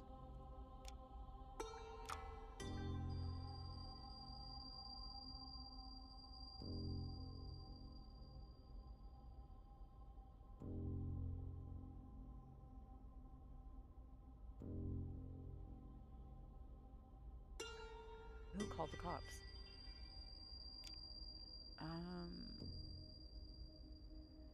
Luke, maybe?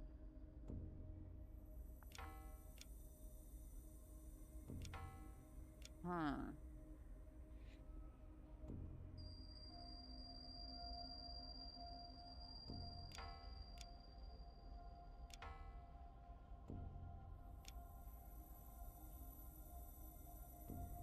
Oh, maybe it's the... Oh!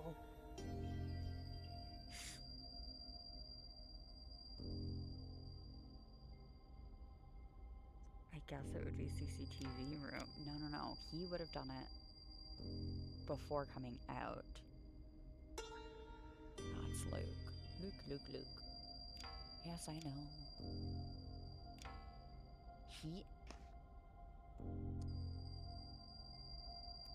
Is this not the CCTV room?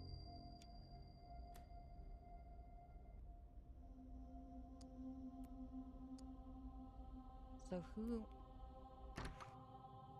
So it would make sense to me, but that phone... The telephone receiver is still off the hook with the police on the other end. Okay, so it wasn't reception.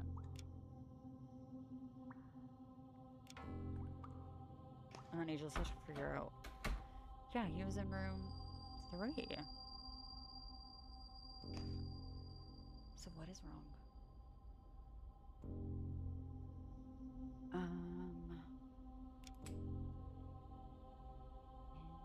Actress CCTV room? No. Okay, so that was correct. I'm literally at a loss. I mean, he actually... Oh, and I was like, he actually shot 3 people in reception, but I do see and. For finding and killing him, who was hiding in room number 3.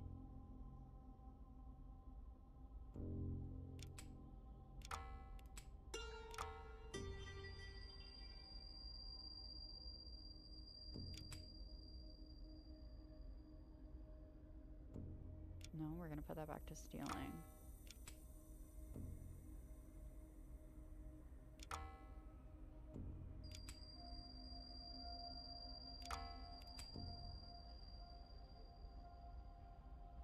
Sabotaging. Why is that? It has to be the drugs.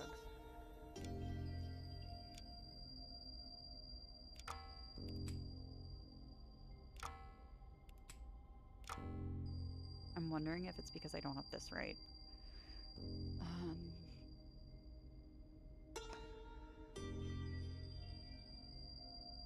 Who made the phone call?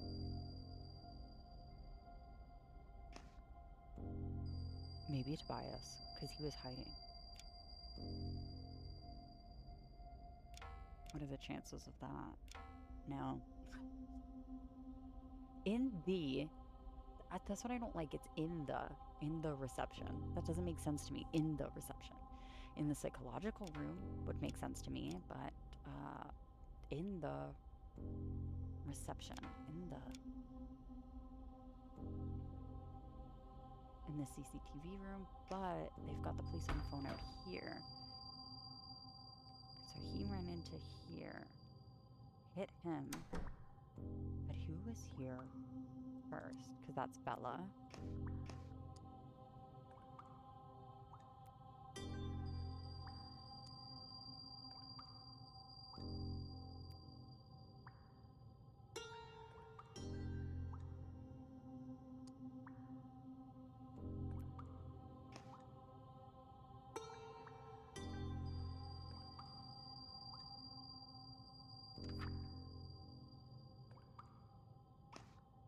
Maybe Rebecca? She like ran?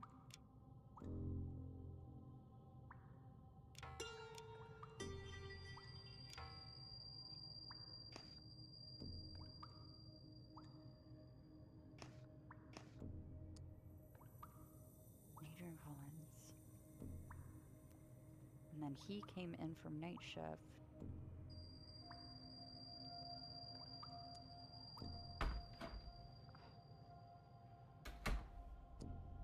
I was in the corridor waiting. A man was screaming, then I heard a shot. A woman screamed another shot. 2 other shots, 3.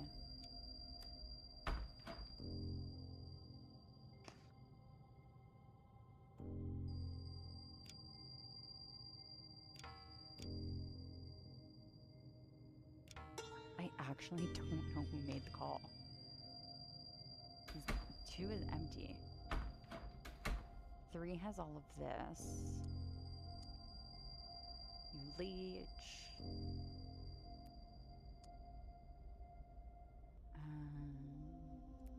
Okay, so she was like the last person. Police had already been there.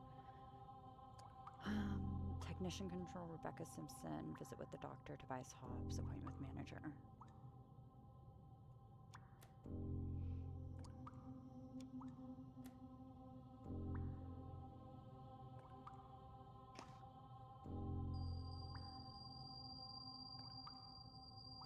I literally am so lost.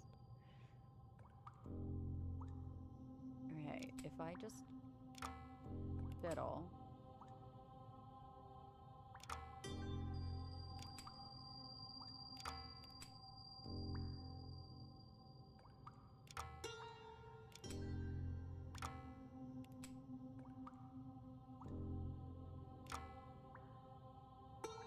We know that's Martha.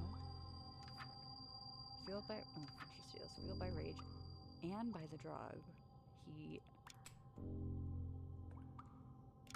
insulted, shot 2 people at reception, and a security guard in the afternoon shift before finding end. Shot, killing Tobias Hobbs. Troy Dixon was eventually shot.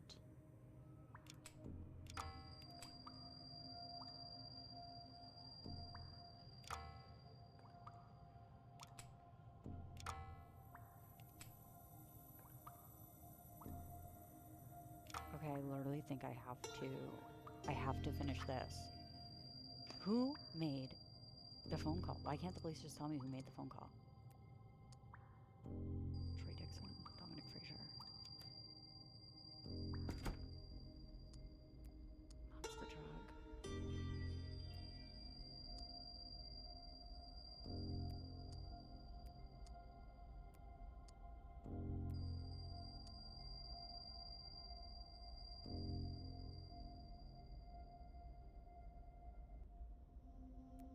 Unless Troy called the police himself.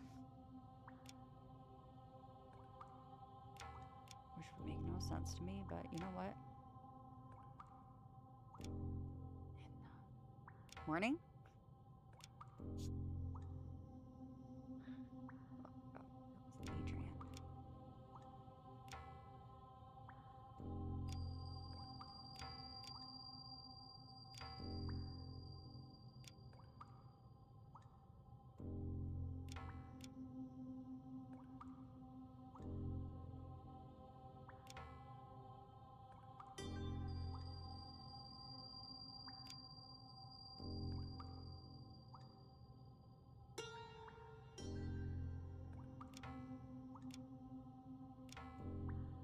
I literally am at such a loss. I don't think it's the afternoon whatsoever, but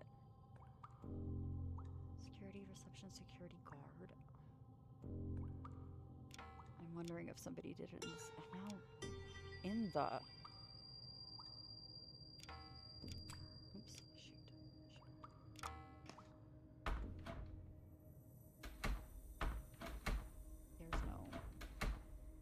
There's no phones.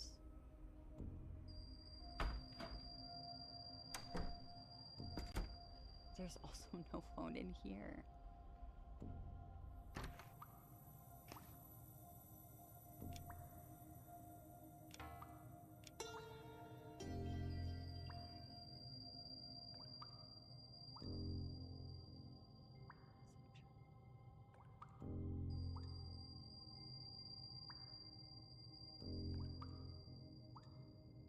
Okay. But who? Who did it? Oh, maybe Martha did. But Martha would have done it at this, I think the last thing. Okay, so originally, we already know this, okay? All of this has to be correct. So Troy comes in searching for his manager. Then that's the end.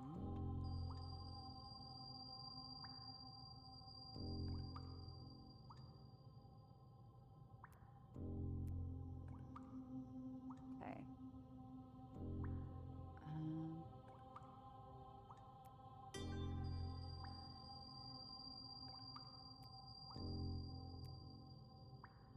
Burn.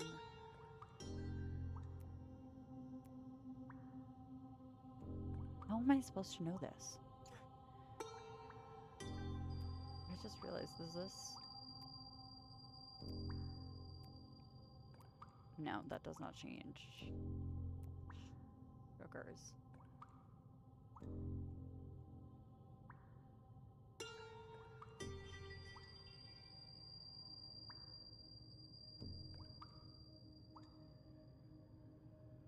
I feel like this has to be here.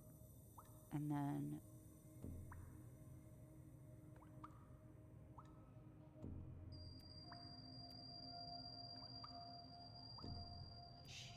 I don't know where she comes into play. Because she seems like she's near the end. Okay, hold on. We're just gonna...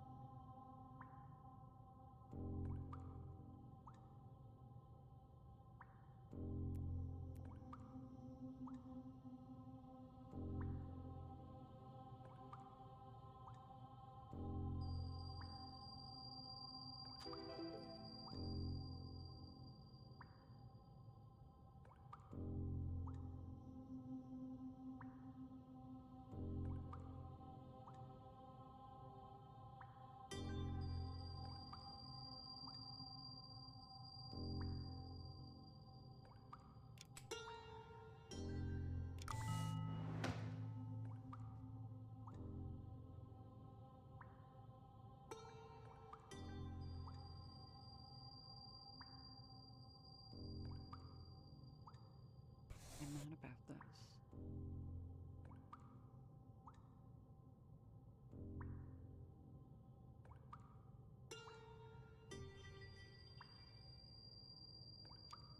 I don't know how we were supposed to get that, but okay. Okay, pop off queen. The manager skimmed profits, manipulated his life. When he figured it out, Troy snapped and went on a killing spree. 4 people dead, and the creative drug at the core of it again.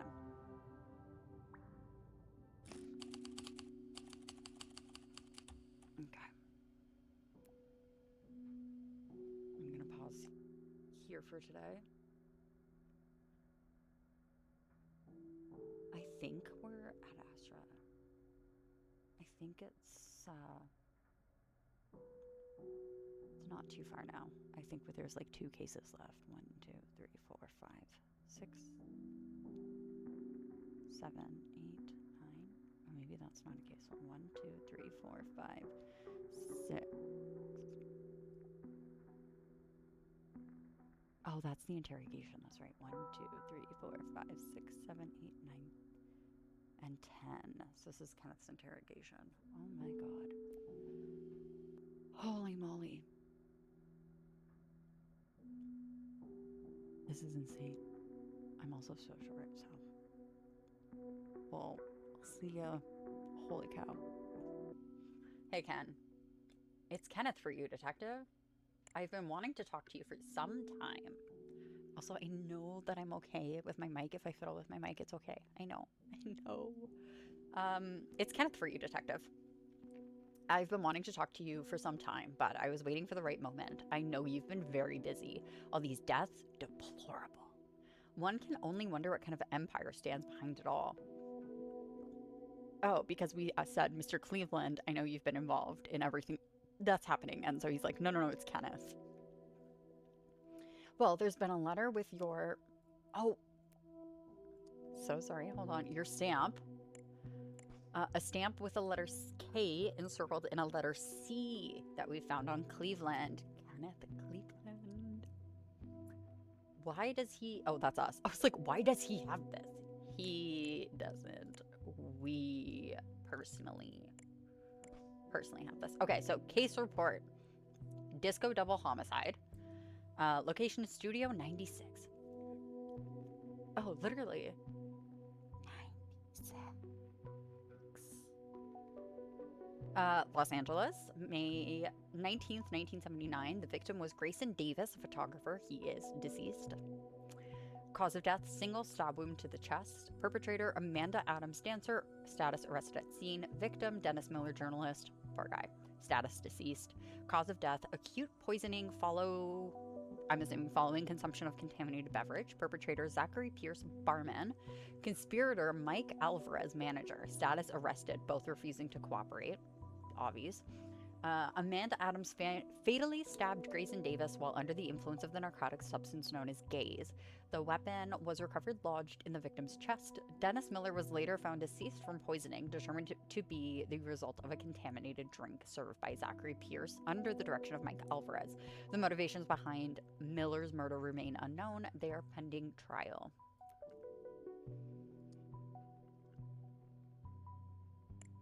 I think we've seen this name before. Yeah.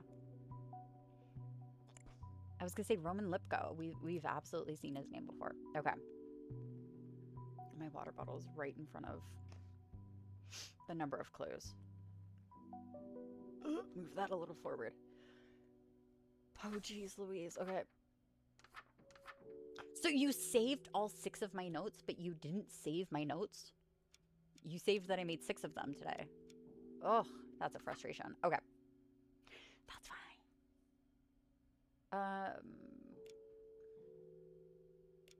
Okay, so someone, long linked to the case through his blank.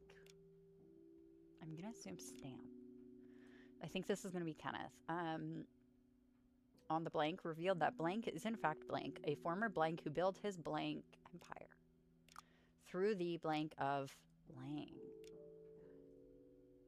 After blank attempted to force his way into the blank, someone responded by ordering his blank in the blank. He somehow survived and vowed to systematically revenge, probably, the blank built. He warned of an imminent blank at the blank, urging immediate blank. Okay, so I'm gonna say Kenneth Cleveland. On the case through his stamp on the notes revealed that somebody is in fact... Oh, you know what?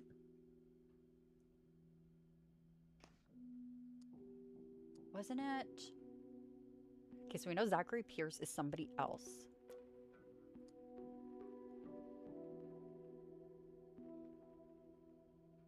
He's not dead. Find Roman Lipko. Who is Roman Lipko? Wait, the Korean War. Wait! Is this all Marshall?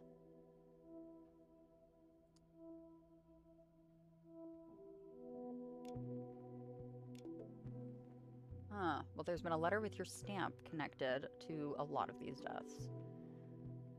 Oh, my little letters. What can I tell you? I'm a bit of a graphomaniac, so I keep correspondence with a lot of different people. That's not a crime, is it?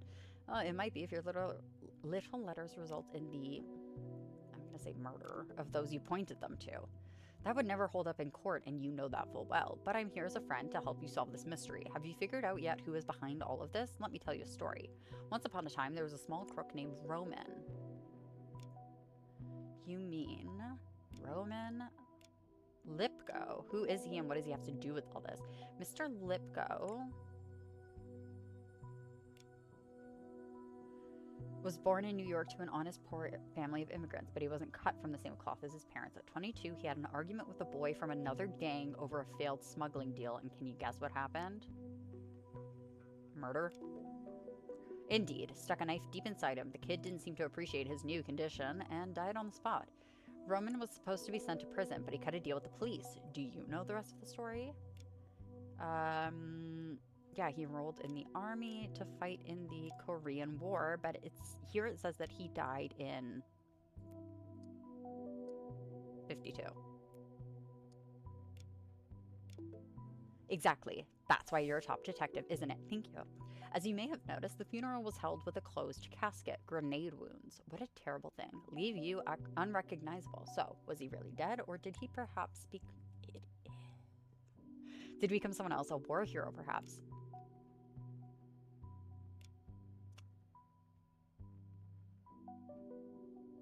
Oh, no.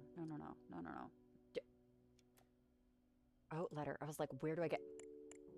It's not. It's Dominic Fraser. It's Dominic Fraser.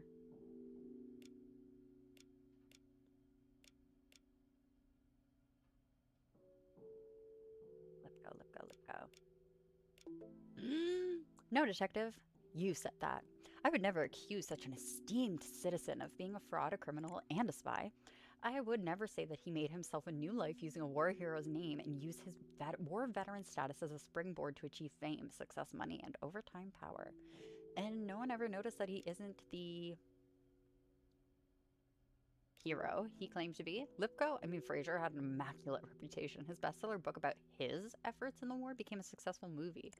It gets easier to destroy your past when you're rich and famous, especially if you're the master of the hot new drug in town. And that new drug is gays. Bingo! Have you noticed how this drug is now everywhere? Let me go back to the late 60s when Dominic was my partner working as a spy for the government. Our goal was to stop marijuana from coming from Mexico. At least that's what we said we were doing. In reality, Dominic had found a more profitable trade. And that trade must have been importing gays. Right again. He was stopping one drug while smuggling another. I caught wind of this new operation and asked to get in. By then, I'd already uncovered his past, despite his efforts to erase it from every record. When you work as a spy long enough, you learn to distrust polished stories. Well, did you manage to get in on the...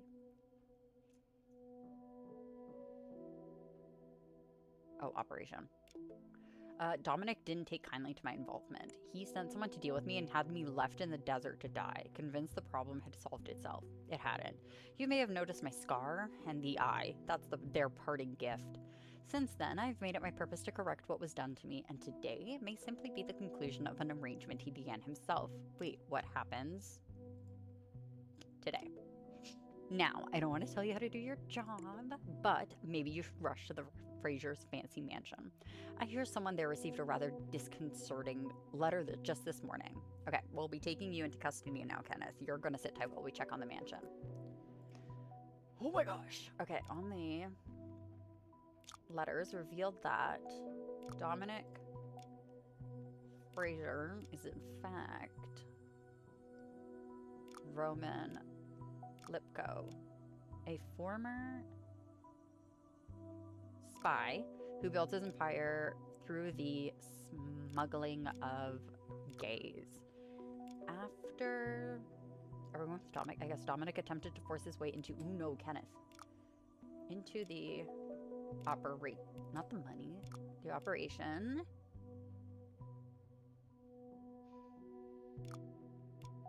We're just gonna go by Dominic Fraser for now. Responded by ordering his partner Hold on. In the desert. Nope, not ordering. Wait, ordering his murder. Sorry, murder in the desert.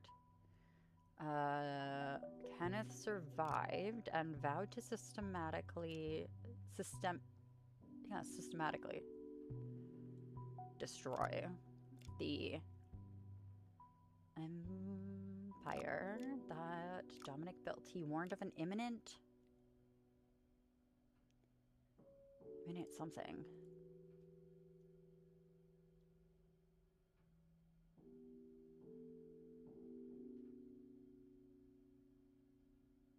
We do have mansion. He warned of an imminent murder, maybe?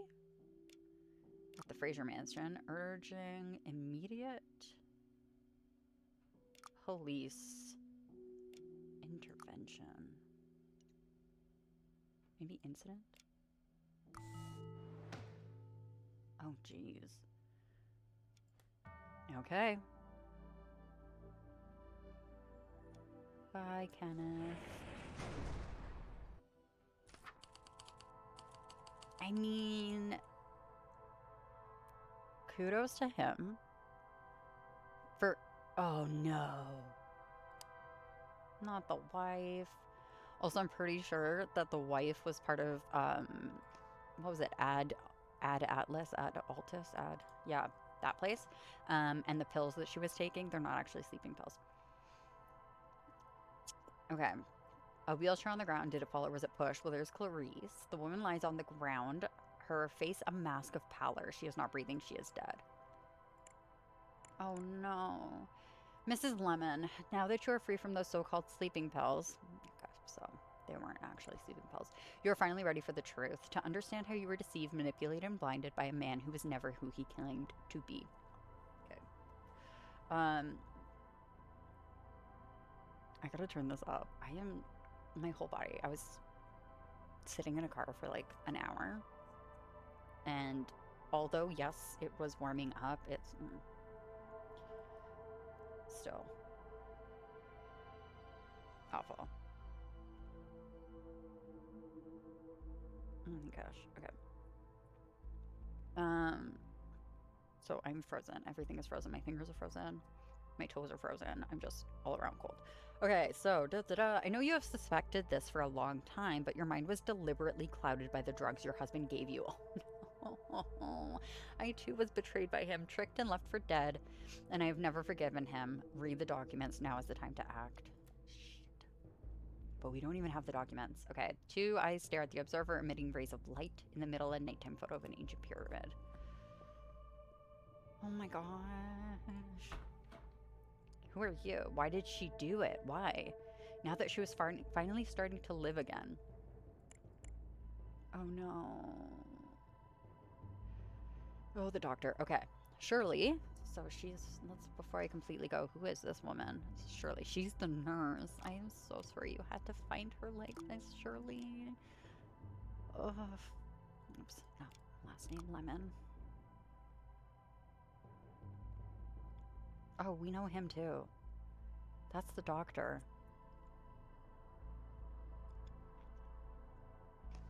Oh my gosh. Shirley, I'm happy to hear that Miss Clarice Lemon has been much more active and responsive in the last weeks, but what Mr. Fraser told me, and you should have, not him, is disconcerting. Is it true that she tried to stand from the wheelchair and walk, and you supported her in this inane intention? This is unacceptable. You're not a doctor. You just don't understand Mrs. Lemon's condition, and your closeness to her must have clouded your judgment. Mrs. Lemon is a weak, mentally frail woman. She needs her sedatives and her sleeping pills. Okay. Must I remind you that you respond to Mr. Fraser first and to me, the treating doctor, second? Okay, so the doctor is flat out in it. You think you're seeing improvement, but instead you're looking at a mad woman who's inept even before her son's death, which devastated her, already lacking cognitive abilities. Oh, honey. Dear Shirley, isn't it funny how when you're a young and attractive actress, you're always surrounded by friends, but when you get old and bound to a wheelchair, no one is around? That's the reason I value your friendship so much. You never looked at me as a patient, but as a friend for all these years, and only your presence made me survive the loss of Bradley. It feels so painful now when Dominic sends you away for days that never seem to end, just to deprive me of your company. I think he's starting to suspect that's why I have to do everything in secret. But I've got to risk it today, because I have to tell you the great news. Today, I walked. Yes, all alone. I did half of the quarter on my own. That Kenneth who has been writing, I don't know his motives, but he was right. I thought I was an invalid for such a long time. I thought I was feeble-minded, as I heard Dominic describe me to the doctor when he didn't think I could hear him. But no, as Kenneth said, it was the medicines, all those pills, the injections. Since we agreed to stop with those, I feel like a new person, as if I've just awakened from a deep slumber, as if I'm finally alive again. We need to be careful, Shirley. I'm acting dumb all the time when Dominic is around. I feel like an actress again. But I think he notices that something is different. Here. The closet is full of clothes. At the bottom, there's a box with various documents. Mr. Fraser, a problematic person, has been dealt with. Something is bound to happen on those risky roads to the border. An accident that will silence our problem forever. He tried to convince the guards that you blackmailed him to create the accident, but they were my men, and they paid no attention. They're well remunerated. Whatever. Not to ask questions, and they're loyal. I'll be collaborating with Hayes on creating a story for the news. Oh, of course. This is how they got Pedro to do their bidding and then got rid of him. Bradley paid the price for his disobedience. Oh my gosh. Okay, Clarice. You and I have something in common. We have both been betrayed by your husband. Just as he tried to murder me so that I wouldn't report his dirty business to my superiors, he had your son killed, destroying the most important part of your life. For him, Bradley was never his son, but just an instrument. He married you as a conduit to penetrate Hollywood from the inside. Then, Bradley took your place as a link to the rising stars in show business. He used a drug he had discovered in Mexico while working as a spy to subjugate and manipulate people, to blackmail, obtain money, loyalty, and favors. Pedro Diaz, the man who killed your son, was also a tool in Dominic's hands. Pedro was a young student he had saved from torture during the conflicts in Mexico in the 1960s, who then was mercilessly exploited. It was Pedro himself who, under Dominic's orders, tried to kill me in 1969 with the promise of a new life in the US. Your son Bradley was beginning to slip out of Dominic's control. He wasn't as strong as Dominic wanted him to be, but too much like you, his mother, too human. He had started dealing gays himself, hoping to make friends among the famous people Dominic had introduced him to. But there are no friends among the elite, only competitors, rivals. When Dominic learned of Bradley's desperate attempt at rebellion, which was really just a cry for recognition from a father who had never considered him worthy, he saw it as a betrayal. That's who Dominic is, a person who has always exploited everyone. You, me, Bradley, Pedro, everyone to build his empire. His pyramid of power with him at top. Cinema to build a myth about his false heroism in war. The press to celebrate his acts of generosity. His political donations disguised as philanthropy. His Ad Astra centers for manipulating the minds of VIPs. I tried to destroy his empire from within using his own tricks, but I only managed to get rid of a few small pawns. Even my attempt to make contacts in the press failed. The only one who can get close to him is you, Clarice. Let's avenge Bradley. Holy heart. Holy.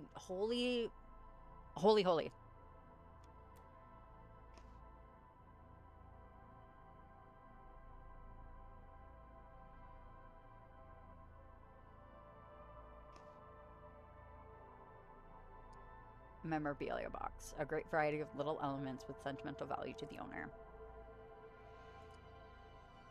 Oh no, an elegant box for keeping medicines. A bottle of sleeping pills, it's unopened.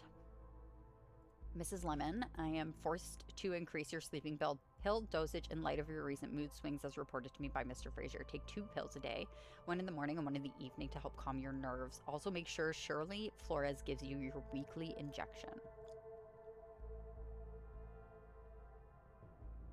I hid this check in the medicine box so you'll only find it when everything is over. I know you wouldn't have accepted it otherwise. It's my small way of saying thank you for your commitment and friendship over the years. Thank you for everything and goodbye. Okay, well, we got Clarice.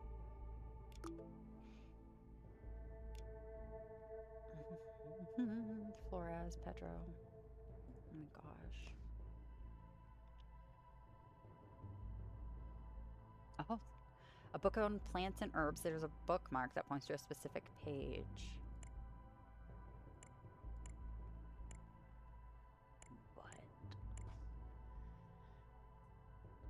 Strophanthus gratus is a plant belonging to the Apocynaceae family. That one. Native to tropical Africa. Its fragrant flowers have a striking appearance, a white corolla topped by purple with pink coronal lobes.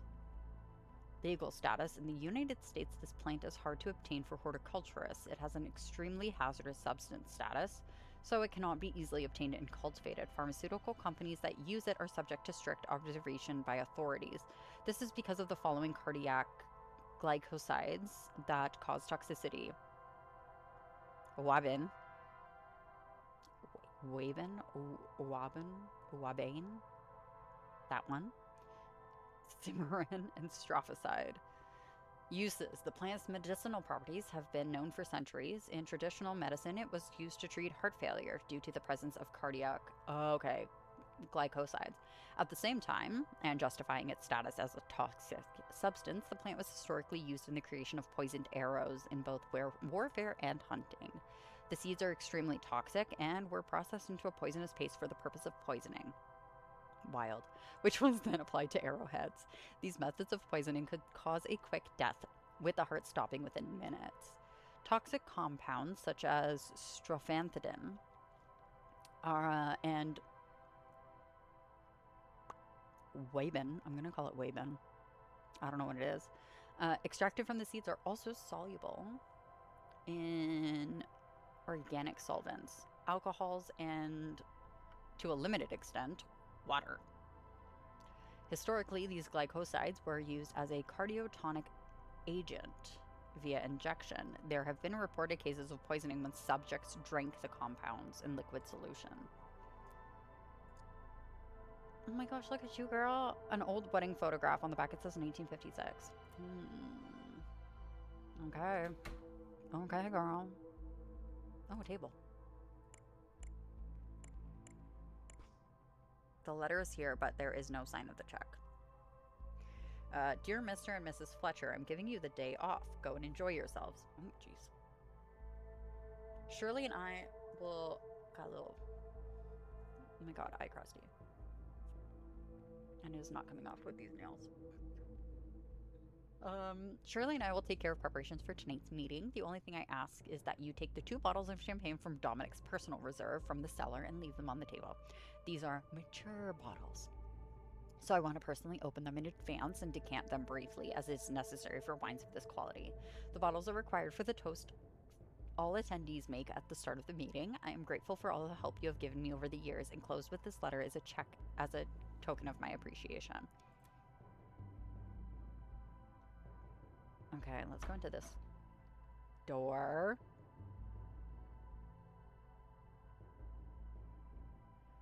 She poisoned them all.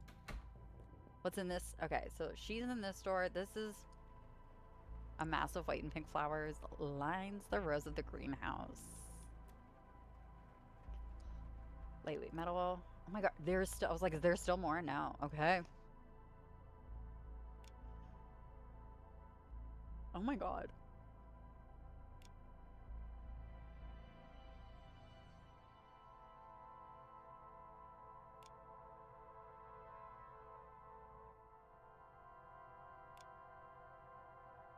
All blank except somebody.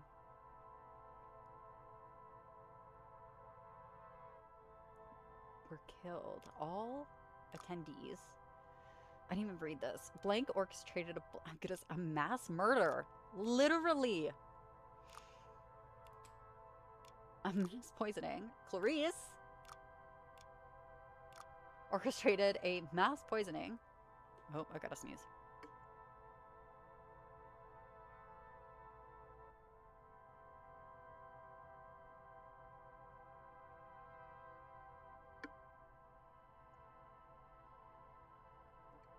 I hate when sneezes take too long. Oh! Pyramid of Power. Oh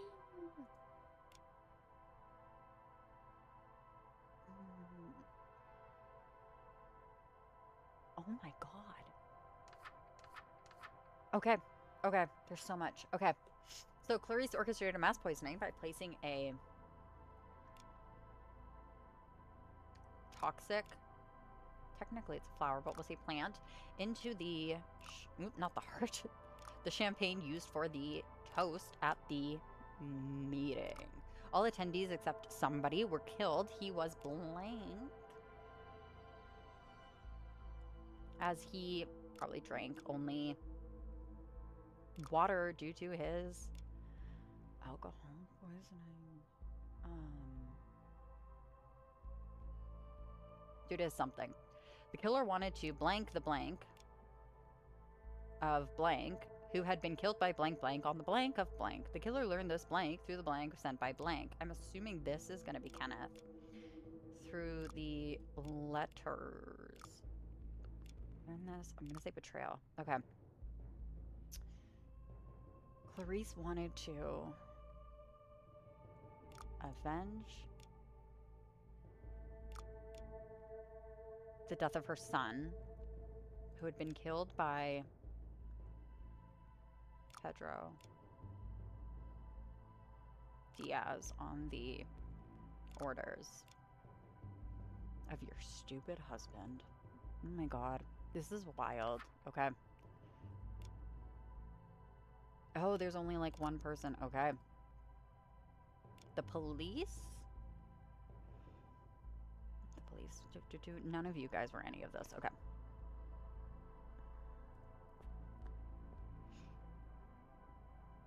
That's okay. So I guess we've got to go. Let's deal with the meeting room. This man lies dead. You're dead. Face down on his face, a mask of pain. He was wearing a black uniform with a tie. An Egyptian scene made disturbing with the large eye watching from behind the pyramid. It's titled The Pyramid of Power. Jeez Louise. Oh my gosh. Okay. We're just gonna go counterclockwise. Okay, the man died on the ground, bent over on his stomach. He is dressed casually, wearing bell bottoms and a plaid shirt. I think he's the only one. Yeah, he's the only one alive, because he's got the water bottle. An elderly man, conservatively dressed, lies on his back. His motionless body is still twisted in its final seizure of pain.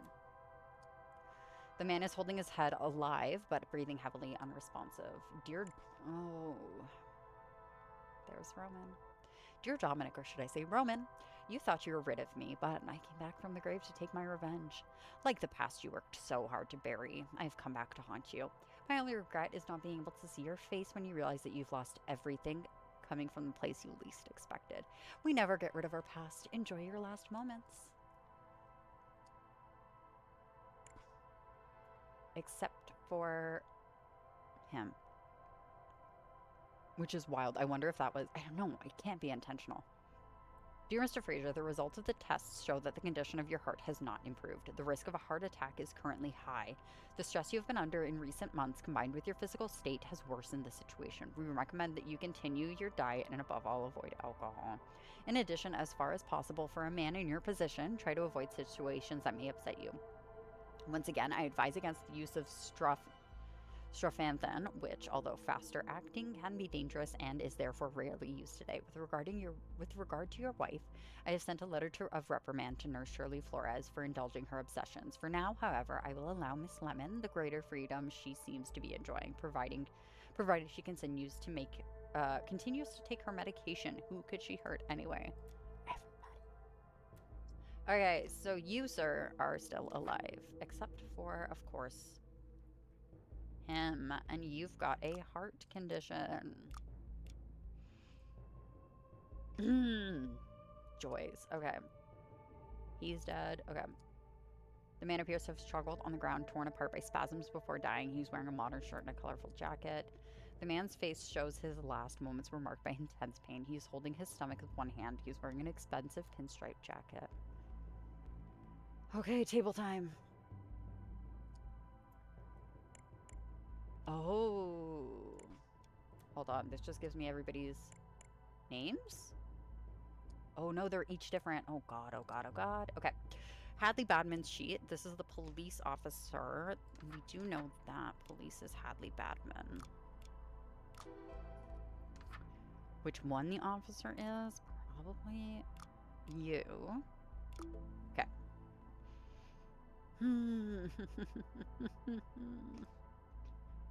Talking points. Due to the recent events concerning the Ad Astra centers, it has become increasingly difficult to hide the passage of substances from Mexico. The drugs cannot pass through.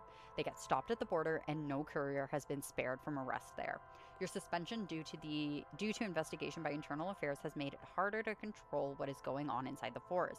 Most of our contacts inside are afraid of sinking with the ship and are keeping a low profile. Objectives. Your main objective after our contact with in the Justice Department has given us his confirmation that the investigation can be buried, is to reduce law enforcement presence on the border. For this, you will have Whitney's support through the new budget. Ooh, Whitney. Okay, that's going to be our politician. New budget redistribution policies, move the current patrols from/to Mexico to internal problems, and work with the Drug Enforcement Agency to reclassify gays and focus attention towards other traffics. Augustus Whitney.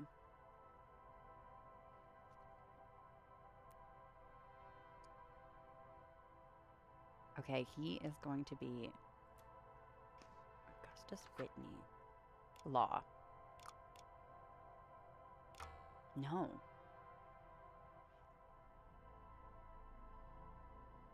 Really? Okay, we'll find out. His talking points are the main objective is to cooperate with Badman in redirecting police funds from drug controls on the border to internal controls. The voting public has... See, I thought he was for sure in law. Oh, politics. Maybe he's politics.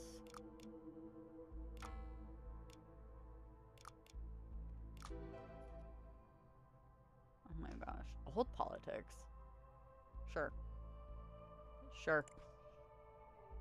The voting public has to be convinced of the existence of an internal emergency of a major domestic crime crisis in the country. To do this, one can make use of the crime statistics provided by the department. Ask Badman.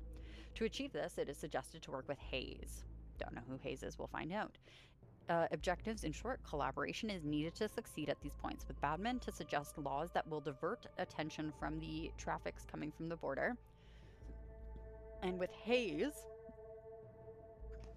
is our media guy. Did I not get Hayes' name? I thought I did. Okay. To convince the public through the media that a criminal crisis is happening inside our country and that we need to focus the police attention on internal issues.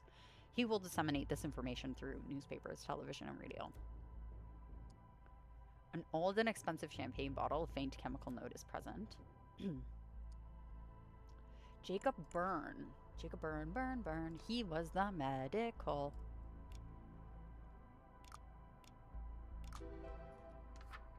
Who was this guy?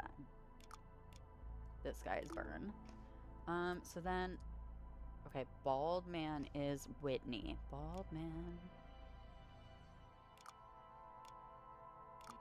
No. But Whitney. There. Got anything in your pocket? No. He's casually dressed. Okay, you already know. You know what? Maybe he's the politician. Maybe you're Augustus. No, I'm just guessing at this point. Okay, stop. Jacob Byrne. His talking points. It is essential to expedite the production of gaze. We must find a way to synthesize it in a lab now that routes from Mexico are blocked. The ultimate objective is for gaze to become a regularly sold medicine, like Clarice Lemon's sleeping pills, our first successful test. On one hand, the potential of gaze as a psychopharmacological drug is enormous, and agreements have already been made with pharmaceutical companies for its production and sale. On the other, subjects who consumed unregulated gaze have shown devastating effects on their psyches, as our Ad Astra Center studies indicate. The proposal is more immediate concerns. Spread the drug among the general population in order to cause episodes of psychosis in poor neighborhoods. Great. This will lead to increased demand for law enforcement within cities, which will distract the public from the border issue. Badman will take care of the logistics. Hayes will be key in convincing the public of the new emergency. Long-term objectives: expedite commercial production of gaze, work in tandem with pharmaceutical companies, ad campaign to sell the new drug to the public. Is this just Oxy? Is this literally just Oxy? Like, Really? Oh my gosh. Okay, yeah, we did. Dominic Fraser, babes. Babes, babes, babes. How are you the one that lived? That sucks. Dominic Fraser. He was spared.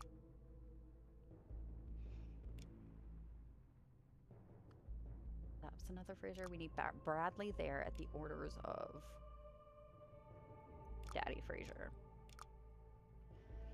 Jeez Louise, and I'd like to assume Daddy Fraser's at the top. Okay, at least that makes sense to me. Who others?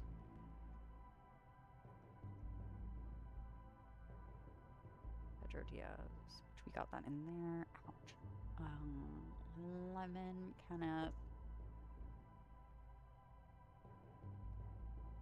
Okay, so we need the new politics, the law.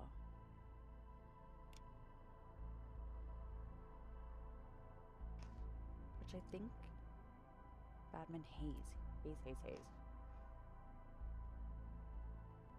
But I don't have a Hayes in here. Okay. You, sir. As it becomes obvious over... Oh yeah, I was like, hold on. As it has become obvious over the past month, someone is sabotaging our organization in an attempt to destroy it. The chains of incidents and homicides influenced by some external presence are a clear indication of that. Old colleagues from the Secret Service have been contacted, and a covert investigation is ongoing. To rebuild our reputation, we have to work together, each of us tackling his own field. The philanthropic efforts of the Bradley Fraser Foundation will have to appear even more spectacular, so support from Mr. Hayes to convince the public is essential. Okay, Hayes has to be the politician, like the new politician. Okay, but I do have Bradley now. One clue is away from being correct.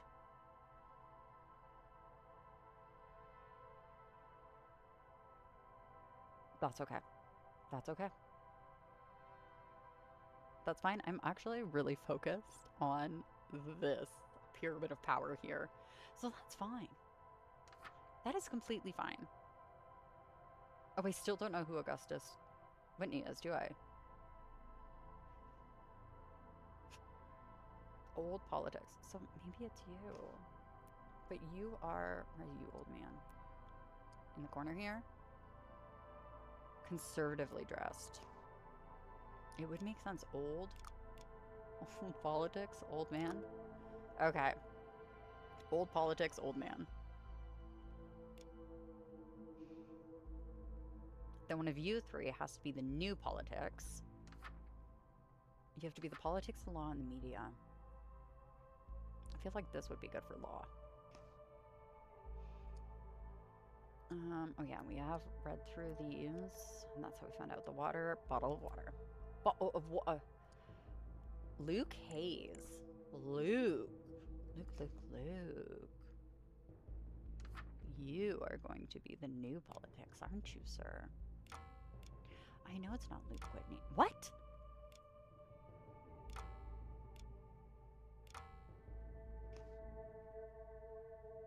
Build a media campaign. Is he the media? I thought he was the new politics. Y'all. What? From the way they've been wording it, I guess, like, I don't know, maybe I'm just like, yeah, campaign. Even media campaign to me, I'm like, yeah, that's politics. Okay, talking points. Ad Astra Center's covers have been blown. Due to recent events, they have lost prestige and need a new PR spin. Work with advertising firms to create a new plan of action. See, if I just read these things, it would just make so much more sense. We need to push the domestic crime crisis narrative.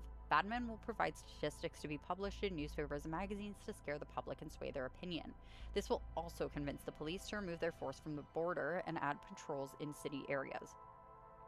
It is essential to start a campaign to convince the public of the benefits of psychiatric drugs, to then establish gays as a medicinal in the future. Okay. We should use actors, singers, hosts, models, and athletes from our Ad Astra centers as testimonials for it. Studies have shown that the public will believe what they hear from famous people more than what they are told by professionals in their fields. Objectives: rebuild Ad Astra's prestige. I can't speak, apparently. Build a media campaign about rampant crime in the city. Use star power to convince people of the benefits of the new drugs that we will make available. Okay, Luke. This is Luke's. But you're not Luke. This is what I don't like. I guess it would just be too easy.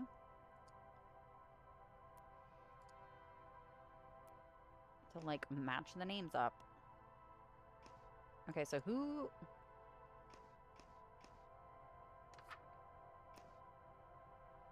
Fun fact, pressing the right mouse button also closes this.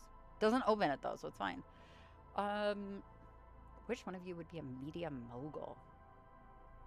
I don't... This guy just gives me really seedy vibes. Like, really seedy vibes. No, okay. That's fine. He just... I don't like him. I don't like him. I don't like his suit. Nothing against him. It's just his suit. Genuinely. Okay, next. Gideon Horton. He's the lawyer. There he is.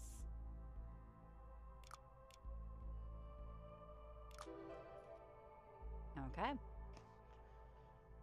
Oh my god. Cox. Is she part of this? I'm sorry if that was really, really loud. Okay. Proposal to expand laws on the private cultivation of plants. Start with medicinal plants such as Strophanthus, which, despite being dangerous due to their toxicity, could be cultivated individually by a person who meets the prerequisites, i.e., I know it says e.g., I don't care, due to heart problems. The fact that permits have been obtained to plant Strophanthan by Dominic Fraser demonstrates the validity of this approach.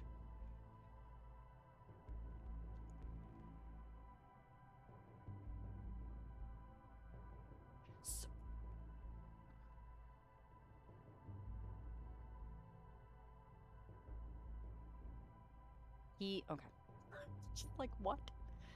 Once these laws protecting vulnerable people become reality, cute, expand them so that gays can also be cultivated on U.S. soil, of course. To do this, it would be necessary to reclassify the plant as low hazard with the DEA. Objectives, expand laws on private cultivation of plants. Oh my god. My eye is such a bother. To make way for gays on U.S. soil. Make way for the gays.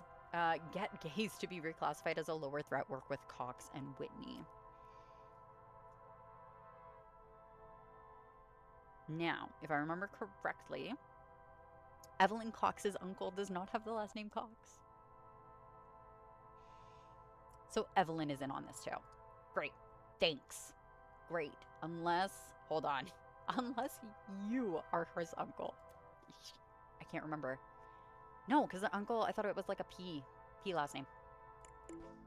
JK, LOL. So that's Evelyn's uncle. And P is his first name. Preston Cox. Preston Cox is the new politic. Yeah. Oh my gosh, my brain's like, yeah, Evelyn. No. Oh, Preston. Are you Preston? Again, I just don't like this man. No. Okay, as a representative of younger voters, the goal is to propose policies toward a more open use of drugs. The hippie movement is dead. But we can still use it as ideological leverage on younger generations.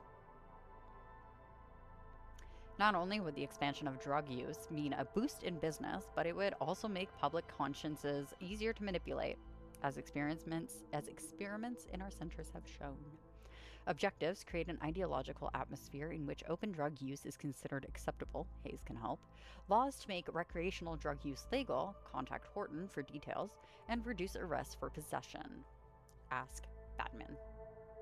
I just got really depressed. I just got really, really depressed about this. Okay, moving on. I have to figure out who you guys are.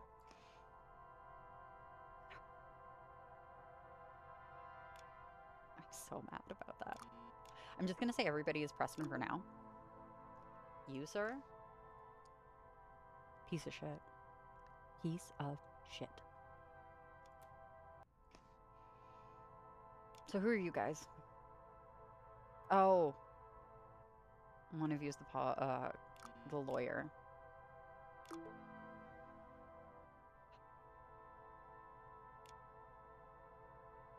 And then,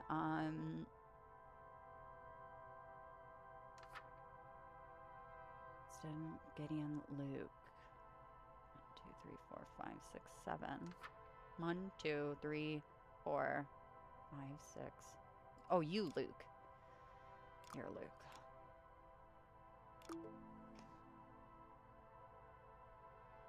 I wish I was wearing my heart monitor. I'm literally like elevated from this upsetment. Yeah,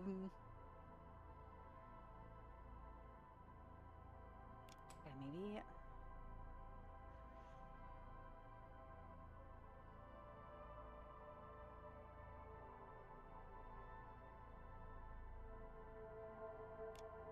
It has to be toxic. Okay. Clarice Lemon orchestrated a mass poisoning. Oh, maybe it wasn't. No, because it's only one. Yeah, it's only one away. So it has to be Clarice. It has to be something like the meeting, the champagne, attendees. We know water, death, orders, betrayal. Maybe it's information. Okay. It's not betrayal. It's information. Oh.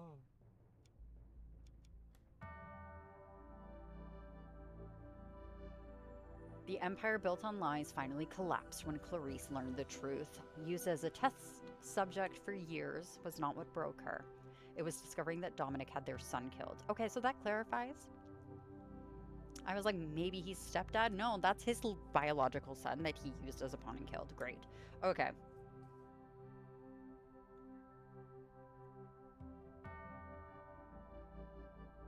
And of course, he owns Ad Astra. He is a cult leader's dream, isn't he? That's what they all aspire to be. That was the moment revenge became certainty. Dominic was spared, not out of mercy, but to watch his life burn. She did it on purpose. She saved him on purpose?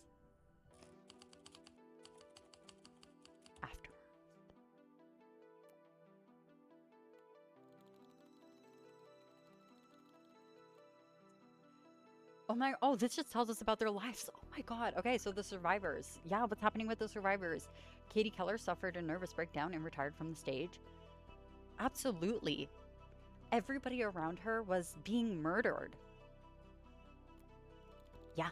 A year later, she wrote a memoir about her days in the theater, which earned her a lot of money and royalties. The book was adapted for the cinema, but Keller refused to appear in it.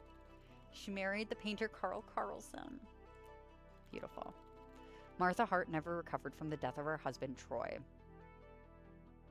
They never got married, though.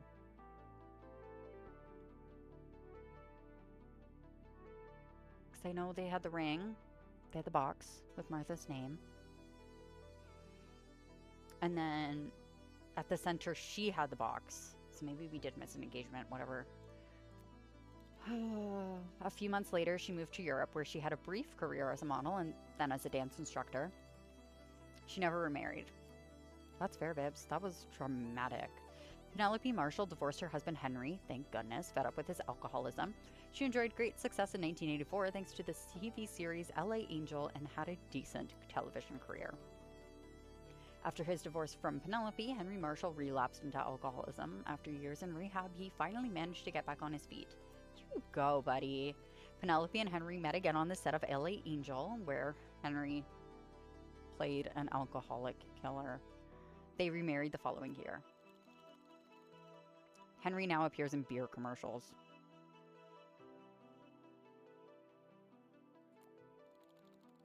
I'm staring right at you because this is ridiculous. Oh, Jeff. After being investigated for his connections to the Fraser family, Jeffrey Stainwitz surprisingly managed to come out clean, but all the trials and tribulations had a profound impact on him.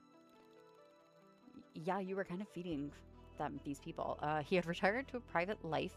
He had retired to private life with his wife Nadine and has not since appeared in the newspaper since. When asked about his retirement, his last statement to the press was, "I'm too rich for this shit." Oh, Kenneth. Having been found instrumental in several murders, Kenneth Cleveland was sent to a maximum security prison while awaiting trial.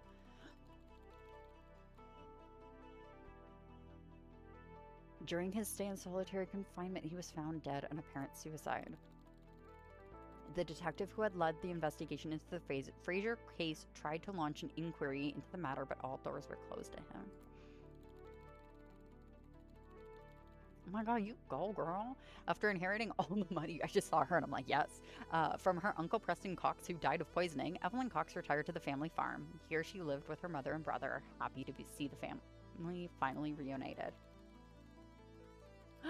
Frank Gaines tried to release his first album under the stage name Fab Frank. It was a total flop.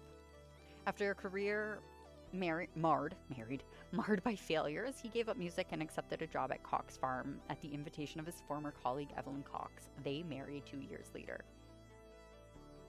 That's right, Frank. I was like, there was something with Frank.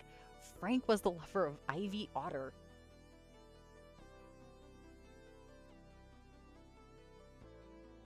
Oh my god. Because I was like, yeah, those two were together. No, they weren't. No, they were not. Oh my god. After the events at his villa, Dominic Fraser's heart couldn't take it. Fraser died of a heart attack while being transported by ambulance to the hospital. The doctors could do nothing. He left no heirs. Yeah, because after the incident in April 1979, the Ad Astra centers were purchased by an unknown individual and closed. Apparently, they will reopen soon with a new name and a major marketing campaign. Interesting. Jeez Louise.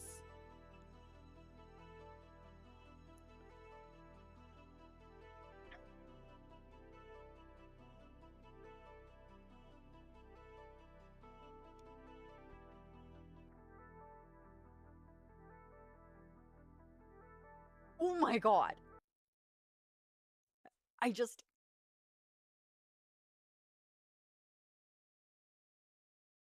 That was so good. That was so good. That was so good. Holy mother of cow. Um, this is like a top game. This is top game, and it doesn't even take that long to play. I think this has been 5 or 6 hours. Um, that was so good. So good.